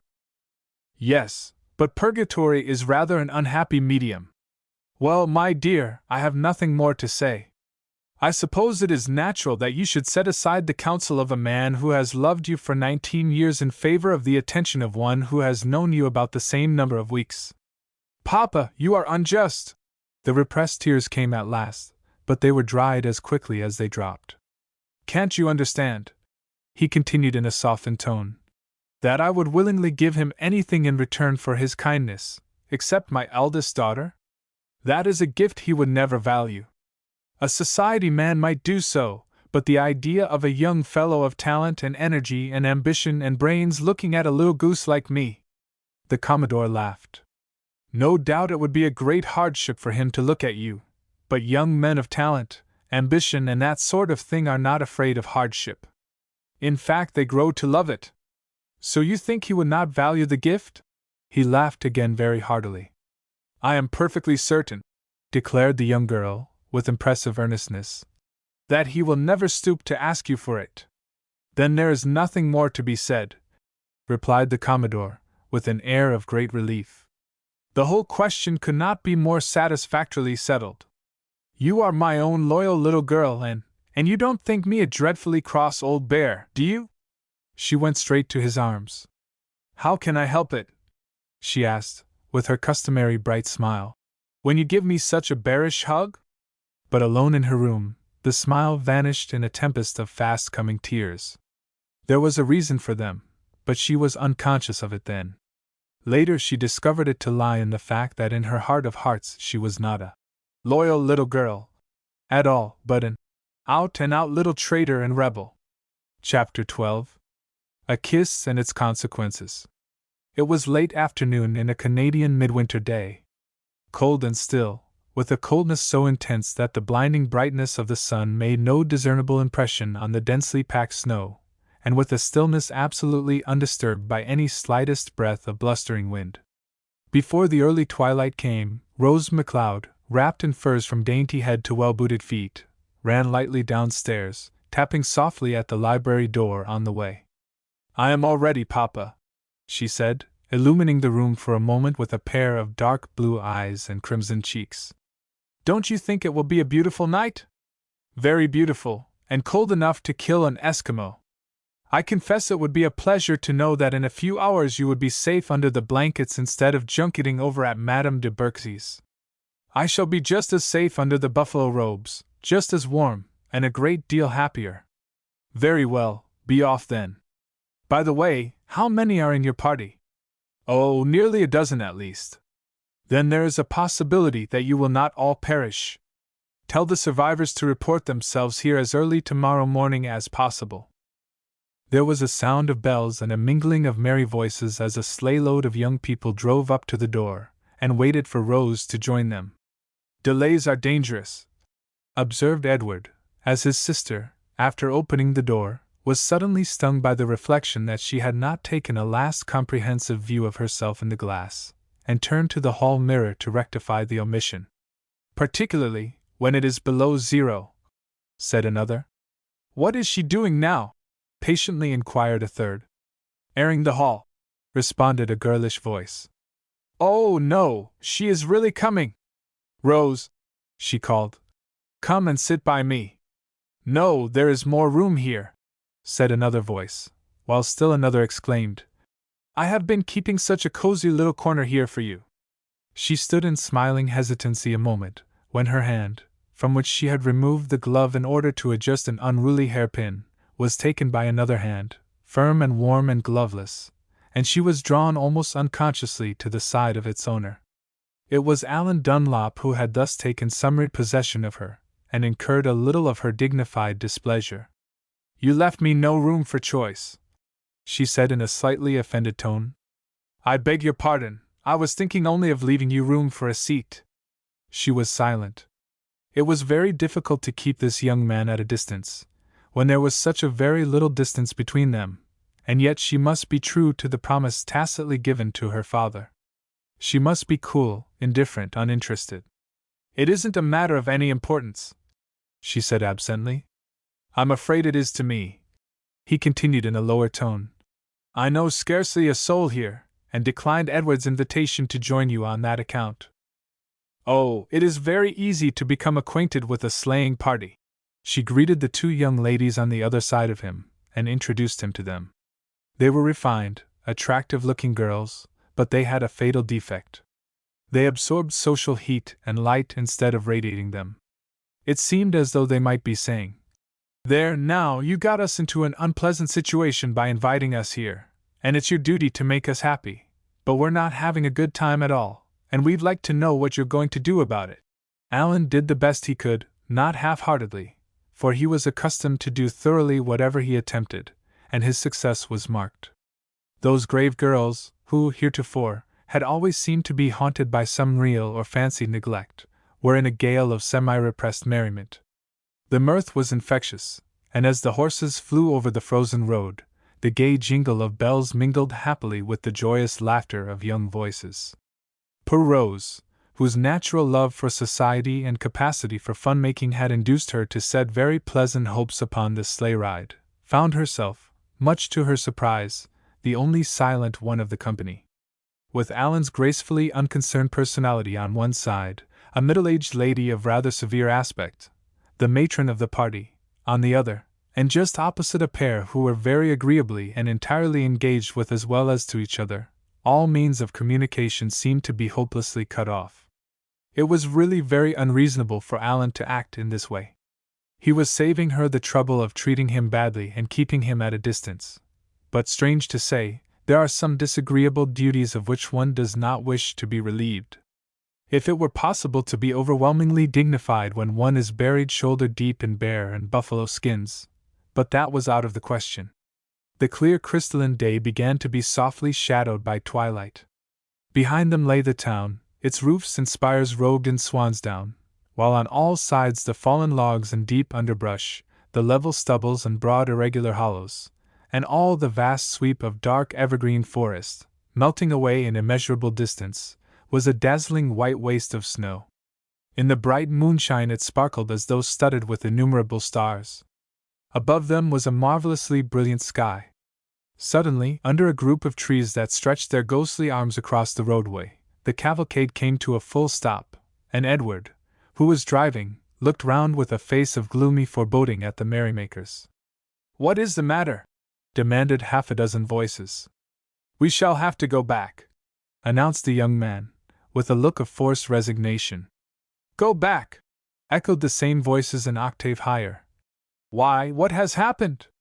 "Nothing, except that Rose ought to take another look at herself in the hall mirror. There is something fatally wrong with her appearance." "About which part of my appearance?" demanded the young lady, who was too well acquainted with her brother to be at all surprised or disturbed by anything he could say. "I don't know, I'm sure. Perhaps it's the tout ensemble." "Yes, that's just what it is. Do drive on, Edward, and don't be ridiculous." It's too cold to discuss even so important a subject as that. I am sure you must be suffering from the cold. It was Alan who spoke, turning round to her in a tone of quick, low tenderness. Not in the least. Every small emphatic word was keen and hard as a piece of ice.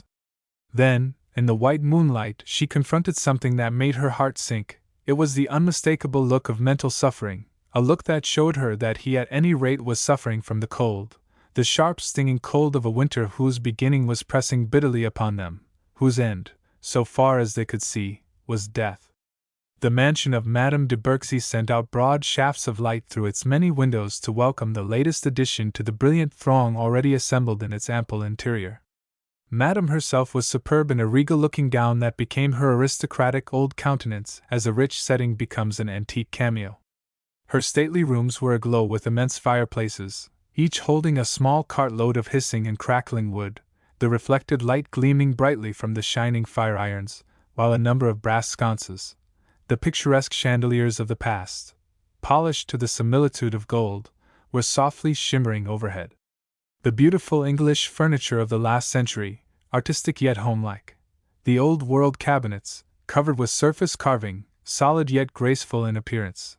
Tiles, grave and cheerful in design, set into oaken mantelpieces, peacock-colored screens, and ample crimson curtains, edged with heavy silken borders of gold.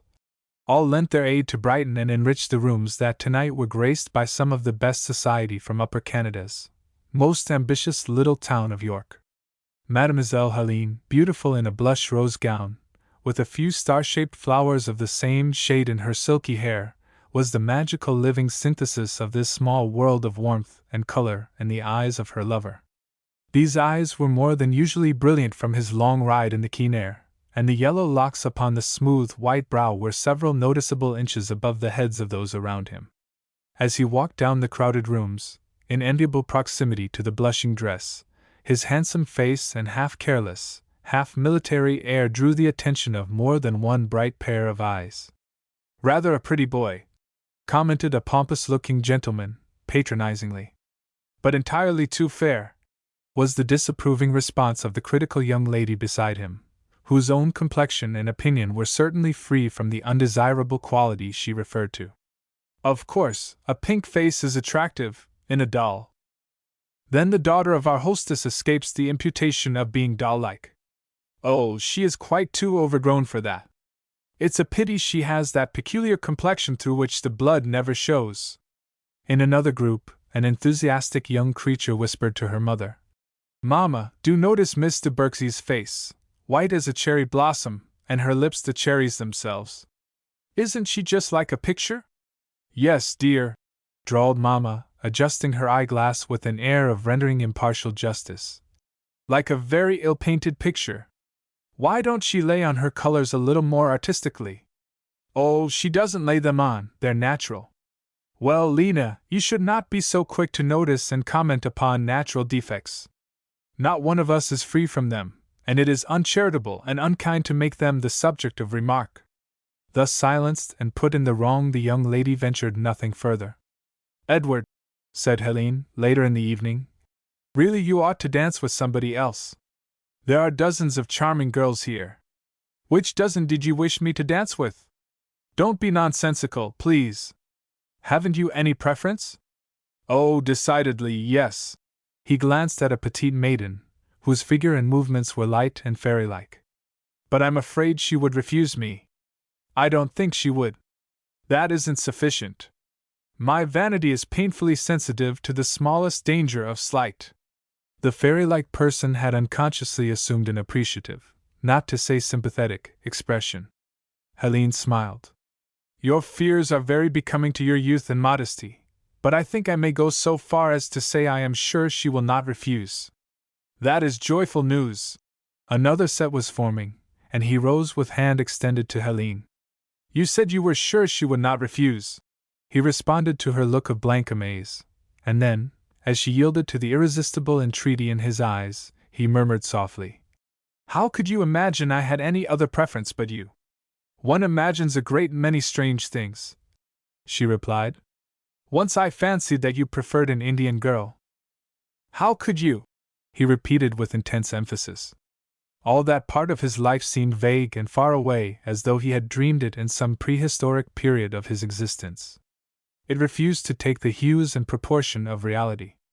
Yes, that was nothing but a wild, fantastic dream, the sort of dream from which one wakes with a wretchedly bad taste in the mouth. This rare girl, with the flower-like curves and colors, was the only reality. And yet, was she reality? Her dress, wreathed flame-like from warm white shoulders to satin-shod feet, lay in rich glowing lengths upon the waxed and polished floor. Her beautiful head, too heavily weighted with braids and coils of raven blackness, swayed slumberously upon the dainty white neck, and he could not tell whether he better liked to see the dark lashes lying upon her cheeks or uplifted to reveal the magical eyes beneath. He was very much in love. The soft, intoxicating strains of music went to his head like wine. He was powerless to struggle against the thrilling illusion of the hour. When the others returned to their seats or promenaded the brilliant rooms, they escaped alone and unobserved into the conservatory. Here they beheld the greatest possible contrast to the desolate wintry waste without. The air was heavy and languorous with the odor of tropic flowers. The music, almost oppressive in the crowded parlors, melted deliciously upon the ear as they wandered away. Helene, when she noticed that they were quite alone, suffered a vague alarm. She told herself in one moment that it was not possible that Edward would choose this opportunity for a formal declaration of his love, and the next moment she reminded herself that impossible things are the ones that frequently come to pass. The idea, like an ill-shaped burden, pressed uncomfortably upon her. A maiden's heart, like a summer night, knows and loves its own secret. All through the mysterious deep hours of sleep it holds the secret closely wrapped in darkness, pure as the dew on the grass, innocent as the little leaves in the forest, glorious as the countless stars of heaven. Sometime, and soon enough, the dawn will come. Then the stars will pale before a glory more intense, the countless little leaves, like delicate human emotions, will wake and stir, and the white mists of maidenliness will be warmed with heavenly radiance. But after sunrise comes the day, the long prosaic day of duty and denial, of work and its rewards, of sober, plain realities. Why should the night of mystery and beauty hasten towards the common light? Her being thrilled under the first faint approaches of the dawn, and yet a little longer, oh ardent, impetuous, all-conquering sun! It seemed as though the girl's very soul were pleading. The rich-hued, fragrance-laden flowers in the sweet dim place bent their heads to listen, but her impassioned lover paid no heed to the unspoken prayer. The sense of her beauty, of her unsurpassable charm, mingled with the voluptuous music, pierced his heart with insupportable pain. Could she not feel his unuttered love? Her lily-like face was cool and pale, but in that warm-colored robe it seemed as though her very body blushed. In leaning over to reach a peculiar flower that attracted her attention, a little wave of her gown rested upon his knee, and it seemed to his infatuated vision that the insensate fabric throbbed as well as glowed from the momentary contact. Helene kept up a continual flow of small talk, of which he heard not a syllable. Rising hurriedly, her long train caught in a low branch that stretched across the walk, and he bent to extricate it. "How is it that you dare to touch the hem of my garment?" she demanded laughingly. "Oh, I can dare more than that," he cried. The conviction that she loved him, as indeed she did, gave him a sort of desperate courage. He took her in his arms and held her close, kissing her passionately on lips and eyes and soft white shoulders. She neither moved nor spoke, but stood, when he released her, confronting him with a sort of frigid, fascinated stare. "Oh, what have I done?" "Helene," he exclaimed tremblingly. "I thought you loved me." "I?" she questioned with haughty disdain. "Love?" she demanded with incredulous contempt. "You!" The concentrated fires of her wrath and scorn were heaped upon this final monosyllable. Every word was a fierce, insulting interrogation. Surely the traditional 3 sweet words had never before been uttered with such tragic effect. She stood before him a living statue of outraged pride, clothed in a fiery robe of righteous indignation. Then she turned and passed out of his sight, leaving the young man to his reflections. They were bitter enough in all truth. He still cared for Helene, he loved her, as he loved himself. But it is only fair to add that he held himself in the very smallest estimation. He had acted like a drunken fool. How would he like any man alive to treat his little Rose in that style? But then she might have behaved reasonably about it. She had trampled on his heart, and left it sore and bruised and bleeding. Very well, he was not a child to cry out when he was hurt. He went back to the gay throng, and saw, as in a cruel dream, the girl who despised him scattering profuse smiles upon others. No matter. Nothing could possibly be of any importance now. Rose was making her way with some difficulty towards him. How wan and tired she looked. Was it possible that any one besides himself was suffering? The idea was absurd. "Isn't it time for us to go, Edward?" she said. "Madame de Bergsey has invited our party to remain over tomorrow, but I promised Papa not to desert him any longer than was strictly necessary." Edward found the proposition a most welcome one. They could not leave Oak Ridges too soon, nor remain away from it too long. His sister's drooping little figure attracted the attention of Helene. "Do you talk of going?" Helene asked. "Well, so you shall go, to bed, and the very first bed we come to." She bent caressingly over the little golden head of her friend. Their beautiful arms were interlinked. Rose glanced irresolutely at her brother. "You will need to put on the extra wraps you brought," he said, "as it is particularly cold at this hour of the morning." Helene was ignored utterly. He did not seem to know that she was present. The proud girl was wounded to the quick. She was not visible at their leave-takings.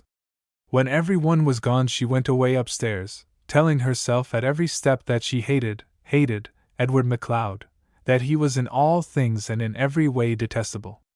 She did not weep nor bewail. The tears showed as seldom in her eyes as the blood in her cheeks, and her pride was of the inflexible sort that scorns to relax when its possessor is alone. She dropped into a heavy troubled sleep, and dreamed that she was solitary in a frozen land, whose only sunshine was the golden head of her lover. In the strange fantastic manner of dreams he seemed to be a very little child, whose light warm weight lay along her arms, close to the heart above which he had pressed those burning kisses. It was bitter cold, but the whole scene was like a picture of winter.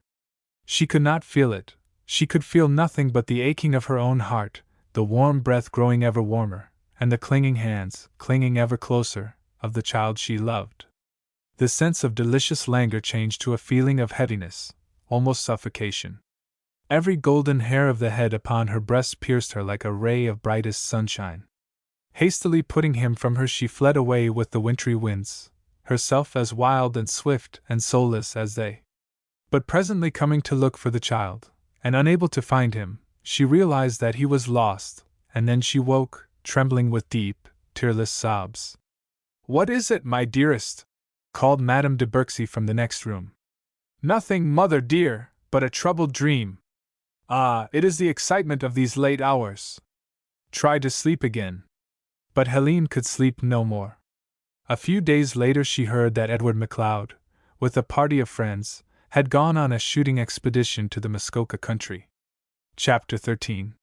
Rival Attractions.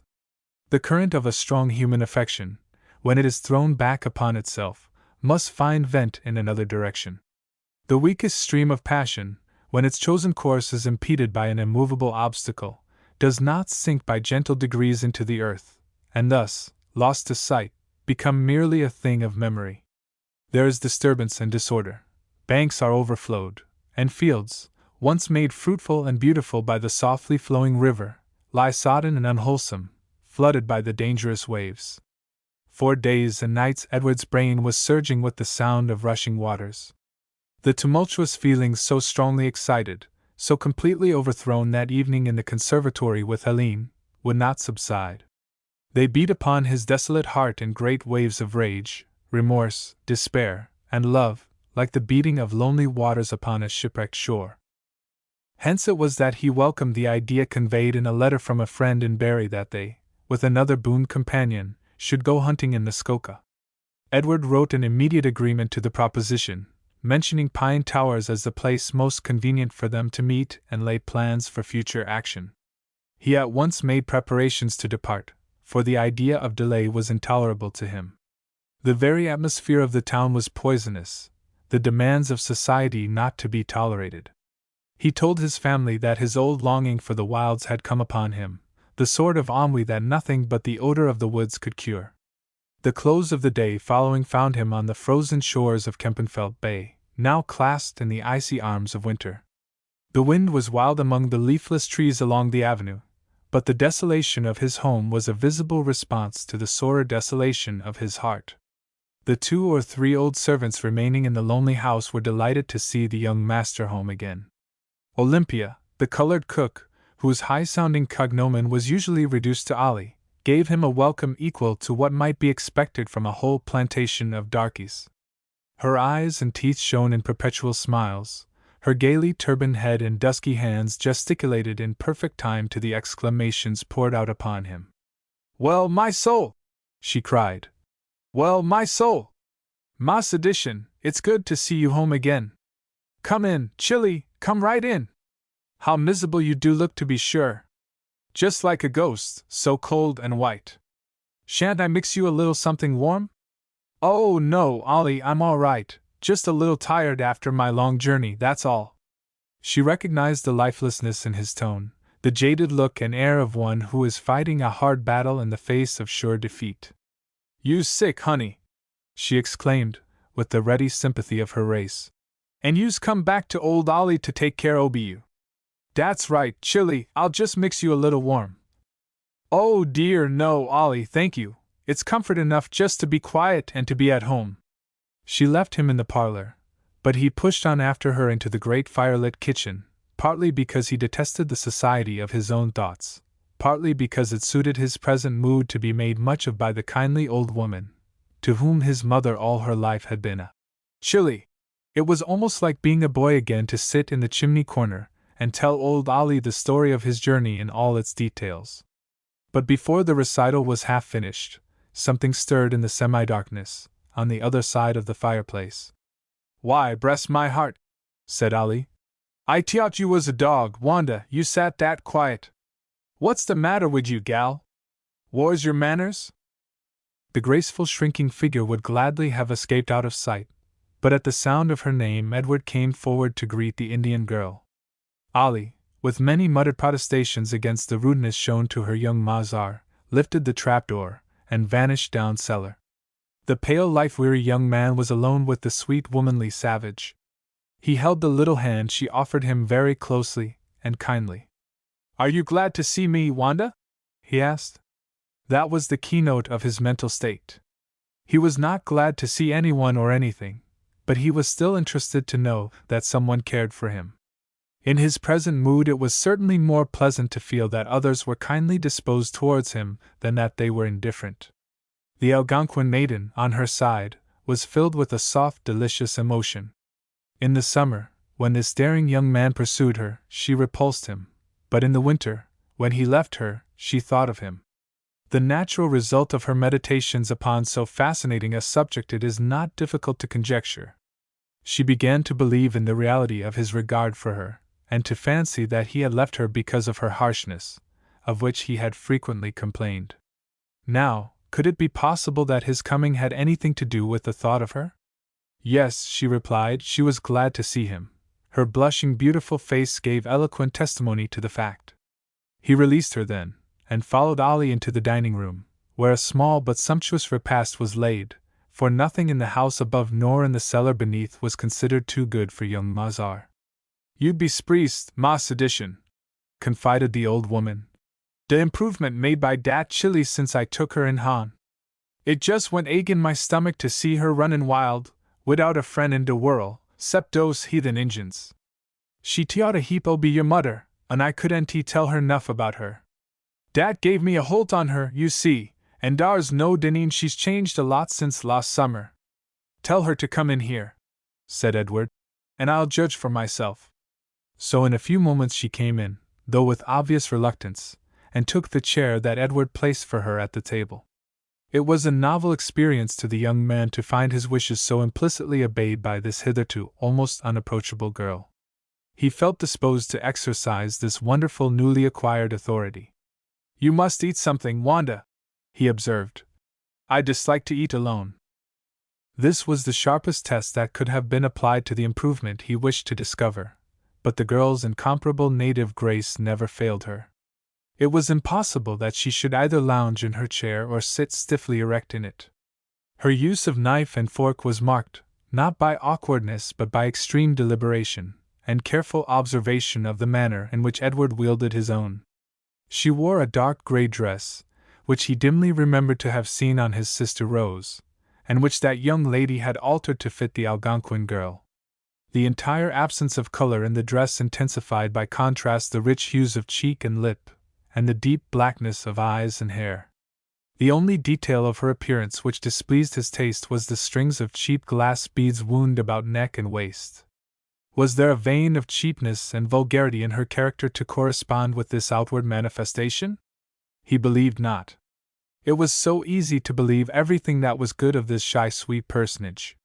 He examined her narrowly and critically in the new and remarkable role she was compelled to play as the guest and equal of himself.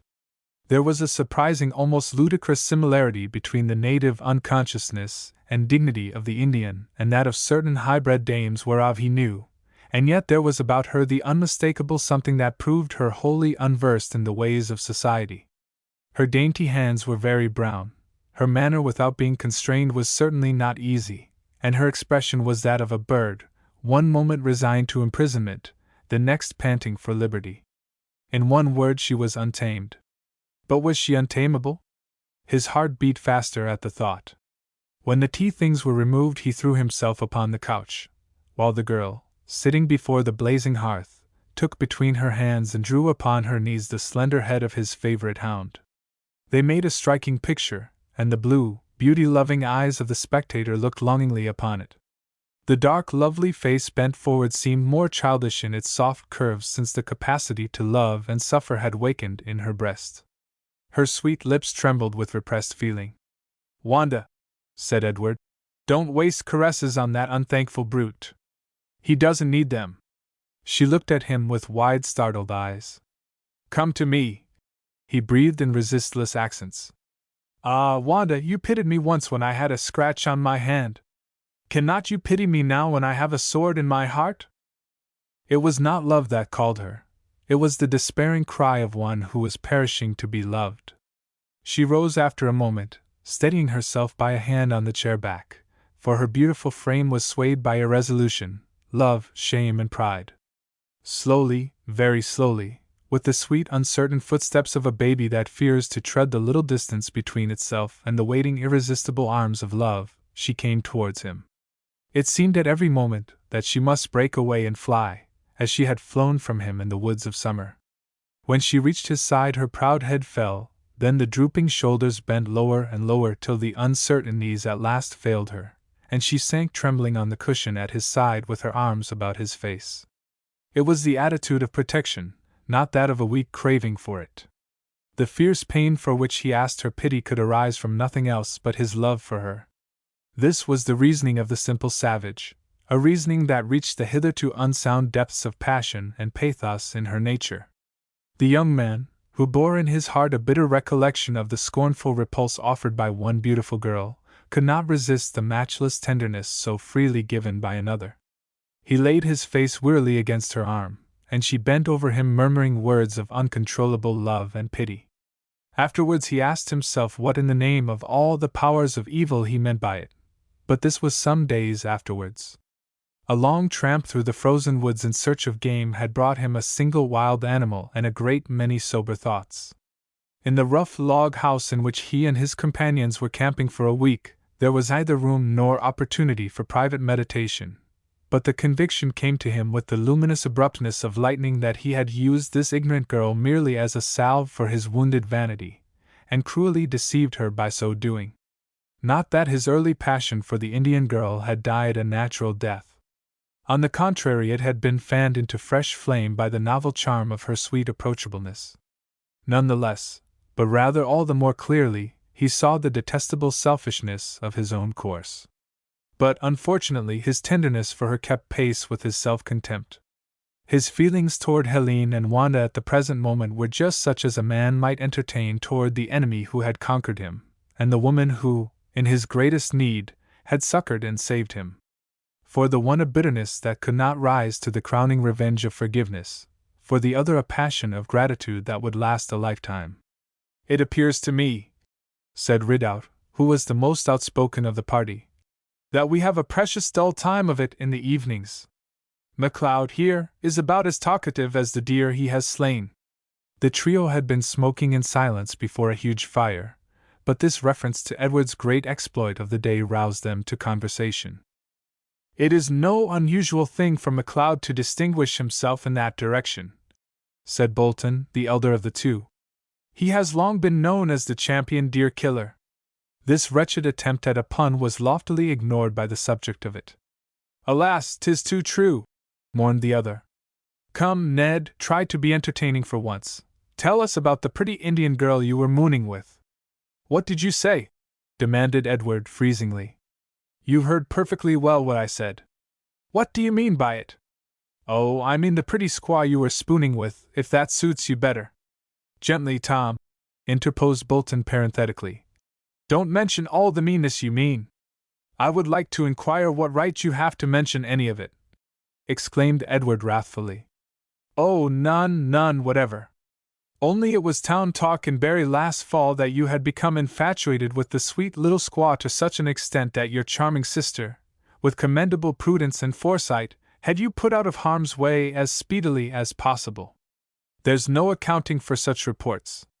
"I don't understand it at all," said Edward, with mingled anger and humiliation. "How can people be so silly?" "Exactly what your slanderers inquired of each other. Impossible to tell what they meant."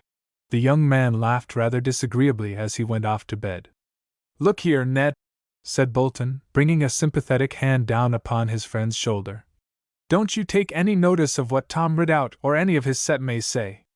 Of course, every young fellow makes a fool of himself sometime, in some direction. It's natural and proper, and just what is expected of him. All is he shouldn't make a complete fool of himself, and nobody believes that of you." "Ugh!" said Edward, and relapsed into gloomy silence, from which he awoke to find himself alone, with the candle sputtering in its socket.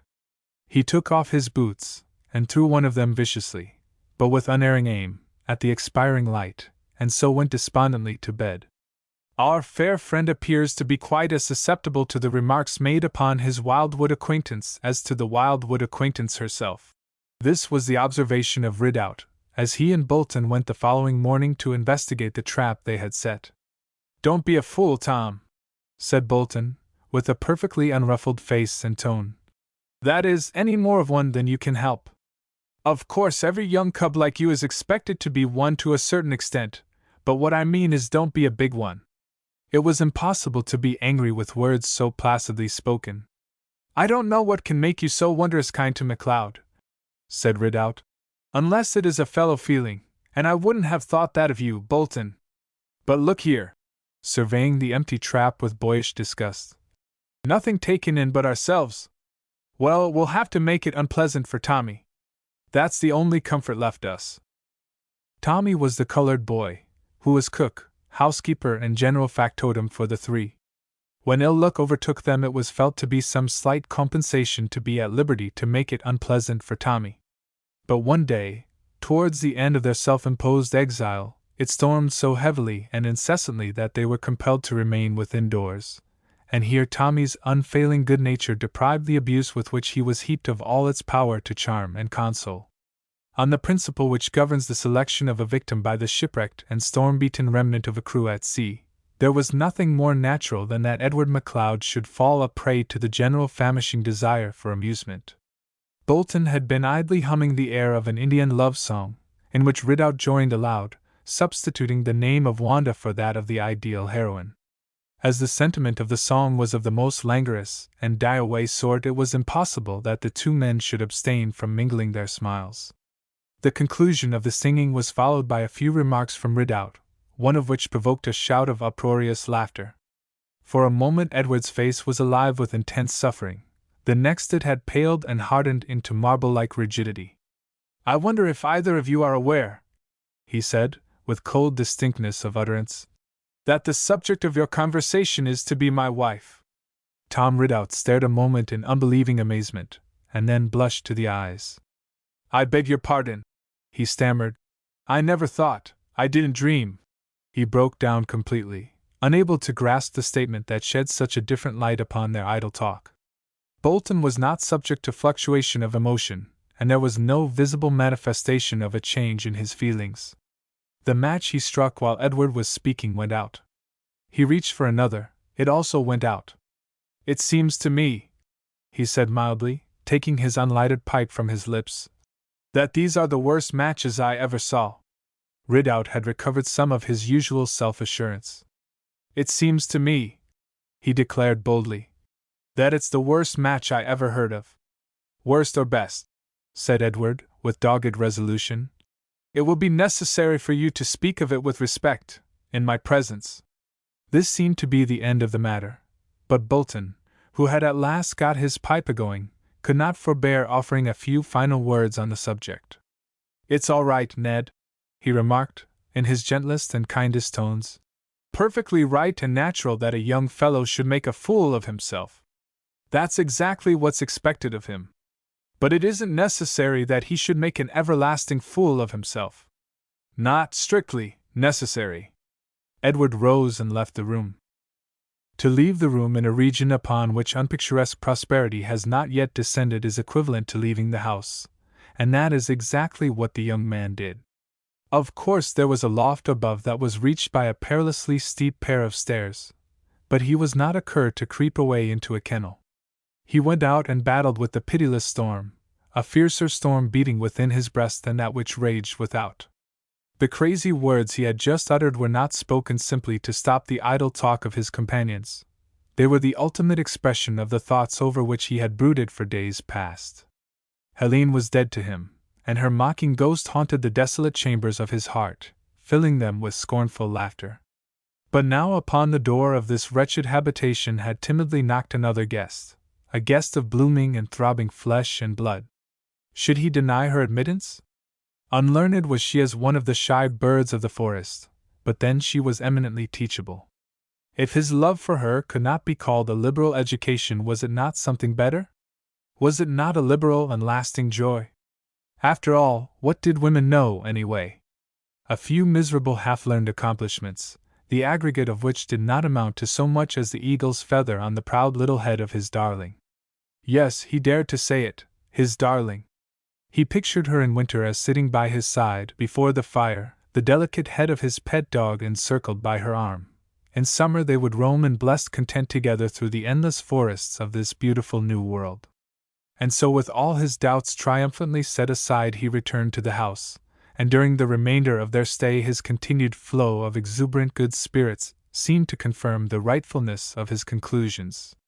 On his way back to York he stopped a few hours at his old home, for the sake of a brief stolen interview with Wanda. She met him with little low murmurs of tenderness and joy, and parted from him as a girl parts from the man in whose love she has absolute confidence, for whose sake she would willingly die. When he reached home, his appearance of high health and persistent overflow of liveliness were ascribed by his family to continuous outdoor exercise, nor did they dream that the sweet fever and delirium of love was upon him.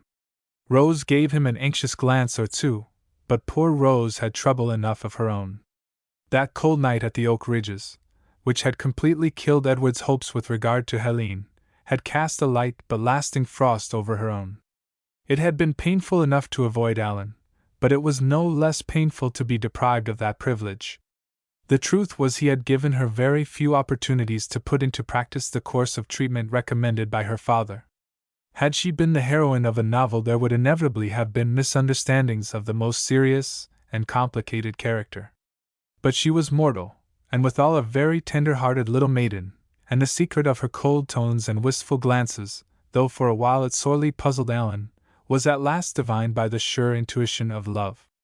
They met frequently at various social gatherings, but it was as though a solid sheet of glass intervened between them. Through this apparently impalpable medium they could see, and smile, and speak, but no tender touch of palm, or breath of love, or thrill of quickened heartbeat could be felt between. How many times had Alan Dunlop been tempted to outstretch his hand and shatter this glassy surface? It were easily done, but at the price of possible sharp pain and aching wounds, and the greater horror of seeing the sweet grieving face on the other side shrink away from him, startled by the shock.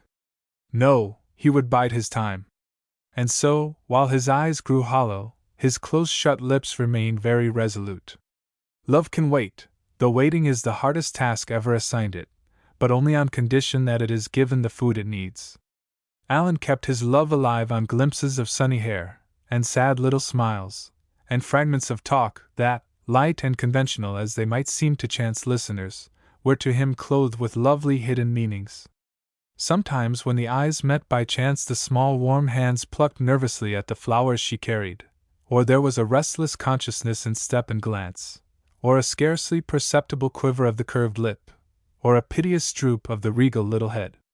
Very slight things were these, yet out of them memory and imagination made a sumptuous feast, at which love, like a starveling prince in exile, sat down with never sated appetite. Chapter 14. Muddy Little York. If the course of true love could be persuaded to forsake its ancient uncomfortable method in favor of a single harassed lover, surely the trials of Alan Dunlop might soften its harsh turbulence, and move it to a gentler flow. Rose was devoted to her father, and the tie between them, made stronger by her mother's death, was not of a nature to be affected by the sighing breath of a mere lover. Then she was as lovable as she was lovely, and there was nothing in the cordial liking of a host of friends to encourage the growth of any morbid desire for the affection of a poor and insignificant outsider.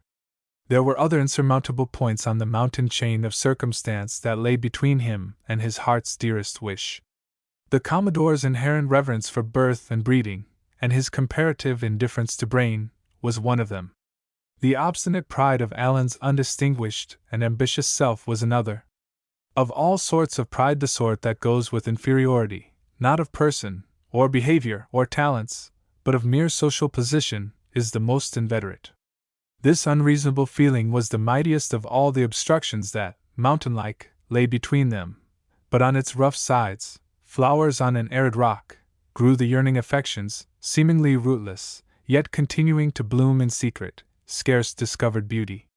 Of what use was it, he asked himself in bitterness, to brood over these impassable barriers, to cultivate a faith in the power of his own affections strong enough to remove them, to cherish the vain imagination that this incomparably sweet girl and his own plain self were made for each other, and that no earthly obstacle could suffice to separate them. Upon his soul had fallen the edict of society. What man hath put asunder let no higher power join together. And so he hardened his heart, and closed his eyes to the heavenly vision of girlish beauty and purity that shone forever in the upper skies of his consciousness, as clear as the star of evening, and almost as far away. But tears flow as easily beneath closed lids as when the eyes are wide open, and to the hardest heart come moments of reverie, of sudden waking from sleep, or involuntary lapsing into daydream, when, like a sword in the heart, comes the thought of one too dearly loved. Do his best, he could not escape these moments of exquisite torture. The poem he was reading fell fantastically into the tune of the last waltz down which he and Rose had drifted together. The prose, and very prosy, work he impatiently seized in the hope of banishing that witching melody from his brain, simply followed the perverted feet of the poem. Down the dull page danced the meaningless syllables, keeping time to the delicious strain in a way that was simply appalling to a mind whose intellectual processes were, as a rule, thoroughly well regulated. If he walked the street there was small chance but that some half-turned head or fluttering robe among the women he met would remind him of the sweetest head and prettiest drapery in the world. Always along the misty aisles of his consciousness sped this little lovely vision, now hastening, now delaying, now bending with melting tenderness toward him, now mockingly eluding his grasp, never out of sight, never within reach. No wonder he grew pale and heavy-eyed and distrait. But no one of those who noticed that he ate little and spoke little, and walked with weary footsteps, knew that he was a haunted man, haunted not by any pale spectre, but by veritable flesh and blood, gold-crowned, pink-tinted, and illumined by the bluest eyes this side of the blue heavens. It is useless for those who are troubled in this way to say they will not be haunted. Celestial visits are planned with reference to anything but the convenience of their recipient. Alan Dunlop was spoken of as a pushing young man, but in affairs of the heart he did not push, he simply waited. Not that he had any faith in the so-called beneficent influences of time, for what young lover is willing to believe that the slow drag of months and years over his passion will crush all life from it at last? But he had the delicacy of nature which forbids the gross intrusion of personal wishes and desires upon unwilling ears. He had, besides, a spark of that old-world loyalty which is prone to uphold the claim of the father in the face of despairing aspirants for the daughter's hand. This unwillingness to take an advantage, or to push it when it was thrust upon him, was not without a certain allurement for Rose. She was accustomed to be sought after, but the man who unconsciously occupied a higher place in her estimation than any by whom she was surrounded, held himself aloof. Probably he despised her, and the frivolous society in which she moved. It was a depressing reflection, for the regard of those whom we believe to be our superiors is infinitely more precious than the adoration of those who are not. To the lover, as to the good general, the knowledge of when not to approach is of inestimable importance. Scarce are the girls upon whose hearts a tender impression can be made in the middle of an ordinary workaday forenoon, or who can give sigh for sigh immediately after a hearty dinner. Very few are those who, at all times, are equally approachable and appreciative. Alan's stern, self-denying course of action, to which he considered himself forced, could not have been better chosen had he had nothing at heart but the aim of furthering his own interests. In Rose's imagination he had always formed an admirable contrast to the purposeless, objectless young men of her acquaintance, and his wise withdrawal after he had roused her interest, she interpreted as indifference. So let it be, thought the young lady, assuming a feeling of entire content. But assumed feelings are not lasting. She who had been the life of society now grew very weary of it. She yawned secretly in rooms of entertainment, or invented lame excuses for her non-appearance there. "I can't think what is the matter with me," she said to herself. "I never cared for solitude, and I don't now, but I care less for common people and commonplace talk." It was perfectly consistent with this state of feeling that, on one of the most disagreeable of all disagreeable March days, she should go out alone for a long walk which had no definite direction nor object. There was a certain satisfaction in matching her restless mood with the restless weather, in feeling herself now gently buoyed along, now almost lifted up and borne away on the strong wings of the rushing wind. Great soft flakes of snow were falling, and yielding up their heavenly purity at the first touch of earth, and the dull sunless day, weary of its own existence, was with seeming relief dying into night. Rose walked very fast without being aware of the fact. It is a peculiarity of windy weather that it begets a mental exaltation, in which even the clumsiest body seems to partake of the immortal energy of the soul. Rose's trim figure moved as softly and swiftly as a sailboat before the wind. Nevertheless, it was with a feeling of dismay that she found herself at the edge of night and far from home. She had been dreaming as she walked, and now, the usual fate of dreamers, she found herself abruptly brought face to face with reality. The big flakes were still falling, the wind still urging her forward, as she turned to retrace her steps. But now progress became difficult. The wind was in her face, and the snow blinded her eyes. She had turned so suddenly that the broad-shouldered, heavily coated young pedestrian, who had been following in her wake, was astounded to see her, with downbent head, swiftly advance and abruptly fling herself upon him with an impetuosity born of sightless but determined resistance to the rampant breezes. The next instant, with a movement equally impetuous, and a deeply drawn "Oh!" she swept aside and looked straight into the eyes of Alan Dunlop. "I didn't know it was you," she murmured, her cheeks turning to flame beneath his gaze. "No, you usually treat me with more hauteur. I never expected you to make all the advances in this way." "Oh, shameless!" exclaimed Rose, clasping both daintily gloved hands first to her ears, then to her eyes. Then, mockingly, she responded, "I never expected to find you so approachable." They were very glad to meet again. They did not say so, but what necessity existed for the verbal expression of a fact so apparent in the face looking down, and in the face that for more than a moment at a time was unable to look up? She laid her hand within his arm, and they faced the storm together. What were you doing at this end of the town? She asked, fearing he would make the same inquiry of her. Following in your footsteps, he replied. I was not sure of who it was, but your gait reminded me so much of yourself. What light words to make a little heart beat faster. The wind would have blown them away if she had not caught them. Ah, yes, no doubt a moving spectacle, but, glancing at the rough pavement which had grown worse and worse, until in pure self-pity it came to an end. I'm afraid that for the last half-hour I have led you a hard life of it. It was hard, very. This sidewalk is a disgrace to the town, and it usually has a depressing effect on me to be out in windy, uncertain kind of weather, but I think. The wind blew an end of her long silken scarf caressingly about his neck. I think it was worthwhile. In his heart he added, Little darling, what rough road would I not travel in pursuit of you, if only you would turn at last to throw yourself in my arms. They walked on for a little in silence.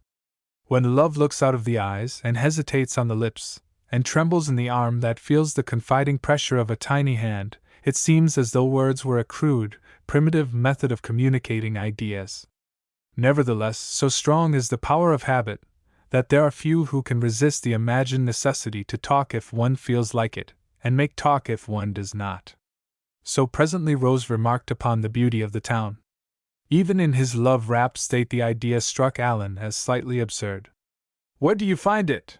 He asked in amused perplexity, looking at the little wooden houses and shops, the meager beginnings of a city that as yet had no time to be beautiful, and noted the vile mud with which the streets were thickly overlaid. Though, of course, he added, there is scarcely anything to be seen save darkness, and that element is strictly necessary to an appreciation of the beauties of muddy Little York. Oh, exclaimed Rose, don't you see the lights flashing in the windows, and in every little muddy pool on the street?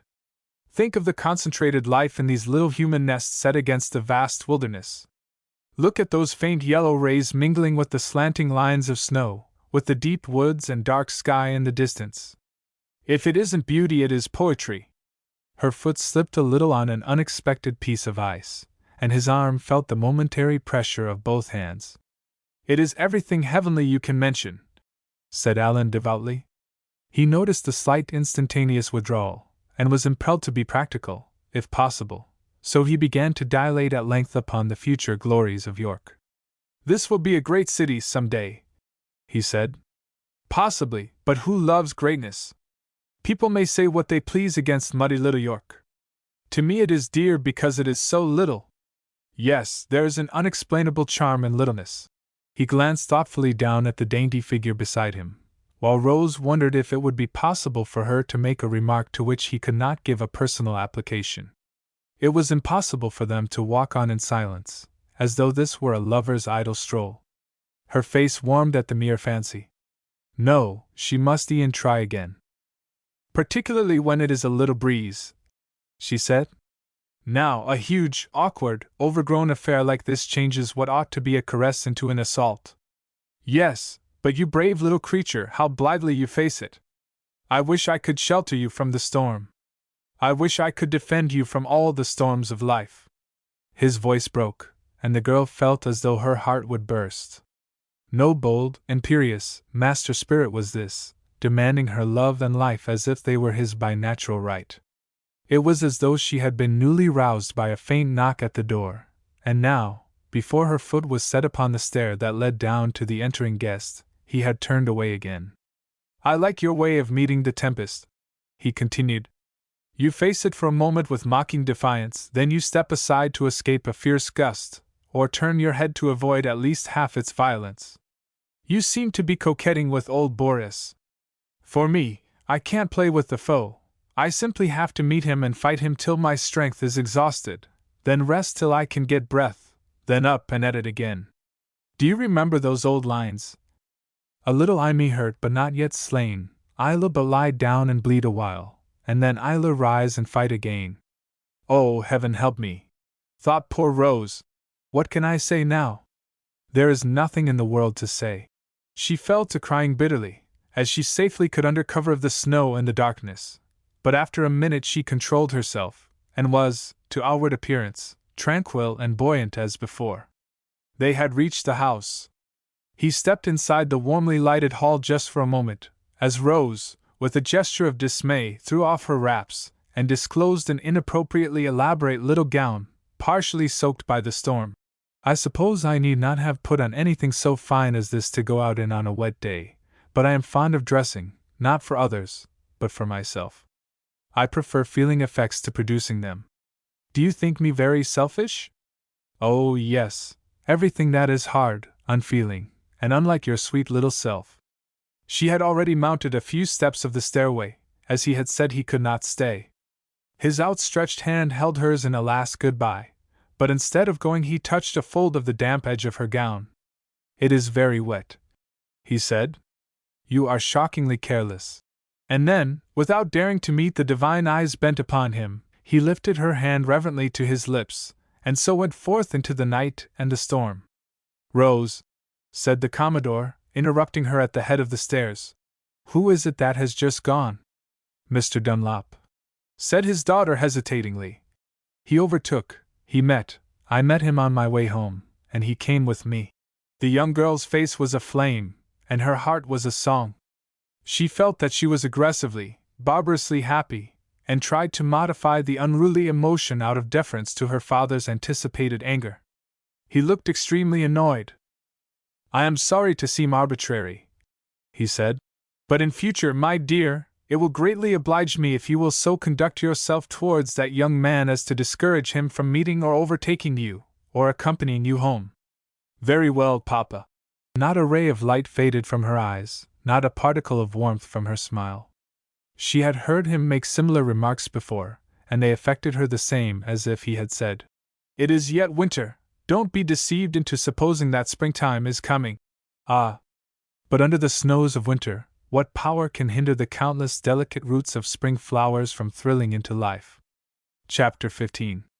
Politics at the Capitol. But more was destined to burgeon into blossom than the flowers of spring. Alan Dunlop's fame as a politician had grown concurrently with the growth of his love. In the legislature he had won for himself a prominent position, and was known as a sagacious counselor, a persuasive speaker, a ready and effective debater, and a good steady worker on committees. No name carried more weight in Parliament than his, and his influence in the country was as marked as was his influence in the House. This was as readily conceded by his political opponents as it was claimed by his friends. He had, moreover, a prepossessing manner, a comely presence, and a countenance which, when animated, was not wanting in expression or fire. He was, withal, the most modest and lovable of men, and had he not sat on the opposition benches he would have been courted by the Tory supporters of the government, and been fawned upon by the leading members of the family compact. Alan Dunlop had, however, entered the House as a radical, but of a moderate type, and though he dealt the executive many trenchant blows, and did yeoman's service in advancing the cause of reform, he was too loyal a man to rank with the heated enthusiasts, who were threatening to overturn the Constitution and make a republic out of the colony, and too judicious and right-minded to affirm that the administration of the province was wholly evil and corrupt. On the contrary, while he insisted that the executive should pay more deference to the voice of the parliamentary majority, and so avoid the ever-cropping up conflicts between the administration and the popular chamber, he recognized the fact that the evils complained of had their origin in defects in the act which gave the province its constitution, and being ingrained in the paternal system of government that had long been in vogue could not possibly be at once and satisfactorily remedied. It was true that in none of the other provinces was power so firmly centralized in the hands of a dominant and exclusive class, as was the case in Upper Canada. But this state of things, Alan Dunlop conceded, was a legacy from the period of military rule which followed the conquest, and the natural consequence of appointing members to seats in the executive and legislative councils for life. Dunlop was also well aware that the social condition of the province, at that early period, tended to center power and authority of necessity in the hands of a few leading men. All the public offices were in their gift, and the entire public domain, including the crown and clergy land reserves, was also in their hands. Hence it was that through the patronage at their disposal the family compact were enabled to fill the lower house with their supporters and adherents, and, in large measure, to shape the provincial legislation, so as to maintain their hold of office and perpetuate a monopoly of power. That the ruling oligarchy used their positions autocratically, and kept a heavy hand upon the turbulent and disaffected, was true, but their respect for British institutions, and their staunch loyalty to the Crown, at a time when republican sentiments were dangerously prevalent, were virtues which might well offset innumerable misdeeds, and square the account in any unprejudiced arraignment. But though Alan Dunlop possessed a mind eminently fair and judicial, and reformer as he was, could dispassionately discuss the burning questions of the time, there were abuses connected with the mode of governing which he stoutly strove to remedy, and injustice done to loyal settlers in the iniquitous land system that prevailed which roused his indignation and called forth many a bitter philippic in the House. These trenchant attacks of the young land surveyor were greatly feared by the executive, and were the cause of much trepidation and uneasiness in the Legislative Council. For a time Commodore MacLeod, who had now returned to his accustomed duties in the upper house, took pleasure in replying to Dunlop's attacks in the lower chamber, but the young parliamentarian, though he treated his opponent with courtly deference, had so effective a way of demolishing the Commodore's arguments and of genially turning the shafts of his invective upon his adversary, that he soon abandoned the attempt to break a lance with his young and able antagonist. Dunlop's temper was habitually sweet and always under command, and this gave him a great advantage over his sometimes irascible opponents. His manner, however, was at times fiery, especially when exposing cases of hardship and injustice, when his arraignment of the executive was vehement and uncompromising. But the family compact was at the period too firmly entrenched and buttressed about by patronage for Alan Dunlop to effect much reform in the system of government, though his assaults were keenly felt in the upper house, and they made a powerful impression in the country, which heartily endorsed the young land surveyor's strenuous appeals for the redress of long-existing abuses, and the concession of responsible government. "What a noble fellow that young Dunlop is!" said Lady Sarah Maitland to her escort in the house, as the youthful tribune closed an impassioned appeal on behalf of settlers from the United States, who had been subjected to great hardships and outrage by the tools of the government. "A pestilent rascal!"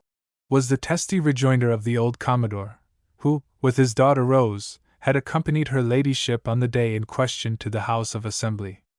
"Nay, you shall not say that of him, Commodore, for I mean to invite him to accompany us to Stamford Cottage at the close of the session, if he will give me that pleasure," said Lady Sarah, warmly. "Sir Peregrine will have something to say to that, madam," was the Commodore's blunt reply. "And Mr. Attorney General, here," he added, "ought to arrest you for wishing to consort with seditious agitators and evil-disposed persons." "I think I ought to take you both into custody," interposed Attorney General Robinson, "for spoiling with your quarrel the effect of young Dunlop's speech. It was admirable, both in tone and matter, and I shall at once look into the grievances he complained of. Don't you think, Miss MacLeod, that your father is unreasonably prejudiced against the member for your section of the home district?" "I think him everything harsh and unpaternal when politics is the subject of conversation," replied that young lady guardedly. "Ah, politics is an unclean game," observed the courtly leader of the House. "But it would be vastly sweeter and cleaner were all our politicians of the type of Dunlop. I think him a grand fellow, but I agree with you, Commodore, that he should be on the other side."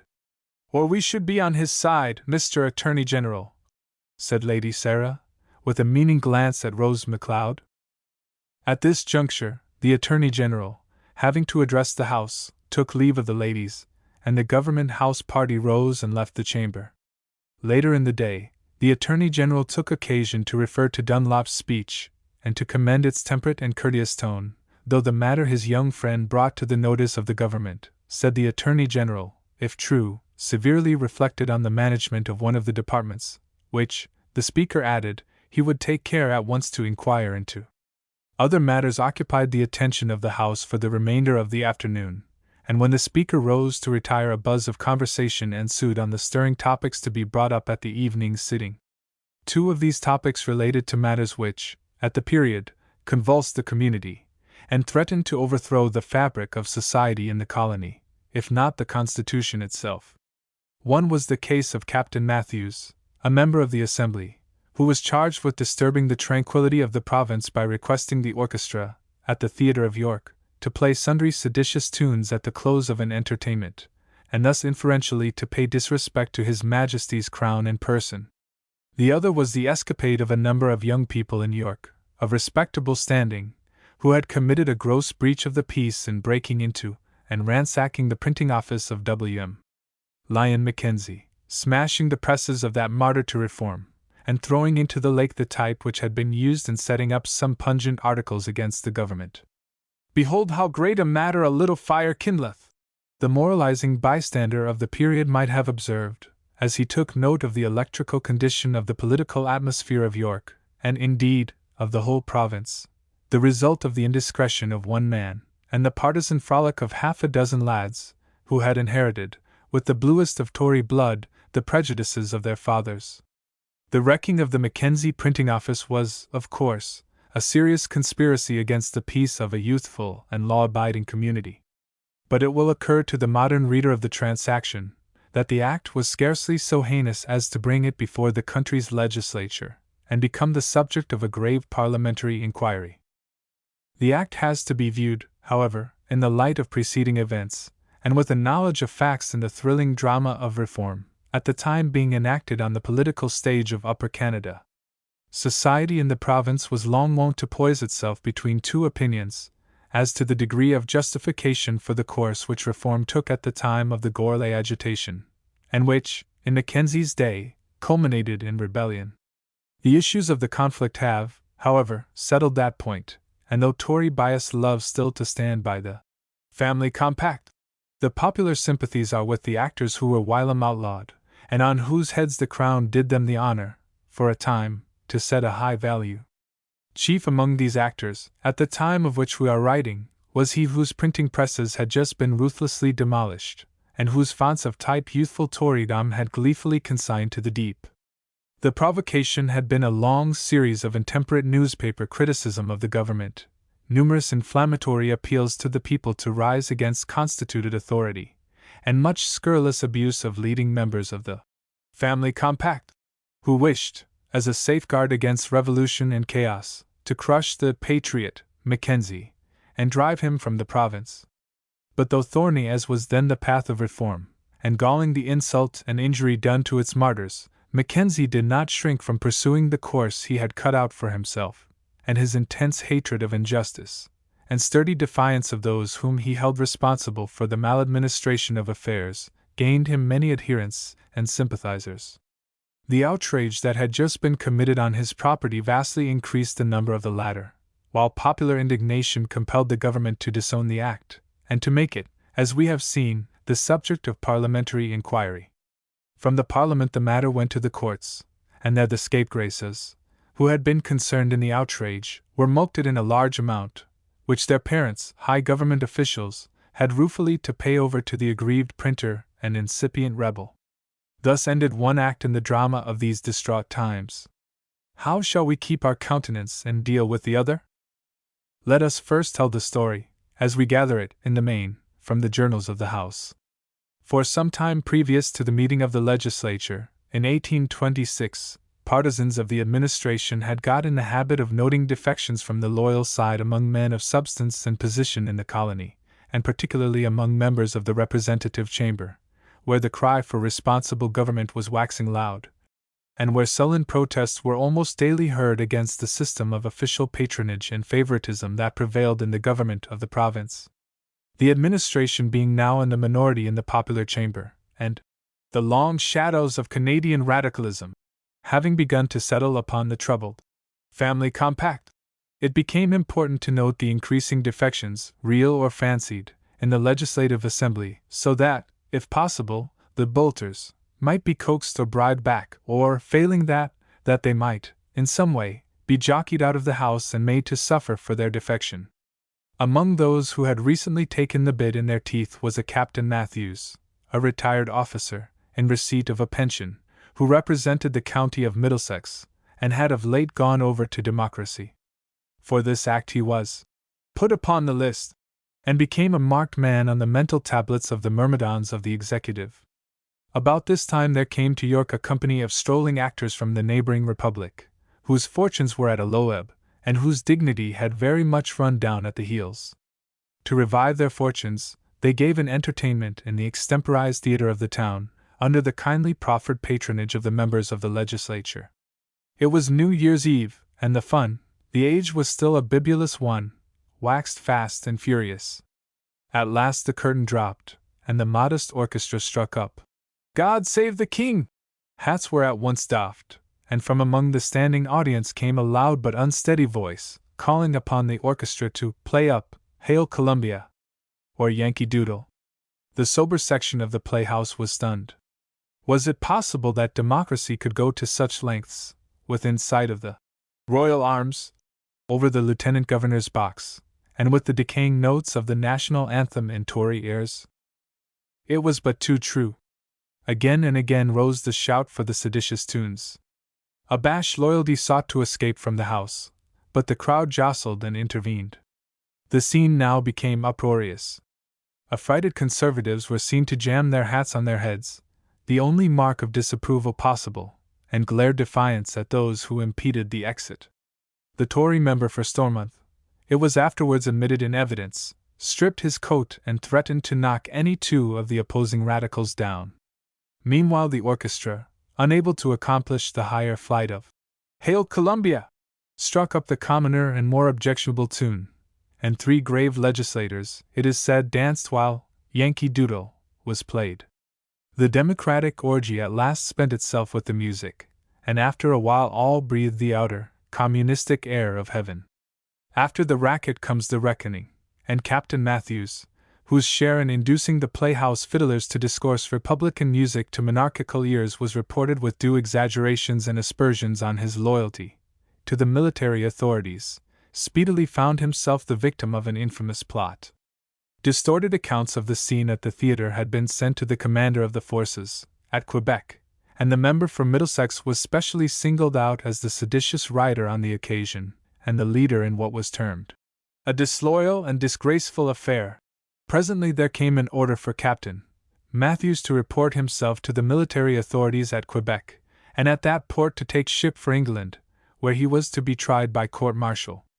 To enable him to obey the summons it was first necessary to obtain leave of absence from the legislature, and the motion that was to come up in the assembly that evening was whether the House, on the evidence before it, would agree to release the incriminated officer from his parliamentary duties so as to face the frivolous charge at the Horse Guards in London. The discussion opened by the presentation to the House of the report of the Committee of Inquiry that had sat upon the matter, a report which exonerated Captain Matthews from the charge preferred against him, and relieved him from the scandalous accusation of disloyalty. The report closed with a protest against the tendency, on the part of the government, to resort to espionage and inquisitorial measures, in endeavoring to rid the province of those obnoxious to the ruling faction, and in attempting to undermine the independence of the legislature by scandalizing its members and awing them into political subserviency. The conviction was reiterated that there was no ground for the charge against Captain Matthews, the malignity and falsity of which was due to political hostility to that gentleman. A lively debate ensued on the motion to receive the report, members of the government fiercely objecting to its reception by the House, and the opposition as warmly insisting on its acceptance.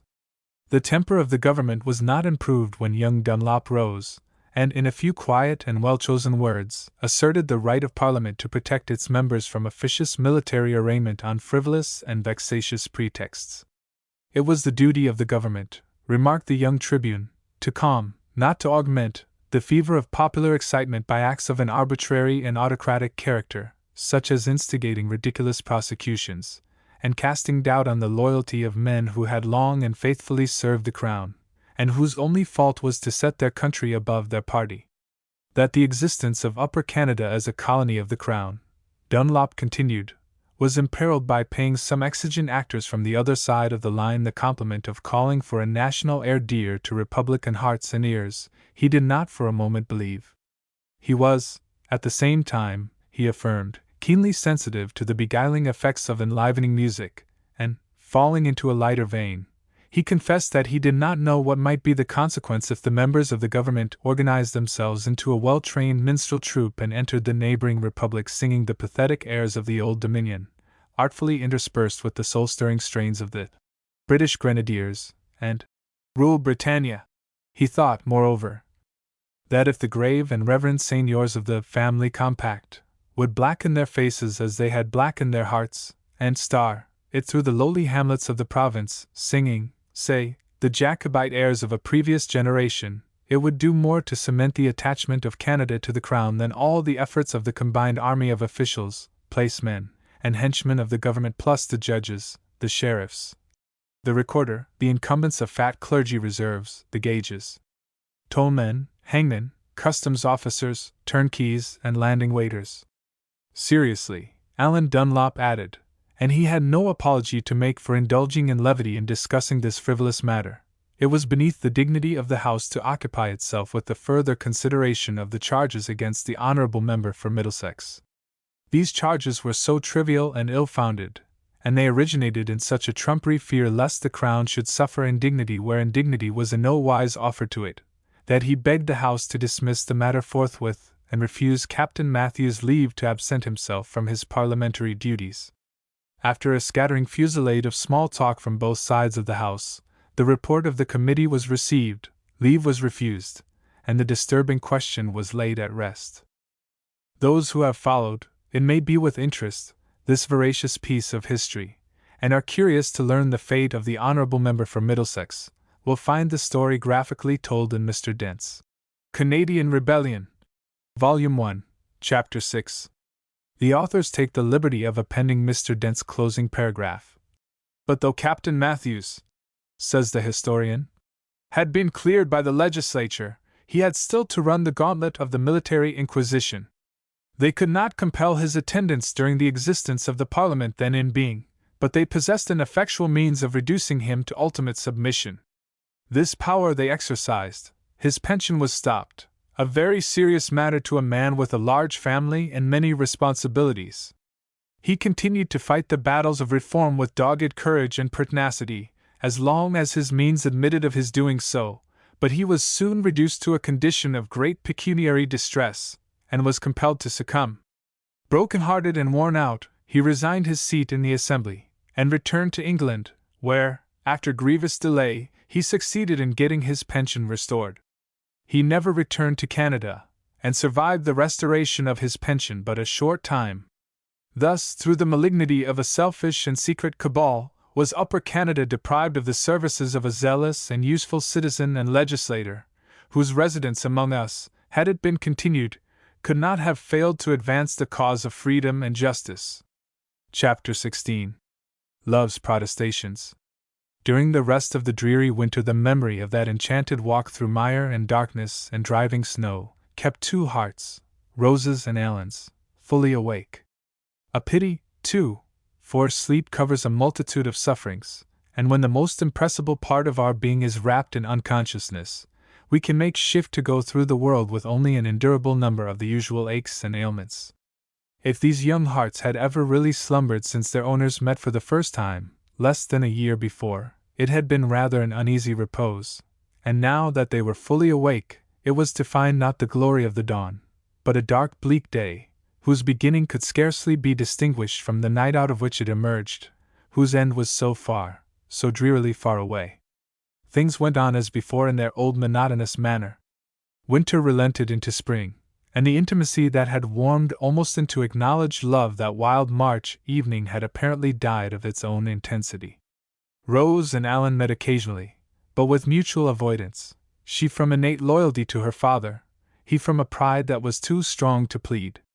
So the endless conflict went on, but not alone in the minds of the lovers. The doughty Commodore was daily suffering in his own person the just punishment, which is but too apt to overtake the man, who in a point of difference with a woman ends by having his own way. This stern parent liked to think of himself as generous, compassionate, and tender-hearted, and he had been grievously cheated out of this agreeable sensation. His daughter's absolute and sweet-natured loyalty to his will sharpened his sense of deprivation. Was it possible that he was unnatural and tyrannical? The answer to this question was what Rose's pale cheeks seemed to require of him, and he chafed under the mute, unconscious, persistent repetition of the query. He recommended her to take long walks, but she came back from them paler and more lifeless than before. He began to see that it was possible to gain one's own point and lose something infinitely more precious. It hurt him to see her suffer, and he despised himself as the suspected cause of her sufferings. He asked himself how he could have endured it if, in his courting days, he had been shut out from the woman he loved. She was infinitely his superior, he thought with a swelling heart, and then his arm fell on the back of the chair beside him, and his hand clenched, as he grimly wondered what bolts or bars would suffice to have kept them apart.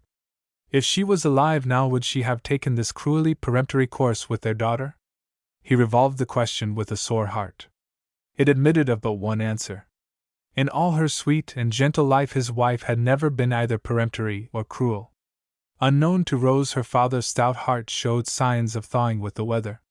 He began to inform himself warily, and by indirect means, with regard to the character, circumstances, and prospects of Alan Dunlop, in much the same way as we make a study of the drug, hitherto supposed to be a poison, but now believed capable of saving the life of a loved one. In his present mood of despondency and anxiety, it seemed that every fresh fact that he learned served to raise Alan and lower himself in his own estimation. It is difficult to atone for a wrong so delicate that one shrinks from expressing it in words, and yet the need of making at least one attempt at reparation was pressing sorely upon him.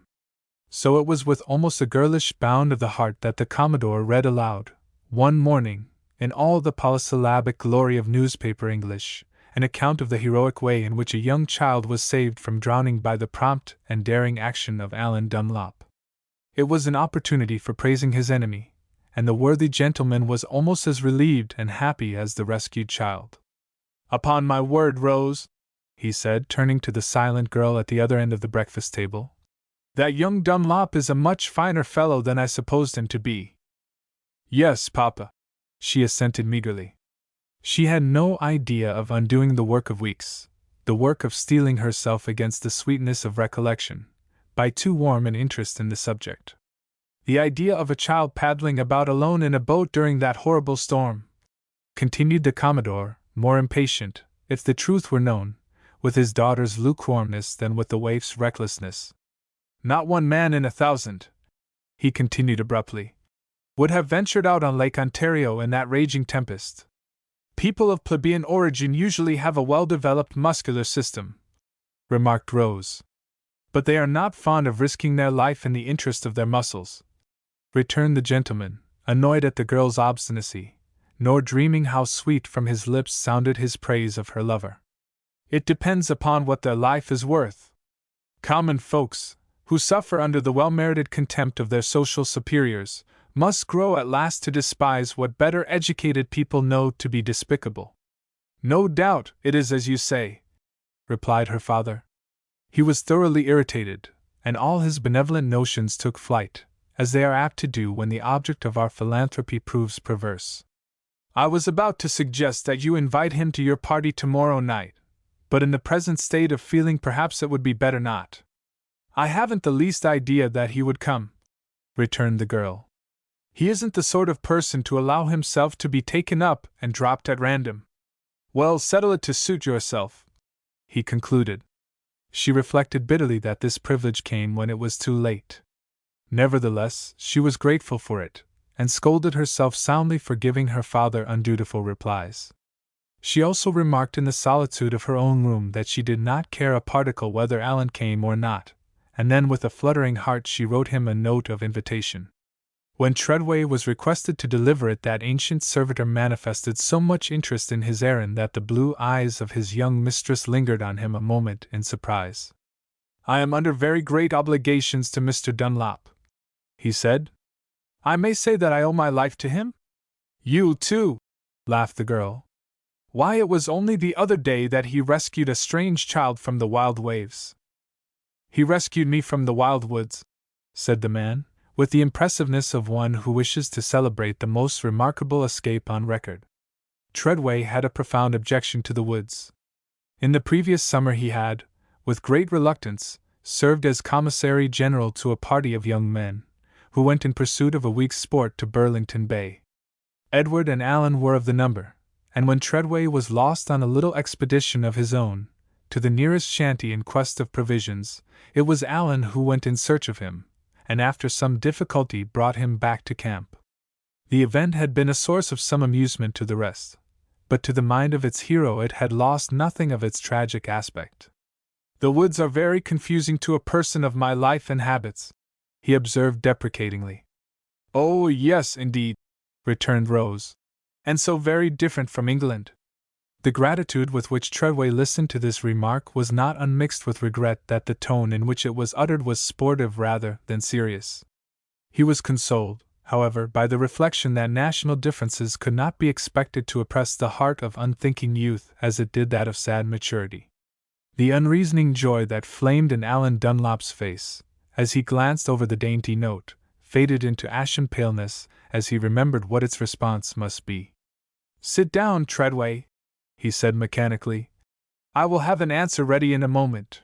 Grateful to be relieved of the pains of indecision by the necessity for prompt action, he took up a pen and wrote rapidly. "Dear Miss MacLeod, it is very hard for me to refuse your kind invitation to be with you tomorrow night, but it is impossible to accept it. If I were invited to Paradise, for one night only, with the knowledge that I must forego my share of its delights thenceforth, I should wish to return the same answer. Have I no right to hint that your presence is my paradise? Forgive me for it, and for my rudeness and perverseness, which all arises out of my consuming and indestructible love for you. The only thing I can say that can condone this offense is that I never cease trying to destroy your image in my heart. So far the results are extremely discouraging, but I cannot resign the hope that time, the great healer, may also prove, like other notable physicians, the great destroyer. Ah! What am I saying? I can never say enough to you, and yet already I have said too much. God bless the sweet ruler of my life and heart forever, and grant that every ill that threatens her may fall instead upon the head of her unworthy lover. Will you not write me a word of forgiveness for resisting the temptation to go to you? Ever your worshipper, Alan Dunlop.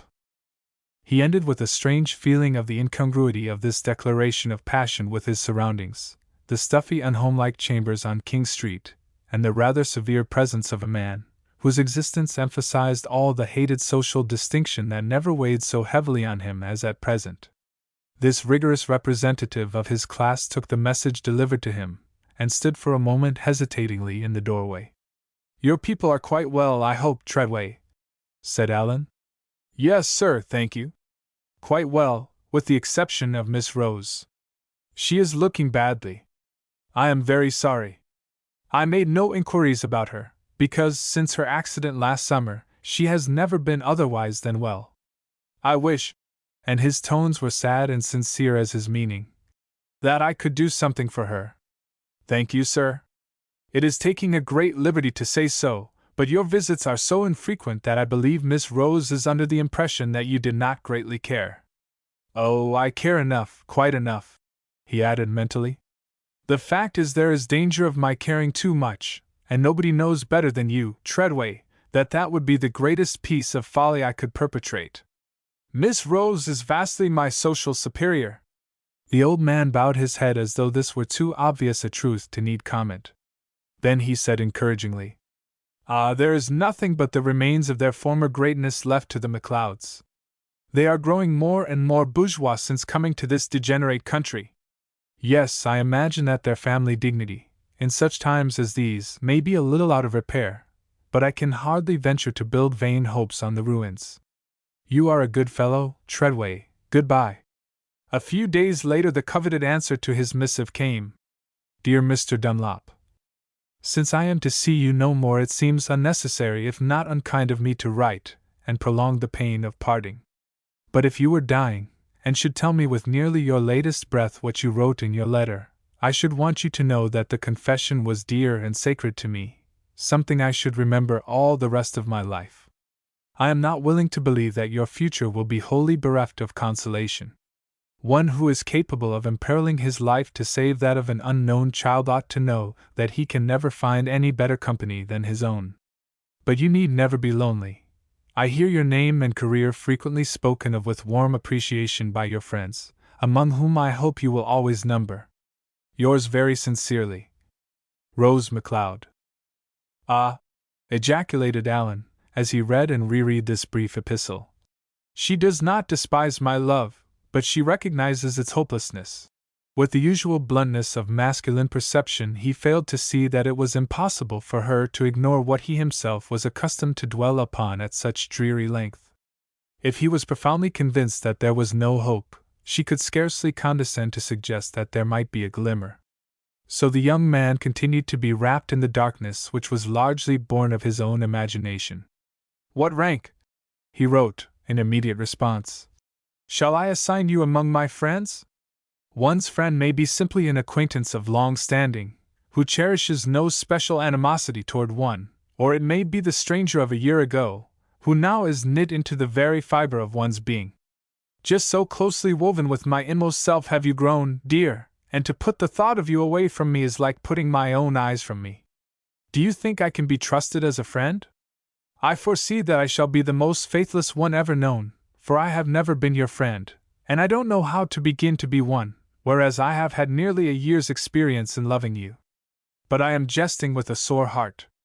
It is strange that I can jest at all, and yet I know that I am richer and happier in owning the smallest corner of your heart, than if I possessed the whole of any other woman's."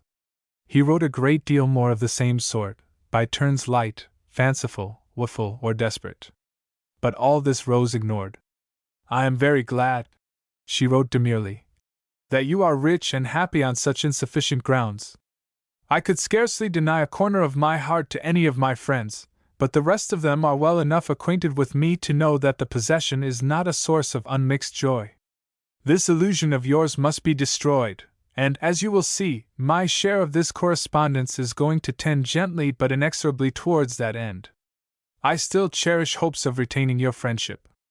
It is so much more difficult for a man to be a woman's friend than it is for him to be by turns her worshipper and oppressor, and you are made to conquer difficult things, and be made stronger by them. You have admirable qualities, self-forgetfulness, lofty purpose, a will that never falters, a heart that never faints. I discovered all these before I received your letters. Otherwise, do you think I would have discovered them at all?" Thus preached this adorable little high priest of heroic self-denial, and when she had made an end she burst into tears, and wished that Allan were there to wipe them away. Chapter 17. A Picnic for the Woods. Winter had passed, and in hot haste, literal hot haste, the time of the singing of birds had come. It was early in the season when the McLeods returned to their summer home, but lily-footed spring was there before them. Earth, air, and sky were bathed in a glory of sunlight, which strove to penetrate the dark labyrinth of the pines through which the wind sang. The bay was embowered in gleaming foliage. In its clear waters the Indians plunged or paddled, or lay in attitudes picturesquely inert upon its shores. Above it in graceful curves the unwearying gulls were sinking, rising, and wheeling aloft. On one of these halcyon days of early summer Rose McLeod was rereading a letter from her friend Helene, which, though a mere elegant scrawl in the first place, and now yellow and worn with age, has been with some difficulty deciphered by the writers of this veracious history. "We shall return to Bellevue next week," she wrote, "though what possible benefit can accrue from our returning I cannot pretend to say. Either home is distasteful to me, so is the rest of the world, so are the people in it. Enviable condition, is it not? I seem to be afflicted with a sort of dreadful mental indigestion. Everything I see and hear and read disagrees with me, so I suppose it is only a natural consequence that I should be disagreeable. Oh dear, dear! What is the good of living, Rose? What is the use or beauty of anything? The Rev. the Archdeacon of York half playfully says I need to be regenerated. Dr. Whitmer says my circulation is weak. Poor Mamma says nothing, but she looks a world of reproach. I wish she would take the scriptural rod to me. That would improve the circulation, I fancy, and if it didn't produce a state of regeneration it might at least be a practical step towards it. But I don't know why I should make a jest of my own misery, when I want nothing on earth except to be a little child again, so I could creep off into the long grass somewhere, and cry all my sick heart away. I used to be able to cry when I was 5 or 6 years old, but now it is a lost art. By the way, speaking of tears reminds me that your friend, Mr. Dunlop, was here last evening, and while showing him some views of foreign scenes, we suddenly came across that old, little painting of yourself, in which the artist represented you as a stiff-jointed child, with a row of curls the color and shape of shavings neatly glued to a little wooden head. You remember how we used to make fun of it. I always said that picture was bad enough to bring tears, and there was actually quite a perceptible moisture in his eyes as he looked at it. Who would have supposed that he possessed so much aesthetic sensibility? Well, I am only wearying you, so I will close. Don't be troubled about me, dear.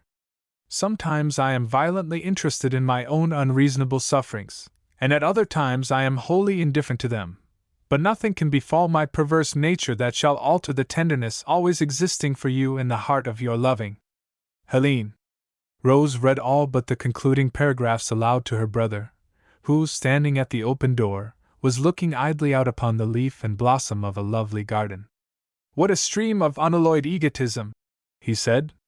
In a woman it's a detestable quality.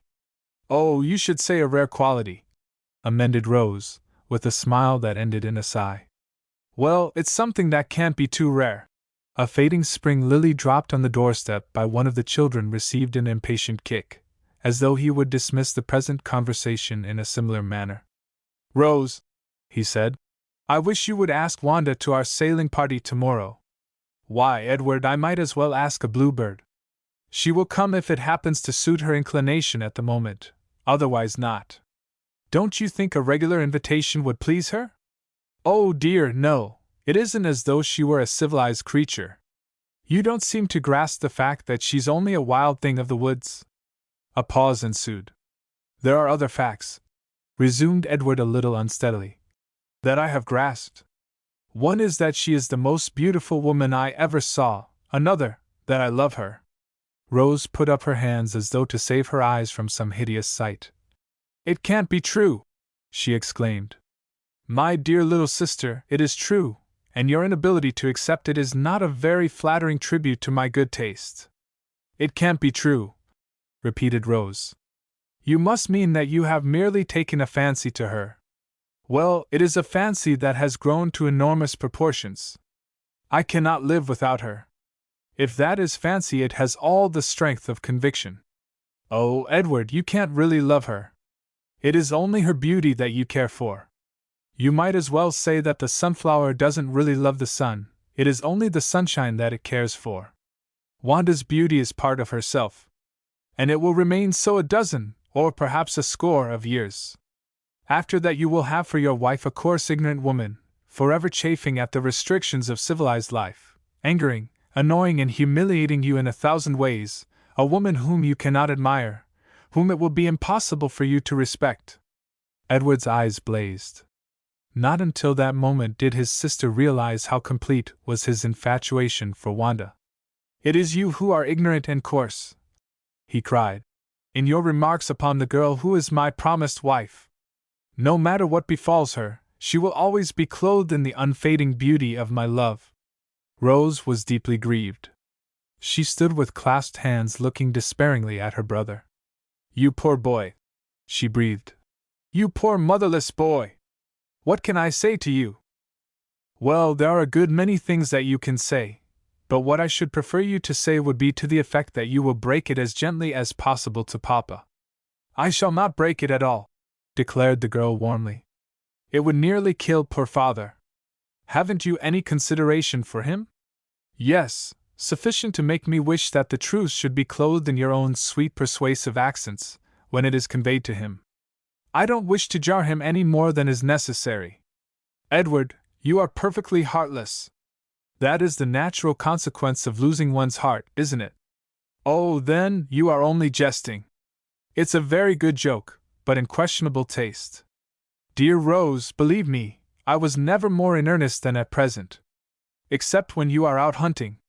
I have seen you go without food and sleep simply because you were on the track of some beautiful wild creature that was forced to yield its liberty and life merely to gratify your whim. It is in that despicable way that you would treat Wanda.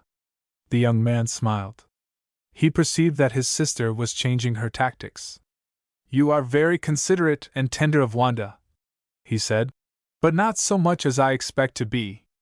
The conversation, which was growing more and more unsatisfactory, was abruptly terminated by the entrance of one of the other members of the family. As a natural result of this interview, Wanda was invited to go with them in the sailboat next day. Rose was clear-witted enough to see that persistent opposition would only intensify the halo of romance which her infatuated brother had discovered upon the brow of the Algonquin Maiden, and that outward acquiescence would give the attachment an air of prosaic tameness, if anything could. Besides, a scandal is made more scandalous when the offender's family are known to be in a state of hopelessly outraged enmity. Thus bravely reasoned Rose, while her heart sank within her. She was not prepared for the worst, but it was necessary that she should behave in all points as if she were, otherwise the worst might be hastened. It was impossible to view Wanda in the light of a possible sister-in-law. Nevertheless, she gave her the pink cambric dress for which the Indian girl had so often expressed admiration, and supplemented the kindness with a pair of gloves, destined never to be worn, and a straw hat, whose trimming was speedily torn off and its place supplied by wampum, gorgeous feathers, the stained quills of the porcupine, with tufts of moose hair, dyed blue and red. Certainly she looked very pretty as she stood on the shore next day, all ready for departure. Even Rose, who for the first time in her kind little life would willingly have noticed personal defects, was forced to admit that Wanda was looking and acting particularly well, the only apparent fault being a lack of harmony between herself and her dress. They were two separate entities, not only in fact but in appearance, and they were seemingly in a state of subdued but constant warfare. The truth was that this wild girl of the woods was secretly chafing against the stiffly starched prison in which she found herself helplessly immured.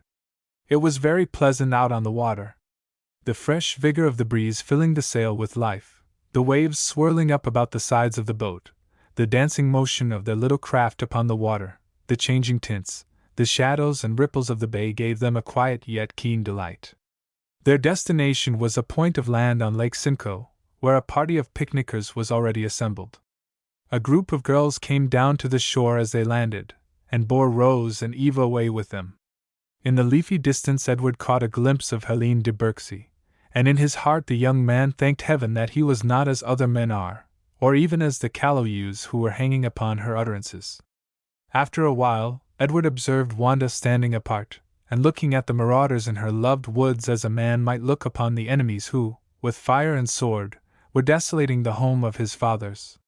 Between her and these gay girls there was a difference, not of degree but of kind.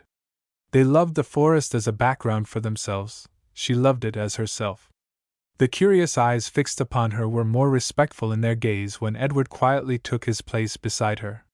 Presently, Rose with her devoted adherents joined them, and every effort was put forth to make the Indian girl feel at home in her home. But for the most part they were futile. Wanda was thoroughly ill at ease, though she concealed the fact with the native stolidity of her race. But love's intuitions are keen, and Edward realized that his little sweetheart was very uncomfortable. What could be the reason? Her dress seemed incongruous, and yet it was perfectly in accord with the linen and lawns and flower-dotted muslins about her. "Laura," observed a young lady behind him, in a muffled whisper which he could not choose but hear, "do look at Helene de Berksey's costume. Could anything be more out of place at a picnic?" Edward's gaze, involuntarily straying to the garb which was so singularly inappropriate, rested upon the filmiest of black stuffs, exquisite as cobweb, through which were revealed the long perfect arms, and the tender curves of neck and shoulder. From this gracious figure was exhaled in visible radiations, the luxurious sense of refined womanliness. How gross and earthly, how fatally commonplace and prosaic seemed everyone about her. The violently high spirits of the other girls, their scramblings for flowers and shriekings at snakes, their too obvious blushes and ironclad flirtations, seemed not to come anigh her. Her soul was like a star and dwelt apart. The young man assured himself that he was not falling in love with her again. He was merely laying at her feet an involuntary tribute of admiration, the sort of admiration which he might feel for a rare poem.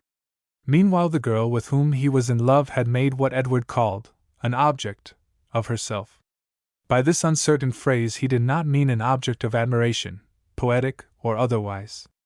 Left for a brief season to her own devices, Wanda had torn and muddied her gown, lost her hat, and in other respects behaved, as a maiden lady present remarked, precisely like an overgrown child of 5 years, who has never had any bringing up.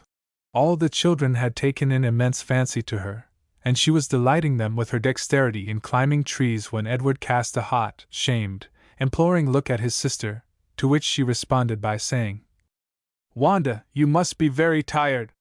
Come and sit down a while and rest." The girl, seeing Edward a little apart from the others, took a seat beside him, at which distinct mark of preference the rest smiled. Her lover alone wore a heavy frown. He glanced at the frowsy hair, to which not even the beauty of the face beneath could reconcile him, then at the scratched and sunburned hands, and lastly at the stained and battered gown. "Wanda," he said with stern brevity, "how did you get your dress so wet?" "Wading the brook," she replied, surveying the dripping and discolored skirt with entire indifference. "That is very improper. You shouldn't do such things. Why are you not quiet?" "Only the dead are quiet, but perhaps you wish to kill me." The remark was startling, but it was unaccompanied by a ray of emotion in face or voice. Only in the large, soft eyes lay a depth of suffering such as he had seen in the look of a dying fawn, wounded by his hand. "Your words pierce like arrows," she said. "Dear Wanda, forgive me. I am expecting too much of you. It is exceedingly cruel of me to make you suffer so." "Wanda!" called one of a group of children. "Come and swing us, please." "Don't go," whispered Edward decisively. He himself strode over to them, lifted one chubby youngster after another into the huge swing, and sent them flying into the tree-tops. It was a form of pastime that he detested, but he was not going to have Wanda at the beck and call of those little ruffians. At last, with the sympathetic assurance that if they wanted any more swinging they were at liberty to get it from each other, he left them, and rejoined the Indian girl. "Wanda," said Helene, as she spread a shawl on the ground, "just step across to our carriage, will you, and bring me a cushion you will find there." "You must not," declared Edward, in a low, savage whisper, preparing to go himself, but the girl was off like a swallow before the wind. He met her on the way back, took the cushion from her, and presented it to its owner with a bow of exaggerated deference. Helene's black brows expressed the utmost astonishment, but as she confronted Edward's wrathful gaze her own eyes caught fire, and the two who once had been so nearly lovers now manifested no other emotion toward each other save repressed and concentrated hate. "I wish you to understand," said the exasperated young man to Wanda, as he accompanied her to dinner, "that you are not a servant, and you mustn't obey anyone's commands." "No," was the slow reply. "I shall obey no one's commands, not even yours." And with these words she turned and fled into the woods. The ever-present desire to escape had conquered at last. "How kind you are to that unfortunate girl," observed the lady next him at dinner. "She must try your patience so much." Edward admitted that his patience had been tried, but he was in no mood to expatiate upon the subject. He had a very slight idea of what he was eating and drinking, or of what all the talking was about. The sunshine flecking the open clearing gave him a feeling that he would soon have a dreadful headache. After it was over he lay down, and tried to forget his troubles in a noontide nap. Gradually the voices about him softened and died away. For a moment he was floating upon the still waters of sleep, and then he drifted back to shore. Opening his eyes he found himself alone with Helene, who was asleep among her wrappings at a little distance. The rest had strayed away in pairs and groups, out of hearing if not out of sight. The unconscious figure seemed clothed in an atmosphere of ethereal sweetness, and Edward caught himself wondering whether the root of an affection, whose life is years long, is ever removed from the heart, unless the heart is removed with it. He began seriously to doubt, not his constancy to Wanda, but his inconstancy to Helene. Suddenly she opened her eyes and caught his glance. He withdrew it at once, and in the embarrassment of the moment, made some inane remark upon the beauty of the day. Helene rose with deliberation, put one white hand to the well-brushed head, trim and shining as a raven's wing, and with the utmost tranquility answered, "Yes." Certainly she had the most irritating way in the world of pronouncing the words which usually sound sweetest from a woman's lips. He did not wait to continue a conversation so unpropitiously begun, but went off on a lonely exploring tramp along the shore. Late in the afternoon, as he was returning, he noticed a nondescript figure sitting solitary on the bank, which, as he approached, resolved itself into the superb outline of his Indian love. Unconscious of observation, she threw herself backward, in an attitude as remarkable for its beauty as for its unconventionality. She seemed to be luxuriating with a sort of animal content in the brightness of the sunshine, the softness of the odorous breeze, and the warmth of the water in which her slim bare feet were dabbling. She dug her brown fingers in the earth, as though the very touch of the soil was intense delight. The hated dress was reduced to ruinous pink rags, which became her untamed beauty as the habiliments of civilization never could have done. Her slowly approaching lover viewed her with mingled amusement and horror, while deep in his heart flowed the dark current of a great despair. Hearing his footsteps, she nerved herself for the expected reproaches, which he knew were worse than useless.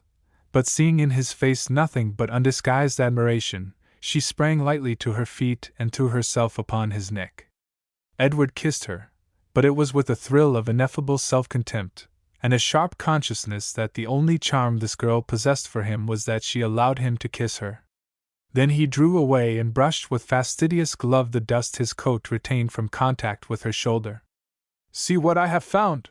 she exclaimed, holding up a small trinket that glittered in the sunlight. "It belongs to the moon in a black cloud." It was a little gold locket, which he had often noticed on the neck of Helene. Shortly before Wanda's abrupt flight, she had pointed with childish curiosity to the slender bright chain clearly visible beneath the transparent folds of the black gown, and the young lady had obligingly drawn the locket from its secret place upon her heart, for the gratification of its admirer. Left for a time on the outside of her dress, one of the tiny links must have severed, and the pretty trinket slipped to the ground unnoticed by its owner. The young man in whose hand it now lay was tempted to a dishonorable action. He had often begged Helene to show him the contents of this locket, a favor which had uniformly been denied. Now the opportunity was his without the asking. Nothing rewarded his curiosity save a lock of yellow hair, probably cut from the head of Rose. Queer fancy, he thought, for one girl to cherish the tresses of another. Suddenly he was struck by an idea that sent the blood throbbing to his temples. He examined the tress a second time. The bright hair growing upon his sister's head he knew had a reddish tinge, and its silky length terminated in ring-like curls. This was short and straight, of a pale color, and showed by its unevenness that it had been shingled. His heart beat as though it would burst. "You must take this back to its owner," he said imperatively. Wanda slipped her hand in his. "We will go together," she said. He glanced at her bare feet and ruined raiment, and realized with a burning flush that he was thoroughly ashamed of her. No, he could not take the hand of his future wife and face that crowd of curious worldlings. The mere touch of her soiled fingers was repugnant to him. She seemed like some coarse weed, whose vivid hues he might admire in passing, but which he would shrink from wearing on his person. "It will be better for you to go alone," he replied. "Don't tell the lady that anyone beside yourself has seen the locket. I will come presently." But he lingered a long time after she left him, drinking against his will the sharp waters of bittersweet reflection. There came back to him an afternoon a year ago, when his sister Eva, out of childish love of mischief, had stolen up behind him, and cut off the lock of hair which fell over his brow. "Mere masculine vanity," she had said, as the scissors snapped. He had sprung up instantly, and pursued her as she fled shrieking down the avenue. Helene, who was the only other occupant of the room, had looked almost shocked at their conduct, and his pet lock of hair had mysteriously disappeared. Since then, during how many days and nights had it been rising and falling upon the proud bosom, that he knew very well would be cold in death before it would give evidence of a quickened heartbeat in his presence. The knowledge he had gained by the discovery of the locket made Helene dangerously dear to him, and yet relieved him of not a particle of his duty towards Wanda. He saw either of the girls again that day, but he carried home with him a stinging memory of both. Late that night he was pacing his room with sick heart and aching head, while in the next apartment Rose was assuring herself that the picnic had been a great success. Really, she meditated, nothing could possibly be worse, or better, than the way in which Wanda behaved. Chapter 18. The Commodore Surrenders. A few weeks later there was another excursion to the emerald glooms of the forest, but this was limited in number to the MacLeods and de Berkseys, with a few of their intimate friends. Wanda was absent on one of her indefinite expeditions, indefinite in length as well as in object, though the wigwam of her foster feather was one of the points of interest visited by the party. Conspicuous among the numerous Indians in the settlement in the neighborhood of Orillia was the last of the Algonquins, partly because of the pathos which attaches to the sole survivor in any region of a nearly extinct race, partly because of the mantle of traditional glory that had fallen upon him from the shoulders of valorous ancestors.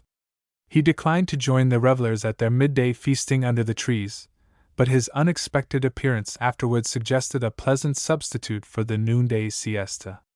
"Talk about the storied memories of the past, in the old world," said Edward, leaning back on the mossy sward, and gazing up through green branches to the blue heaven.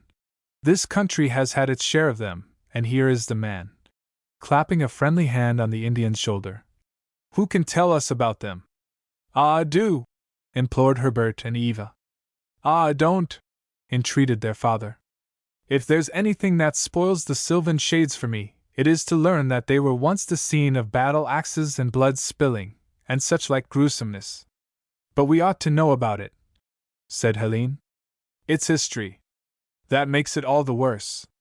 If it were fiction I wouldn't care." "Now, Papa," said Rose, "that evinces a depraved taste. People will blame your home training. Consider my feelings. That is what I supposed I was doing, my dear, in praying to be delivered from a tale that would make your blood run cold. What a delightful way for one's blood to run in this weather," lazily remarked one of the Bolton girls, and the other said she was pining for a story of particular horror. "Oh, a story by all means," said the Commodore, "but let it be a tradition or something of that sort." Then turning to the chief, "Does not our brother know the legend of the unfortunate wretch of a man who was set upon and abused by a lot of unmerciful women, because he barbarously forbade them to learn all the history they wanted? Something of that sort would be appropriate." Our brother shook his head. "That is beyond my skill, but I can relate a story of the times before ever women were brought into the world." "Rather dull times for the men, weren't they?" inquired one of the party. "It is the belief of some of our race that they were very good times," replied the chief, tranquilly. "The men of that period, free from the influence of the other sex, have been spoken of as a much better race of beings than they are today. At that time you never heard of such a thing as a man being cross to his wife, or too attentive to his neighbor's wife, and when the husband came back from the chase without meat there was no one to scold him. Every man had his own way, and dwelt in peace in his own wigwam. As fast as they died out the Manitou created more, and as they had no families they had nothing to fight for, nothing to defend, and consequently, there were few wars among them. There were, I am sorry to say, some disadvantages. The men were obliged to weed corn, dry fish, mend nets, fell trees, carry logs, and do other women's work, which, as we know, is a great degradation.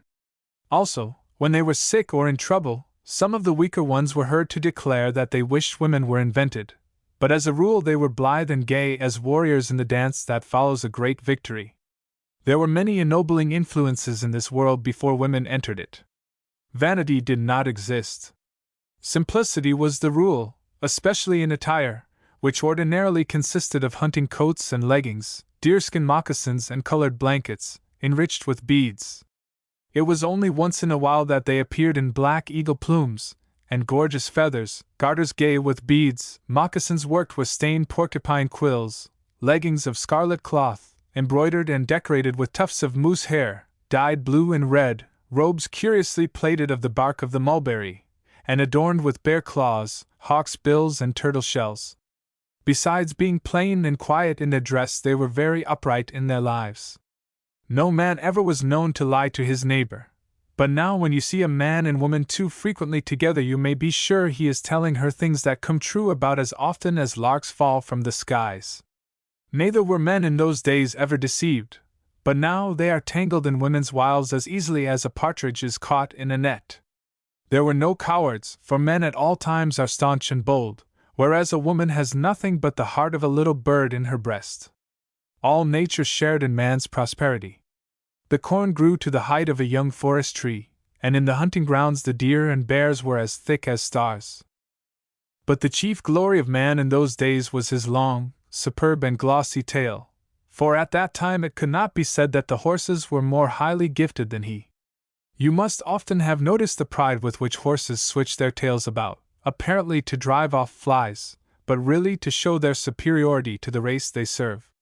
The reproach of having no tail is one that is hard to bear, but at the time of which I speak all men were endowed with luxuriant tails, some of them black as the shell of a butternut when it is fully ripe, others the color of the setting sun, but all trimmed with shells, gay-colored beads and flowers, and strings of alligators' teeth. Those who say that there is nothing on earth so beautiful as a woman did not live in the time when tails were invented. Nothing could surpass the pride their owners took in them, nor the scorn that was heaped upon the hapless creature whose tail was short or scanty. But, as often happens to people who have all and more than they need, so it was with our ancestors. From being simply proud of their tails, they began to grow vain and useless, caring for nothing but their own ease and adornment, neglecting to harvest the maize, feeble in the chase, sleeping sometimes for the space of nearly a moon, and unable to take more than a woman's journey of 6 suns at a time. Then the Manitou reflected and said to himself, "This will never do. Man was not made to be a mere groundling. His greatest luxury must be taken from him, and in its place there must be given him something to tax his patience and strengthen his powers." So one fine morning every man in the world woke up to find his tail missing. Great was the surprise and lamentation, and this was not lessened by the sudden appearance of the women, who came in number like that of the flight of pigeons in the moon before the snow moon. No prayers could avail to stay their coming, and from that time all the troubles in the world began. No man was allowed to have his own way thenceforward, nor was he permitted to plod along in his old, slow, comfortable fashion, but each one in terror went to work as swift as a loon flying before a high wind. The laugh that arose at the end of this not strictly authentic narrative was prolonged by a strange voice, and Alan Dunlop, who, unobserved, had made his appearance among them, now came forward to exchange greetings with his friends. Herbert and even MacLeod hung enraptured about him, while he went to congratulate the old Indian upon his gifts as a storyteller. Then Edward's warm hand clasped his. "Come over and see my father," he said. "Oh no, he is asleep. He generally sleeps in the afternoon of the day." "A very good plan when one comes to the afternoon of one's days," observed Alan, and then he went over to speak to Rose. Her little soft hand fluttered up to his as a bird flutters to its nest. They had not met since that stormy March night. Since then he had confessed, in correspondence between them, that life was a perpetual struggle between him and love, and she had asked, though not in so many words, if it would make it any easier for him to know that she was engaged in the same struggle with the same great enemy. Ah, with what a fine pen had she written that, and with what pale ink, and nervous, nearly illegible strokes, and how she had crowded it down to the very edge of the paper. But he had read it, and it was fixed on his mind as clearly as though it had been written in lightning on the dark horizon of his future. And now, though his brown eyes were warming into black, and her cheeks were the color of the flower after which she was named, they talked of conventional things in an indifferent way, as is the customary and proper thing to do. They saw little of each other through the remainder of the afternoon, but when they were making ready for the sail home, Eva, at Alan's invitation, sprang into his little light boat. "Come with me, Rose," she cried. "Mr. Dunlop is going to row me home, and it will be better worth while if there are 2 of us." The excuses which Rose instantly invented were not so strong as the vehement tones in which her sister uttered her invitation, and to avoid attracting attention or remark she gently seated herself in the boat, which Alan exultantly pushed away from the shore. The delight of being for a little while almost alone with his love was intoxicating. The younger girl, who had counted so ardently upon the pleasure of Alan's society, found herself in a short time too sleepy to enjoy it.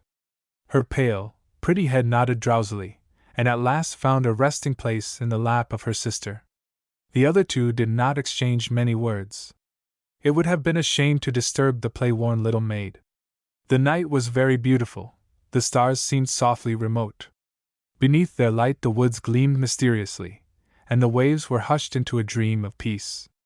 The bay that at sunset had seemed a sea of melted gold, now held the young moon trembling in its liquid embrace. About them played the ineffable caresses of the light evening breeze. "Rose," said Alan, softly. She looked up with conscious resistance, but it was too late for that now. The imperious passion of his mood met the sad grace of her attitude. His speech flowed fast and warm as if it had been blood from his veins. She felt herself weakening into helpless tears. "Ah, spare me!" she cried. "It is all so hopeless.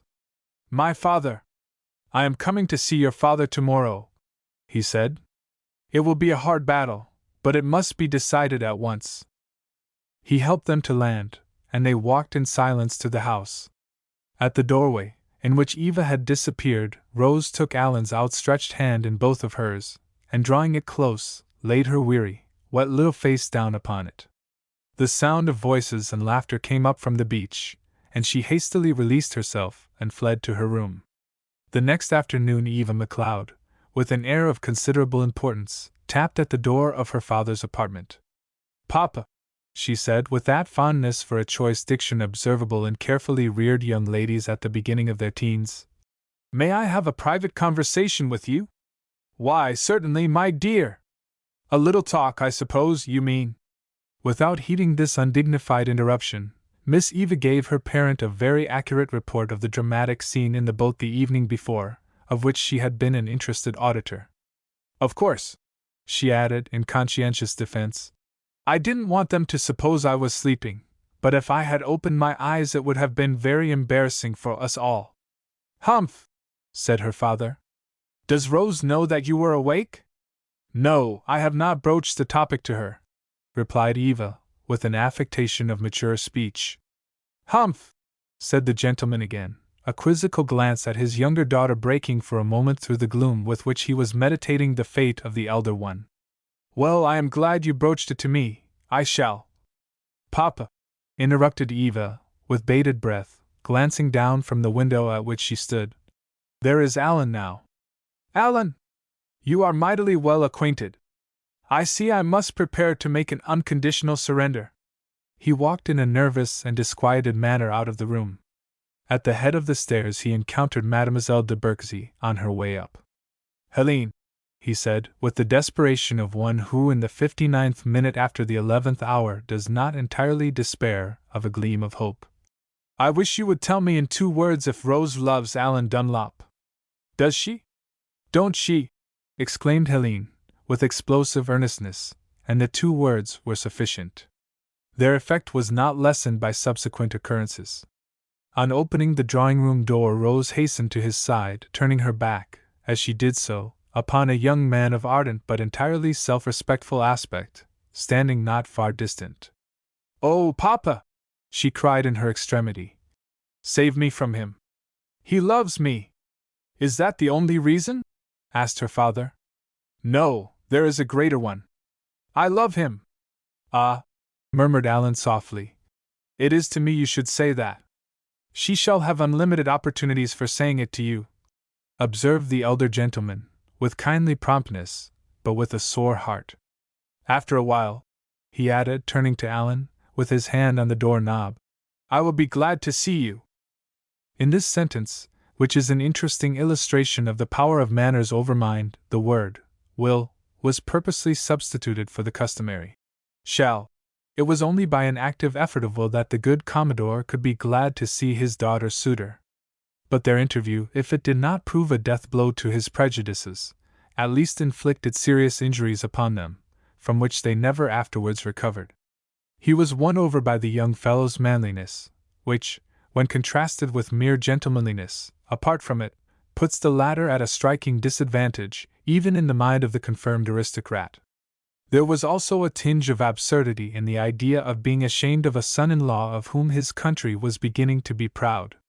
Perhaps it was as well that he should arrive unaided at this opinion, for Alan had won the rest of the household to his side, and a belief in which one is entirely alone must contain something more than mere pride of birth in order to support its possessor in comfort. Even the loyal Treadway would have failed to respond to his imagined need, for this faithful servitor had long since discovered that the happiness of his young mistress was more to be desired than the preservation of any fancied superiority on the part of the family to which he was devotedly attached. Chapter 19. At Stamford Cottage. Not more than 3 miles from the Falls of Niagara, between them and Queenston, lies the pretty village of Stamford, in which, over 60 years ago, Upper Canada's Lieutenant Governor built the summer home which became his favorite place of abode. Set in the midst of a vast natural park, its appearance corresponded perfectly to Mrs. Jameson's description of an elegant villa, framed in the interminable forests here, within sound of the Great Cataract, and on clear, typically Canadian days, within sight of York, 30 miles distant across the lake. Sir Peregrine and Lady Sarah Maitland found a grateful retreat from the cares of public life. Not that they loved society less, but solitude more, especially, to use a Hibernicism, when that solitude was shared. In the early summer of 1827 Stamford Cottage was filled with people after its pretty mistress's own heart. If she suspected one of her guests of being also after the heart of another, it did not endear him the less to her. Why should she not remove from the paths of her protégés the scarcely perceptible obstacles which prevented them from being as happily married as herself? But one day she discovered that the role of matchmaker is as arduous as it is alluring, and with this she went at once to her husband's study. "Dear," she began, "I have become greatly interested in a young man, and I thought it only right that you should know about it before it goes any further." "Ah, yes, certainly." The gentleman looked rather abstracted. "And the young fellow, is he interested too?" "Oh, interested is a feeble word. He is desperately in love." "Then you haven't taken me into your confidence a moment too soon.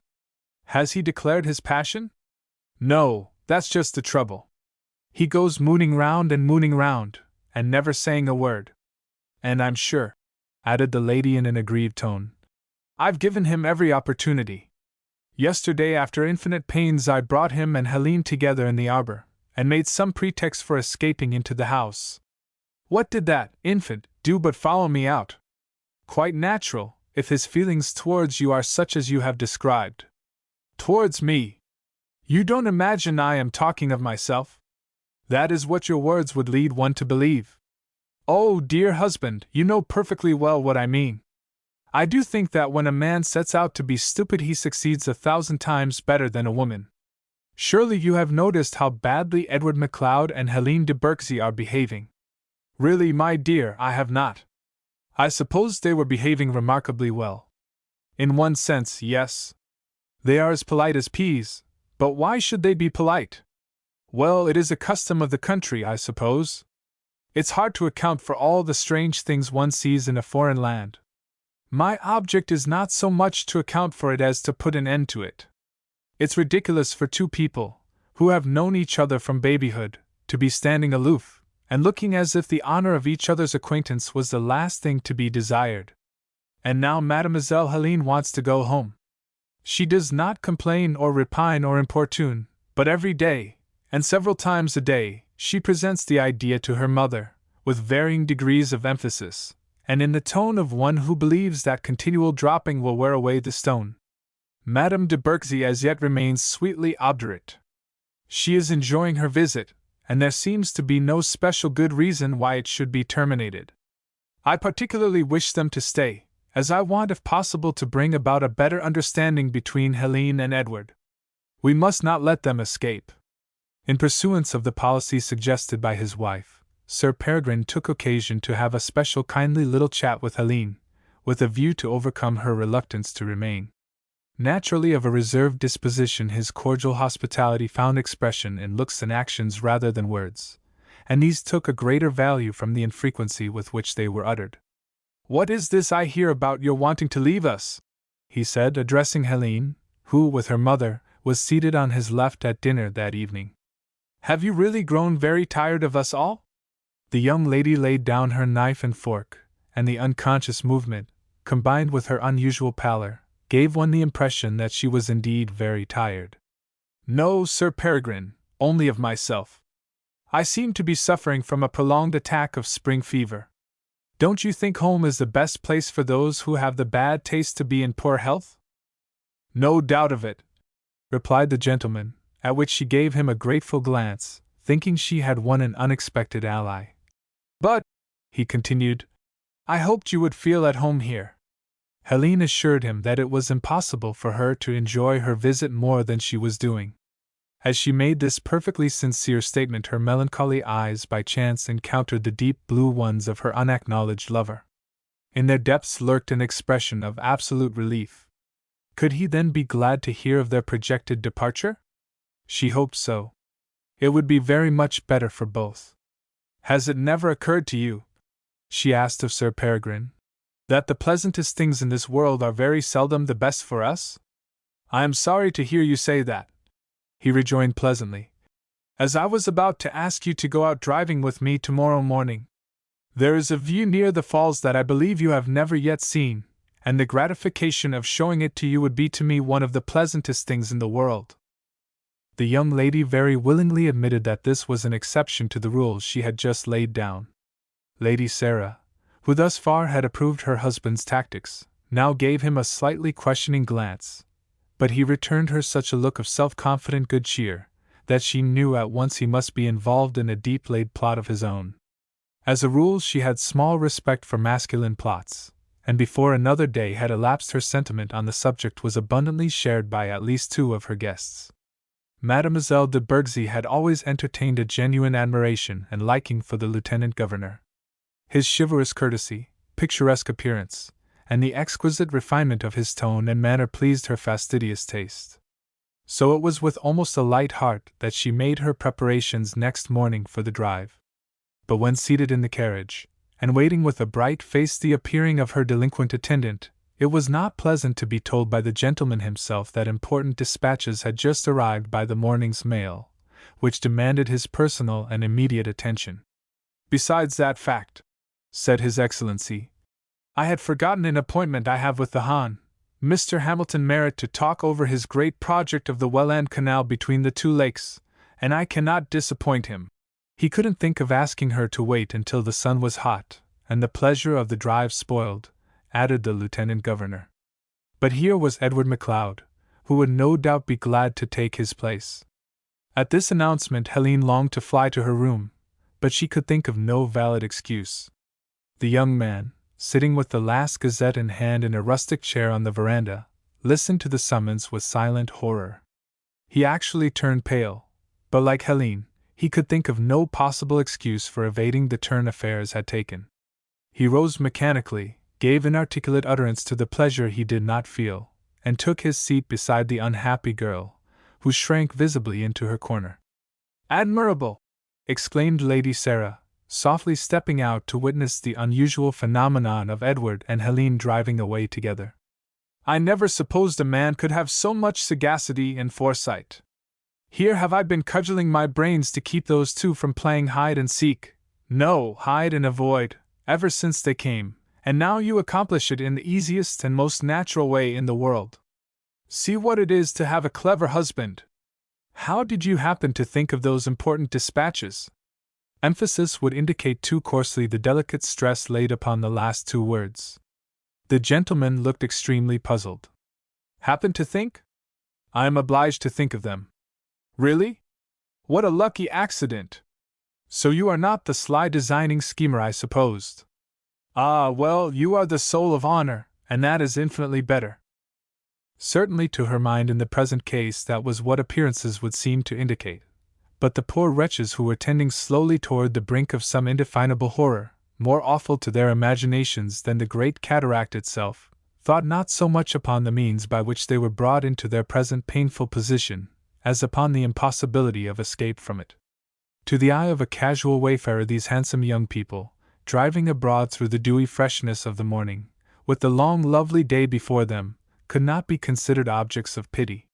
For a while they took refuge in commonplaces, relieved by lapses of eloquent silence. Then, as the winding road conducted them by easy gradations into greener depths of leafy solitude, they looked involuntarily into each other's eyes, and realized that, beneath all the bitterness and pride and cruel estrangement, their love was the truest, most unalterable, part of their life. "Perhaps," said Edward, speaking as though the words were wrung from him, "it is better that we should meet once more alone, though it be for the last time." The girl gave a low murmur of assent. Her eyes were looking straight forward. The solitude was permeated by the deep thunder of the falls, and it voiced the depth of her despair. "For the last time," she said within herself. "For the last time.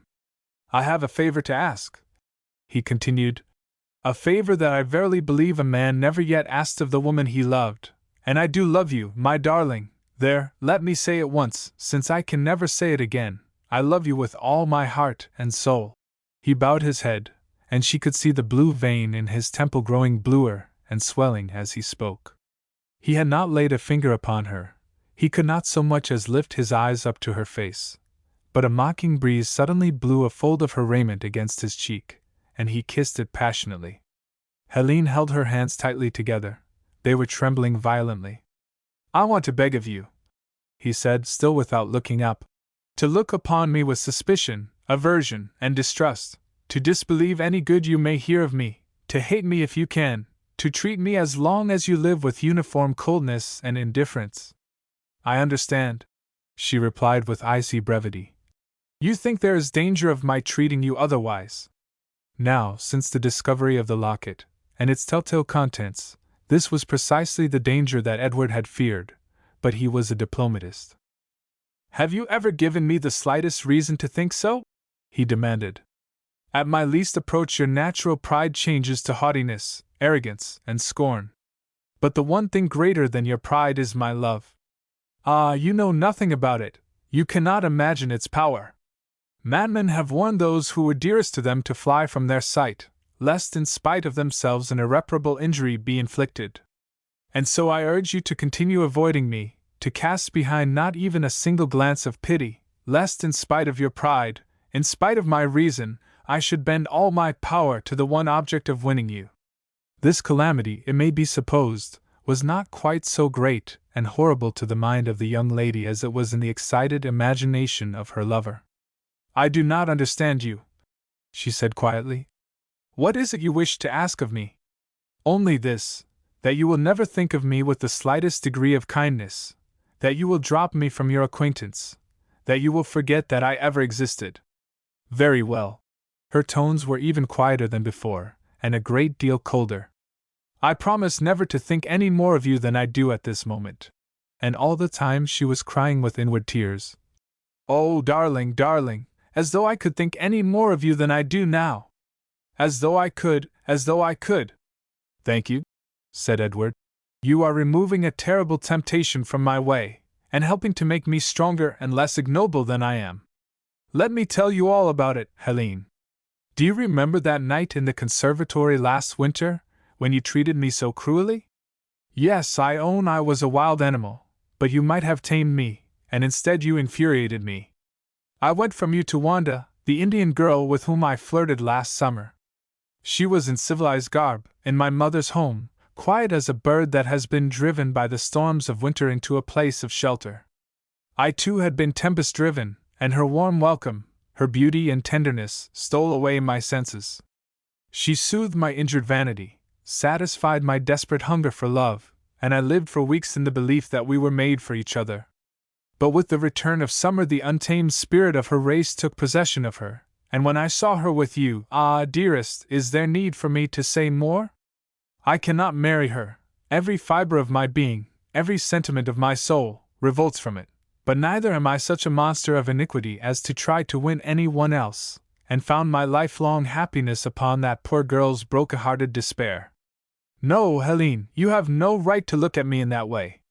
I never wronged her in the base brutish sense of the word, never in a way that the spirit of my dead mother might not have witnessed, but I have robbed her of her heart, and find too late that I do not want it. I cannot free her from her suffering, but at least I shall always share it. And I too, was Helene's internal response. Aloud she suggested that it was time for them to return. Her indifference was precisely what Edward had begged for, but now in return for his confidence it chilled him. She noticed his disappointment, and with a sudden impulse of sympathy, she laid a tiny gloved hand upon his arm. "Oh, you are right," she breathed. "Perfectly right. It is infinitely better to suffer with her than to be happy and contemptible and forget her. Believe me, I shall not be a hindrance to you." He took in his own the little fluttering hand, and held it in what he believed to be a quiet, friendly clasp. It was an immense relief to unburden his mind to anyone, and her approval was very sweet to a heart that had been torn for weary days and nights by self-accusation and self-contempt.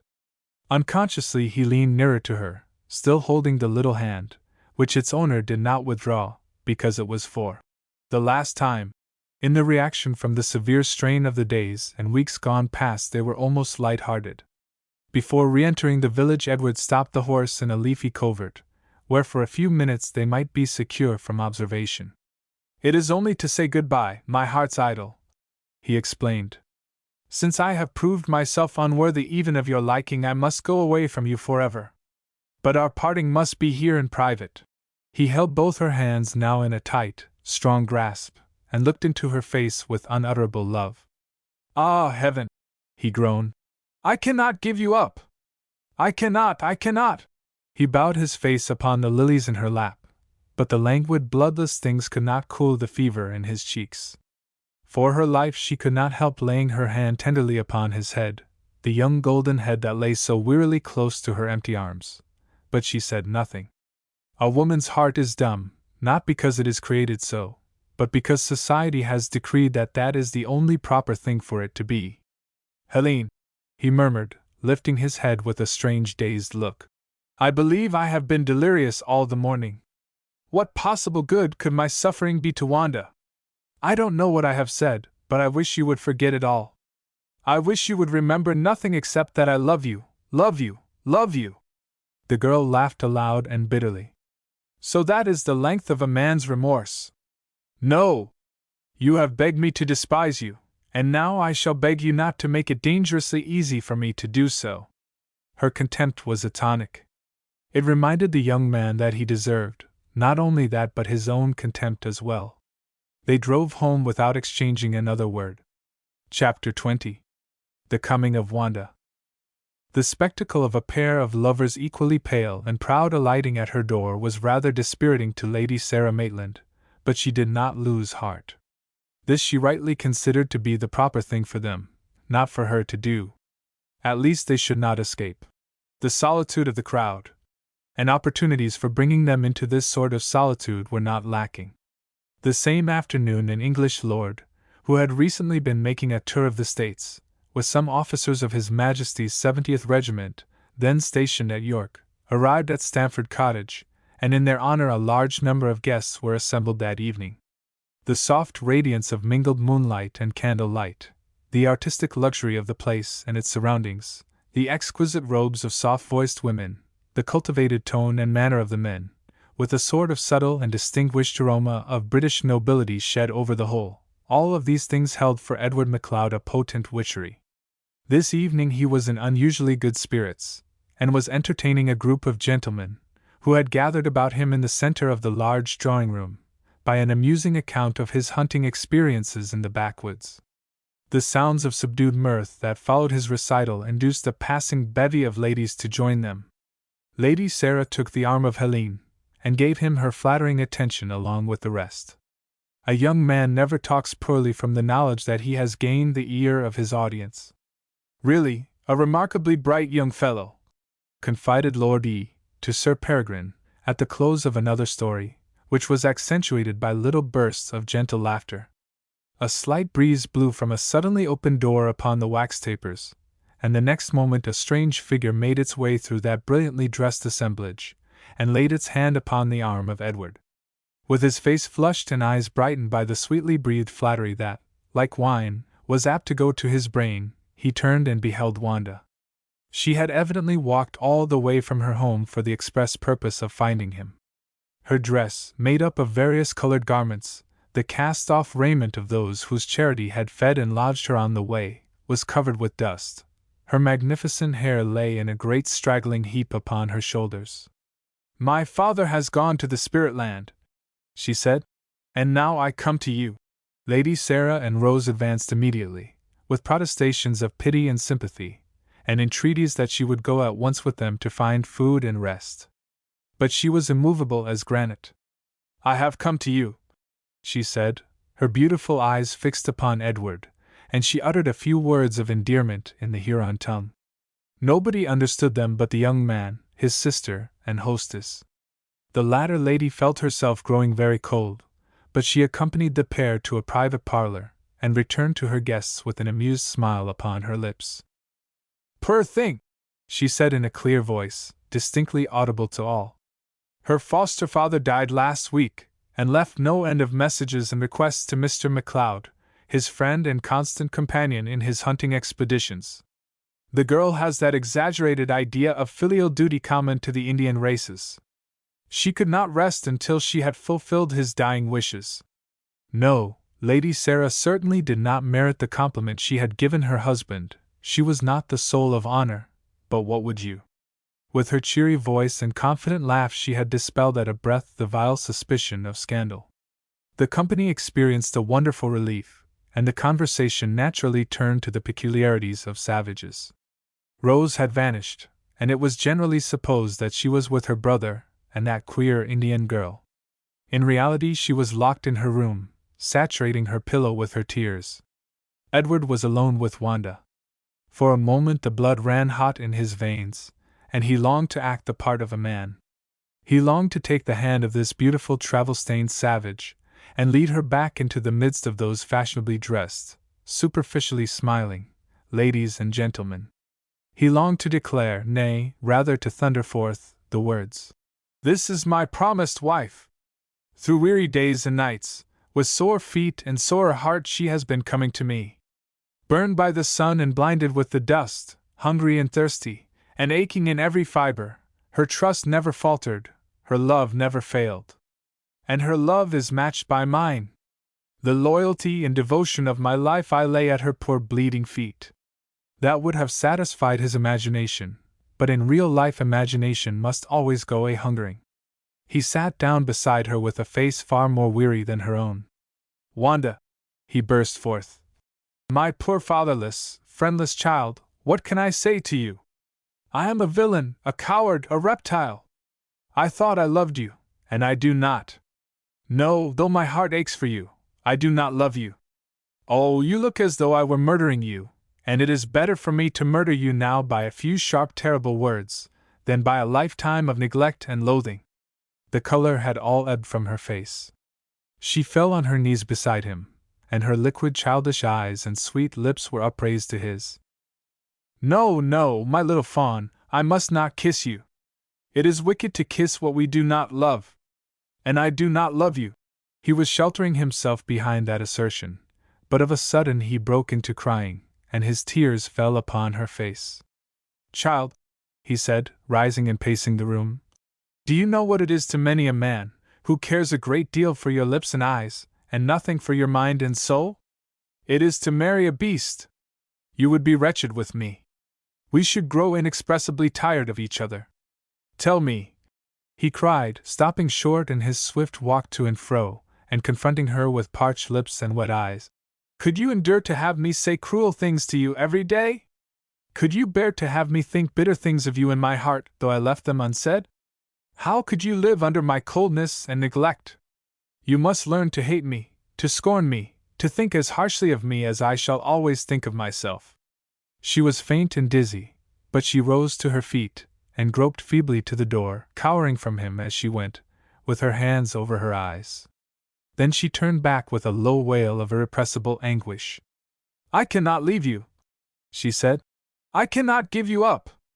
Again he was bound in her chains. Her feverish hands held his, her burning eyes drank up the dew in his own, her pathetic presence thrilled him with a sense of love stronger than any he had dreamed of or imagined. Neglect, cruelty, bitterness, scorn. What did the words mean? Like poisonous weeds they had grown fast and rank before his eyes, but in the burning face of this all-conquering love they had shrunk, withered and dead to the earth. Yes, it was the vile earth from which they had sprung, and it was in the radiant heavens that this great love was shining. Wanda's victory was nearly complete. The only thing lacking to make it so was that she should renounce it altogether. And this she did, not with conscious art but by that sure instinct of womanliness which teaches that a man won by other than indirect methods is not won at all. Then she said, pushing him gently aside, "I will go away now, and never see you again, because I am a burden to you." "No," for he had put his hand upon her wrist. "You must not touch me, because—" The words choked her for a moment, and then they fell from her lips with a sound of fathomless despair. "It is as though you were my little child that I was forced to leave forever." Again she had reached the door, but this time it was his arm around her that brought her back, his protestations of undying affection that revived her drooping frame. There was a light tap at the door, which opened to admit Lady Sarah Maitland. "My maids will attend to this poor child," she said, addressing Edward. "She will have a bath, and food, and a bed. Meantime, I want you to help to entertain my guests." "Really?" The young man frowned at the idea of rejoining that gay throng. He was in a state of mental exaltation, so far up in the clouds that the idea of attending a reception given by his brilliant hostess seemed by contrast spiritless and earthy. "It would be a great kindness to let me off," he pleaded. "It would be the greatest kindness to compel you to come," she insisted. There was a significance in the eye and tone of this thoroughbred woman of the world that were not without effect upon Edward, who at once accompanied her. His bright face, collected manner, and ready speech lessened the impression made upon the company by the episode which had drawn general attention to him early in the evening. Not till after the guests had begun to retire did he again see Wanda. Running upstairs to get a wrap for the fair shoulders of a young lady, who preferred a moonlit seat on the lawn to the rather oppressive warmth within doors, he chanced into a little sitting room in which Wanda, left alone for a moment, was resting with closed eyes in a great easy chair.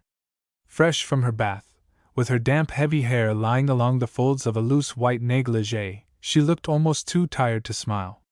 Edward advanced with beating heart, but stopped halfway, suddenly smitten by the sight of a pair of little bruised feet, carefully bandaged, resting upon a stool, the little feet that had traveled such a long hard road, that had been torn and wounded for his sake. A great wave of shame swept over him. "I am not worthy to stand in your presence," he said penitently, kneeling at her side. A low murmur of joy escaped the Indian maiden's lips. She drew his head down for a moment under the dusky curtain of her overhanging hair, and then her eyes closed again. Edward rose and beheld in the open doorway Helene de Berksey. Her large gaze, darker than a thundercloud, was illumined by a long lightning flash of merciless irony. Chapter 21. The Passing of Wanda. After night comes morning in the material world, but in that inner sphere of thought and feeling, which is the only reality, it frequently happens that after night comes a greater depth of darkness. The early light of successive summer mornings falling into the sleeping room of Edward MacLeod seemed to mock the heavy gloom which perpetually enshrouded his heart. He was back in his old home, for the pleasant circle at Stamford Cottage had broken up shortly after the unexpected advent of Wanda. A few days of enforced civilization had affected her more severely than the hard journey preceding it, and she had returned to her native wilds with the feeling of a bird regaining its freedom. Where in all the limitless forest she could be found at any particular time her lover could not tell. He was her lover still, he must always remain her lover. He had attempted to limit and define the strange irresistible attraction she exerted over him. He had voluntarily resolved upon lifelong celibacy rather than subject her to the bitterness of seeing him belong to another, and if in thought he ever yielded to this great, untamed, unrepressed love of hers, it was with something of the exaltation and ardor of one who makes a supreme sacrifice. Edward MacLeod was no sentimentalist, and yet he was conscious of a very delicate, infinitely sad satisfaction in the belief that he would expiate with his life the folly he had committed in permitting her to love him. In the loftiest sense, he would be true to her. He could not be selfish and shameless enough to set forever aside the desolation that his hands had callously wrought. As her sorrow could never be mitigated, it should always be shared. He would do everything for her. She should be educated, and inducted by gentle degrees into the refinement of civilization, he fervently hoped that it might not prove the refinement of cruelty. She should not be left desolate, forsaken, uncared for. She should share everything he had except his heart. That was to be kept empty for her sake, for the sake of the sweet dusky maiden who had once possessed it. Who had once possessed it? Ah, was it true then that she no longer held a claim? He had closed the door hesitatingly and with sharp pain in her face, but now the bare recollection of the little brown hands fumbling upon it thrilled him with a blissful sense that perhaps, after all, his life was not to be the utter sacrifice that he had supposed. Perhaps this peerless creature by some magical process of development might yet meet and satisfy his intellectual demands. She had already the soul of an angel, yes, and the beauty of an angel. And yet he was not satisfied. It was this haunting dissatisfaction that kept him a prisoner in his room, one brilliant afternoon, when the fresh world without seemed too insupportable a mockery of his jaded and cynical state of mind.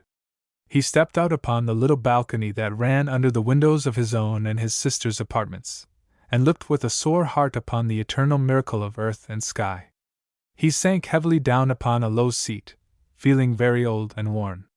If the back is fitted to the burden, it occurred to him that the painful process of adjustment would have to be continued through an interminable period of years. Perhaps it is only the stiff, bent shoulders of age that are really fitted to bear the burdens that impetuous youth find unendurably irksome. While he sat in utter silence, thrilled occasionally with shrill sweet bursts of irrepressible bird song, and inwardly tortured by the hateful whisperings of doubt, remorse, and despair, the door of his sister's apartment was opened, and a murmur of voices told him that Rose and Helene had returned together from an afternoon drive. Through the lightly draped open window their conversation, distinctly heard, forced him into the position of an unintentional eavesdropper. There seemed at first no reason why he should withdraw, and when the reason became apparent he found it impossible to make his presence known. "Is your brother in the house?" asked Helene, waiting for the answer before laying aside hat and gloves, and dropping languidly into an easy chair. "Oh, no," returned Rose. "He is never at home at this hour of the day." "Why? Did you wish to see him?" "No! I wish never to see him." The words were uttered in a passionate undertone. Rose came directly and beseechingly over to her friend. "Dear Helene," she said, "what is this terrible trouble that is preying upon your life? Every day you grow thinner and whiter and colder, more like a moonbeam than a mortal woman. Soon I fear you will fade from my grasp altogether, and I shall have nothing left but the recollection that you did not care enough for me to confide in me. I am sure there is something dreadful between you and Edward. Something, yes, but not enough. There should be an ocean, a whole world between us. I wish I could help you a little." "Help me, dearest? It is like your goodness to think of such a thing, but it is impossible.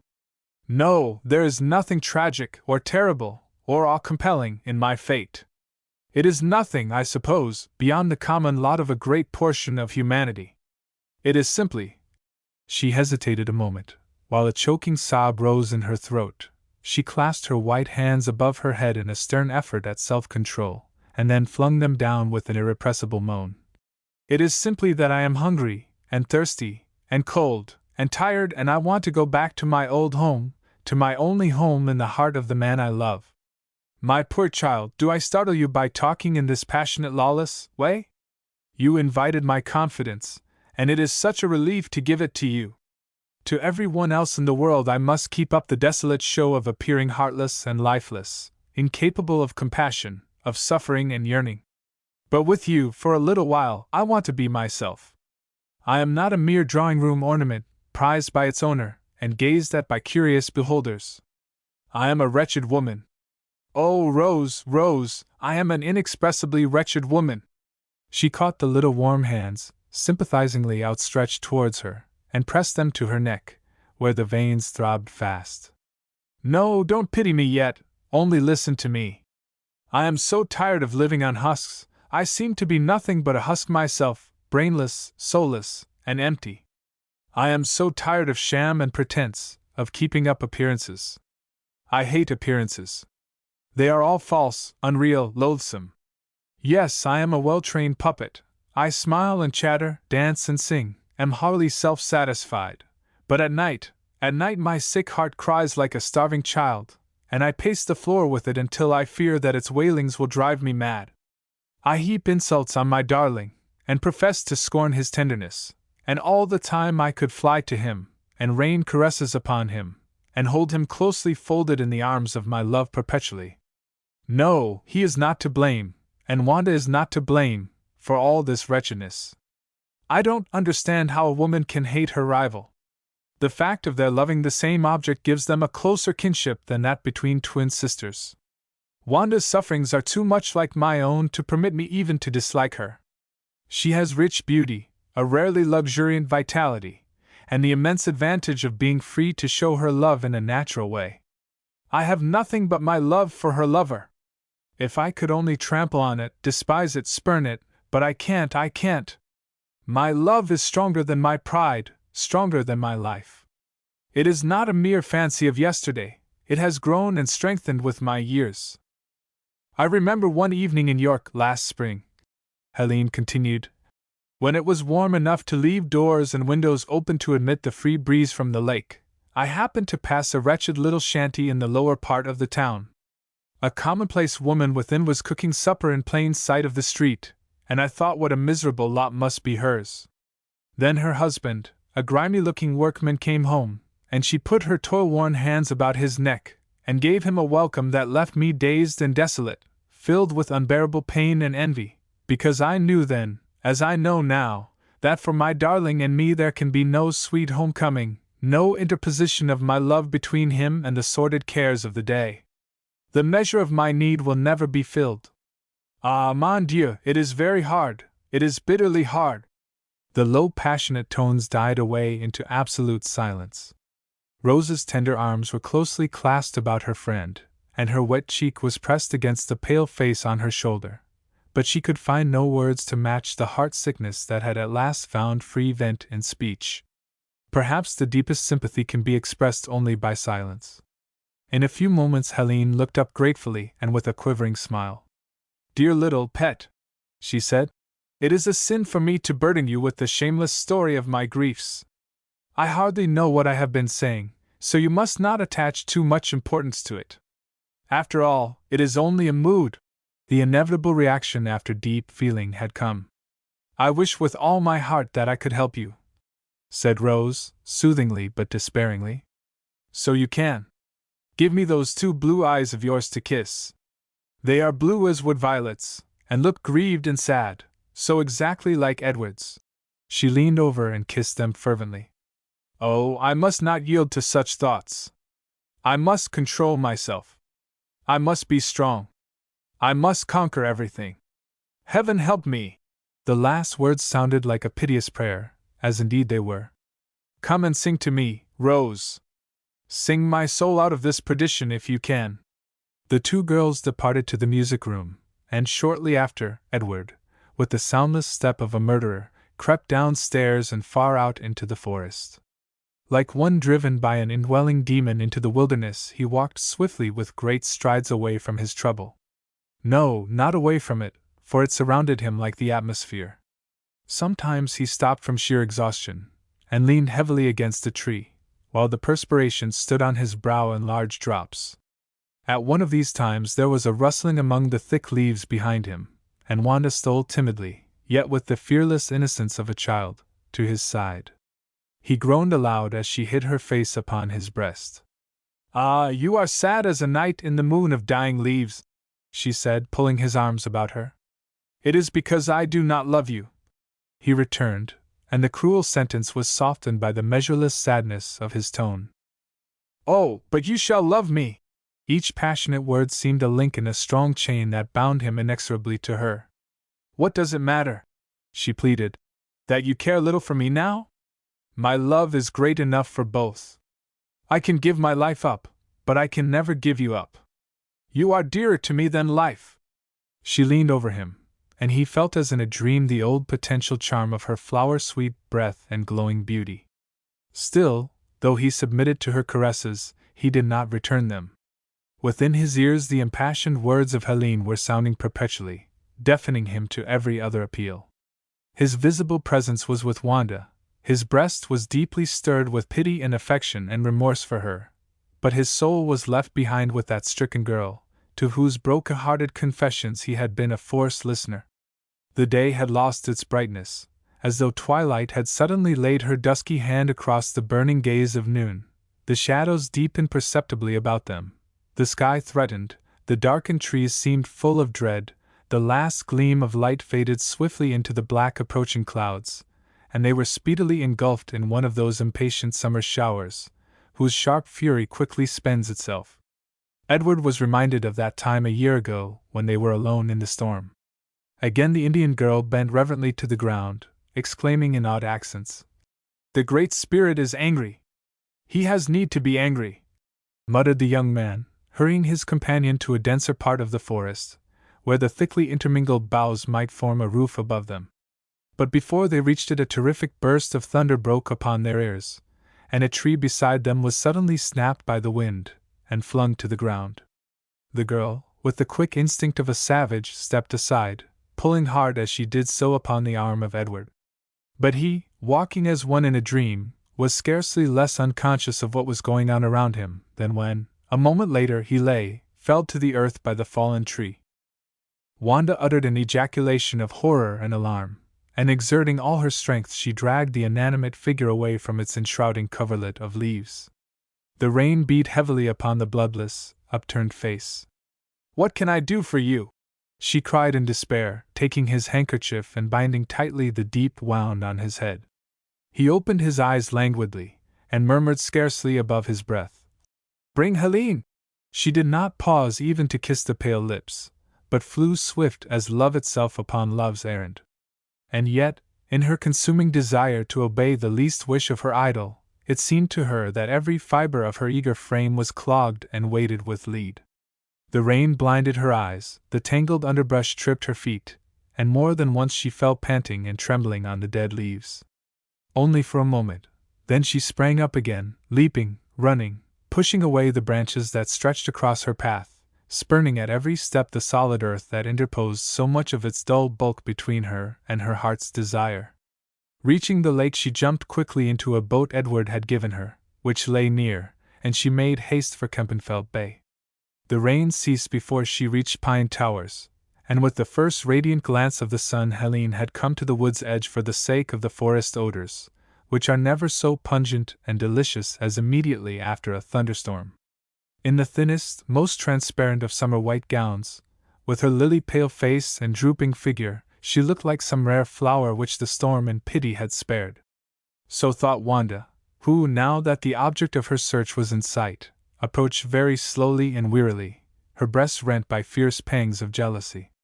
Why had Edward wished at such a critical time for this useless weakling? What possible good could she be to him, and what might be his dying moments?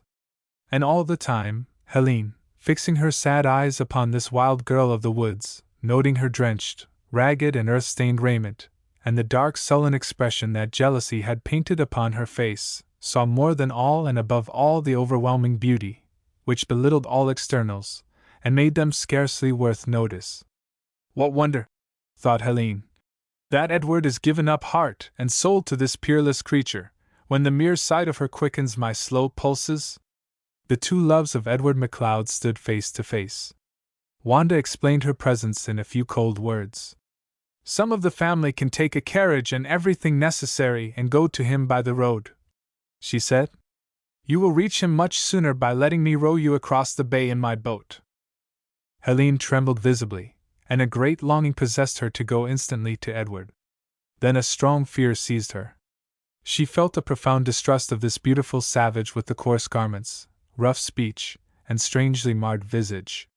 Perhaps to revenge herself for Edward's suspected unfaithfulness she had killed him in the forest, and wished now to satiate her appetite for vengeance by taking the woman who loved him to view her ghastly work.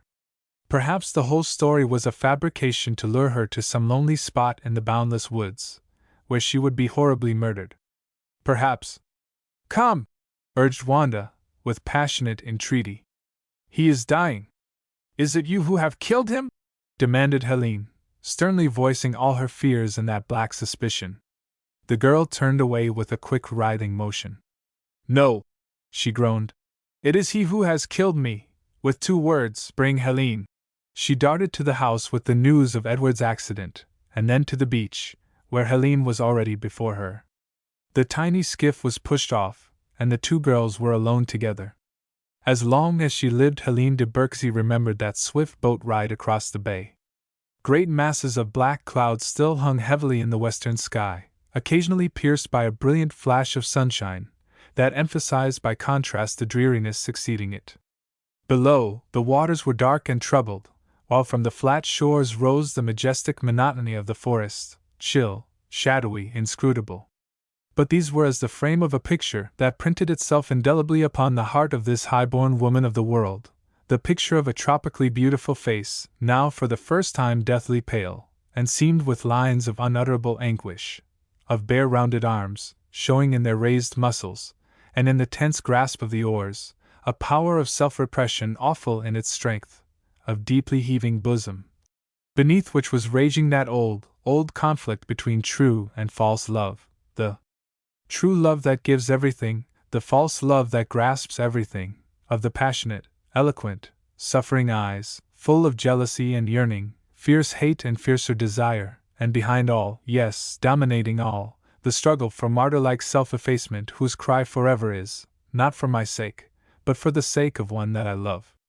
Great waves of pity overwhelmed every other emotion in Helene's breast, as she leaned forward. "My poor child," she said, "how intensely you love him! Do not let my coming hurt you so. I have long ago yielded him to you." "But he has not yielded himself to me," moaned the girl, her ashen lips framing the cry that came from her soul.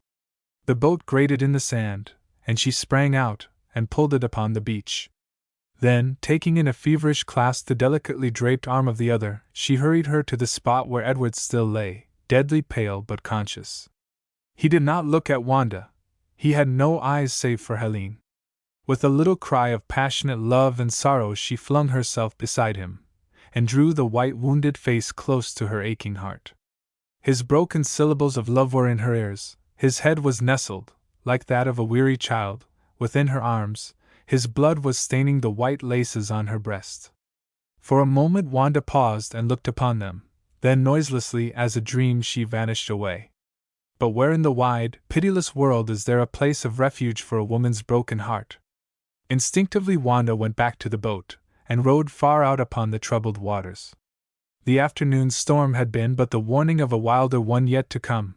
The heavy skies shut down on all sides, adamantine and inexorable as the fate enshrouding her. From the mute mysterious woods came the sighing of the wind, sinking now into deep moaning, then rising into a shrill anguish, that was answered by the sobbing of the waves upon the beach. All nature seemed stirred to the heart at the hopeless misery of this her cherished child. But Wanda's eyes were blank, and her ears deafened to the sights and sounds around her. With the desperation of despair she rowed fast and strenuously out into the heaving lake, while hours passed, and the black night, like a pall, enveloped all things earthly. At last, with her strength utterly gone, she dropped the oars and drifted wherever the wild tide might choose to take her. Low mutterings of thunder shook the air, and with them she mingled the notes of an Indian death chant. Before the weird, heart-breaking tones had ceased, the black heavens opened, and tears of pity were rained upon this desolate human soul. She lay outstretched, her glorious face upturned to the starless skies, her tired hands far apart over the sides of the boat. Towards them with wolfish haste rushed the white-capped breakers, rising in fury as they reached the little craft, and flinging themselves wildly across it. Wanda paid no heed. Her voice rose once again, thrilling the air with its wild sweet melody, and then she sank, without even a convulsive clutch at the frail bark which overturned upon her. So perished the life that was naught but a mere empty husk, since love, its strong sweet occupant, had departed. Alas, poor Wanda! Alas, poor little one, whose sore feet and sore heart could find no resting place in all this wide hard world. The anguished winds moaned on far into the night. The sad waves, now racked and scourged by the tempest, sobbed ceaselessly upon the beach. The pitiful heavens outpoured their flood of tears, but the tortured soul that had committed the godlike sin of loving too much had found rest at last. Chapter 22. Love's Rewards. A few days afterwards the body of the Algonquin Maiden, recovered from the waves, was lying in an upper chamber at Pine Towers. Whatever may have been the supreme agony in which this suffering soul parted from its human habitation, no trace of it remained upon the inanimate form. Free from scar or stain it lay, the languid limbs forever motionless, the cold hands crossed upon a pulseless breast, the beautiful figure, heavily shadowed in enshrouding tresses, stretched in painless repose, and on the wonderful face the expression of one who has gained, not rest and peace. When had she ever hungered for these? But the look, almost startling in its intensity, of one who has found love. Somewhere, sometime, we who struggle through life, nay, rather, struggle after life, in this world that God so loved, shall find our longings satisfied. The one yearning cry of our heart shall be stilled. The poet shall touch the stars, whose pale light now shines so uncertainly upon his brow. The painter shall put upon canvas a beauty too deep for words. The worshipper of nature shall thrill with the knowledge of unspoken secrets. The seeker after truth shall learn the mysteries of heaven. The infinite Father cannot deny his children, he will not cheat them. But the lessons of patience are harder to learn than those of labor. Upon this poor child of the wilderness had fallen a happiness so bewildering and so complete that it seemed as though the perfect lips must open to give utterance to a joy too full to be contained. But to the man self-accused of robbing her of love and life, this sweet reflected glory from the other side of the dark gateway brought no consolation. In that silent room, flooded with cold moonlight, Edward MacLeod stood alone in the dead girl's presence, and felt the bitter waves of remorse sweep over his soul. Her beauty, touched by the light of absolute happiness, thrilled him now as never before. From mere wantonness, he had crushed out the heart of this faultlessly lovely and innocent creature, and his head fell upon his breast in shame and self-contempt. God might forgive him, but how could he ever forgive himself? The door blew open, and silently as a vision, Helene came in and stood beside him. It was a strange place for a lover's tryst, that bare room with its lifeless occupant, flooded with white unearthly moonlight. "Let me stay with you, Edward," she pleaded, with quivering lips. "No," she added, in answer to the unspoken fear in his eyes. "I shall not try to comfort you." She knew intuitively that no consolation could avail in this hour of silent self-torture. "Only," she whispered, "you must let me share your grief, for I also have wronged her." And so, with clasped hands, they bent together and kissed the beautiful still lips that could never utter an accusing word against them. Their love founded upon death had suddenly become as mysterious and sacred as the life of a child whose mother perished when she gave it birth. Some months elapsed after the burial of Wanda before Edward ventured to bring his dearest hopes under the notice of Madame de Berksy.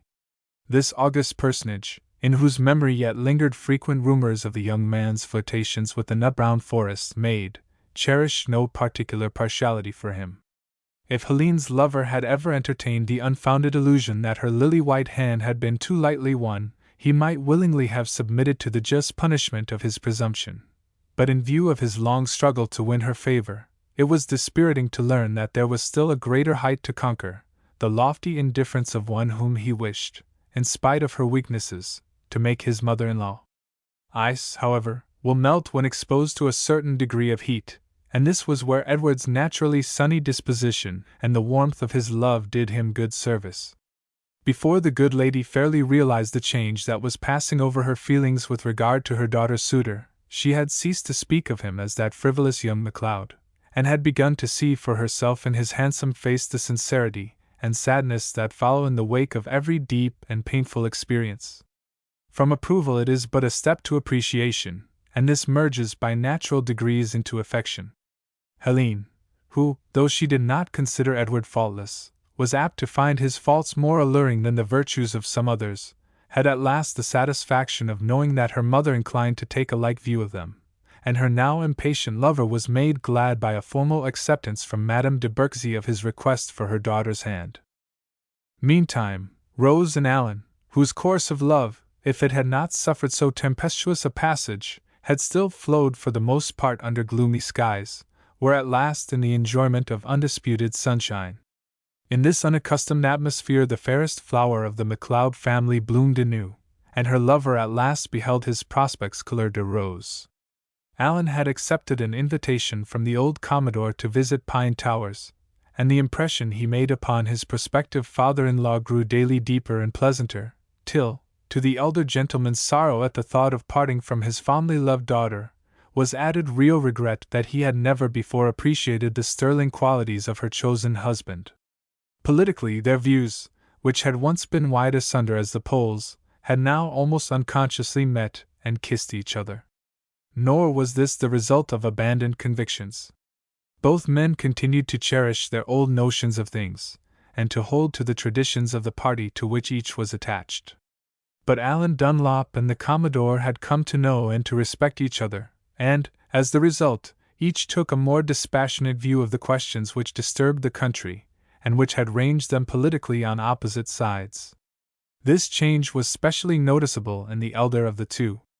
Though allied to the party who prided themselves in being regarded as stiff, unbending Tories, Commodore MacLeod had an acute sense of what was just and fair, and under a somewhat rough exterior he had a kindly, sympathetic heart. This latter virtue in the old gentleman made him keenly alive to the grievances of the people, and particularly sensitive to appeals from settlers, the hardships of whose lot, though he had himself little experience of them, were nevertheless often present to his mind. His manly character, moreover, though it was occasionally hid under a sailor's brusque testiness, disposed him to appreciate manliness in others, and to be sympathetic towards those whose aims were high and whose motives were good. Thus, despite his inherent conservatism and pride of birth, he was gradually won over to regard Dunlop, first with tolerance, then with awakened interest and respect, and finally with admiration and love. Dunlop, on the other hand, though he abated nothing in his enthusiasm for the cause of the people, and never faltered in his loyalty to duty, came to regard the political situation, if not from the point of view of his opponents, at least from a point of view which was eminently statesmanlike and discreet. Influenced by a broader comprehension of affairs, and by a more complaisant regard for the country's rulers, who had done and were doing much for the young Commonwealth, however sorely the political system pressed upon the people, Dunlop placed a check upon his gift of parliamentary raillery, and refrained from pressing many reforms which time, he knew, would quietly and with less acrimony bring about. To these ameliorating influences both men unresistingly submitted themselves, and, as a consequence, each came nearer to the other, while the bond of love between Rose and Allan cemented the alliance political, and threw down all barriers that had once frowned on the alliance matrimonial. It was a consciousness of this change of feeling which led Allan Dunlop, on his return for a time to his political duties at York, to write to Rose in the following strain, and to assure her of the complete cordiality that now existed, and was sure to continue to exist, between her father and himself. York, November 30th, 1827. My dear Rose, from the paradise of the Garden of Pine Towers, with you as its ineffably sweet, pervading presence, to the inferno of these legislative halls, with their scenes of discord and turbulence, duty and fate have ruthlessly and unfeelingly banished me. Coming from your restful presence, how little disposed am I to enter upon the strifes of these stormy times, and to take up the gauge of battle thrown recklessly down by some knight of the upper house, whose idea, either of manly dignity or of parliamentary warfare, is not that of the Preux Chevalier, sans peur et sans reproche. Yet I would be unworthy of the little queen I serve, whose smiles and favor are a continuous inspiration to me, were I weakly to forego my duty, and desire to seek the solace of her presence without having first acquitted myself with honor on this mimic field of battle. What is to be the outcome of this strife of tongues, and what the future of our country, riven asunder as it is by those, on the one side, who are jealous merely for their own rights and privileges, and, on the other, by those who care only for the distraction and clamor of fruitless contention, it were hard to say. With the ever-increasing complications, the fires of discontent must some day burst into flame. Even now it wants but the breath of a bold, daring spirit to set the whole province in a blaze, and I shudder at the prospect unless a spirit of conciliation speedily shows itself, and the executive makes some surrender of its autocratic powers. In the discussion of political affairs I had recently with your father, I am glad to say that we agree very closely as to the inciting causes of the public discontent, and have a common opinion as to the best, indeed, the only satisfactory, means of applying a remedy. This unity of feeling must rivet and perpetuate our friendship, and aid in bringing about, what I ardently desire, some necessary and immediate reforms in our mode of government. I need hardly say to you, who are so dear to me, how fervently I hail this mutual understanding on political matters, and how much I augur from it of weal to the country and of pleasure and happiness to ourselves. Heaven grant that all I expect from it may be realized. I have no news to give you of social matters in York, save of Lady Mary Willis's fancy ball, which is to come off at the close of the year. Mr. Galt, of the Canada Company, the Robinsons, Hewards, Hagermans, Widmers, Spraggies, and Baldwins, everybody but a few of the Government House people, are taking a great interest in the coming affair. There is to be a sleighing party soon also, from the Macaulays to the Crookshanks farm, and on to the Denisons. I have been asked to join it, and wish you were to be here in time, to make one, the dearest to me, of the party. With my respects to your father, kind regards to Edward and Madly Helene, and abiding love to your sweet self and the little people of your household, I remain, ever and devotedly yours, Alan Dunlop.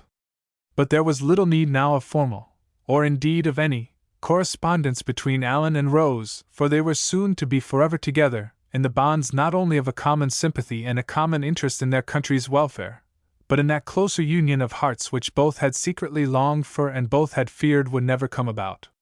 It was arranged that in the spring of the following year there would be a double marriage, and that the day that saw Edward united to Helene would also see the union of Alan and Rose. Even now, preparations for the interesting event had been set on foot, and society in muddy little York was on the tiptoe of excitement over the coming weddings. As the winter passed, and the month drew near which was to witness the twofold alliance, the young people of the capital took a delirious interest in every circumstance, however trivial, connected with the affair. Of course, the double ceremony was to take place at the church of St. James, and it was known that the Lieutenant Governor and Lady Sarah Maitland, before finally quitting the province, were to be present, and that the redoubtable politico-ecclesiastic, the Archdeacon of York, was to tie the knots, and in his rich historic, pronounce both couples severally man and wife. The wedding breakfast, it was also a matter of current talk, was to be at the homestead of a distinguished member of the local judiciary, and it had also leaked out that thereafter the united couples were to embark on His Majesty's sloop of war, the Princess Charlotte, and be conveyed as far as Kingston, on the wedding journey to Quebec, where Edward, with his bride, was to proceed to England to rejoin his regiment, and Alan and Rose were to spend the honeymoon in some delightful retreat on the St. Lawrence. What need is there to continue the chronicle, save to assure the modern reader of this old-time story that everything happily came about as foreshadowed in the gossip we have just related, and that the after fortunes of the four happy people who took that early wedding journey on the St. Lawrence were as bright as those of the happiest Canadian bride and bridegroom that have ever taken the same journey since. The end.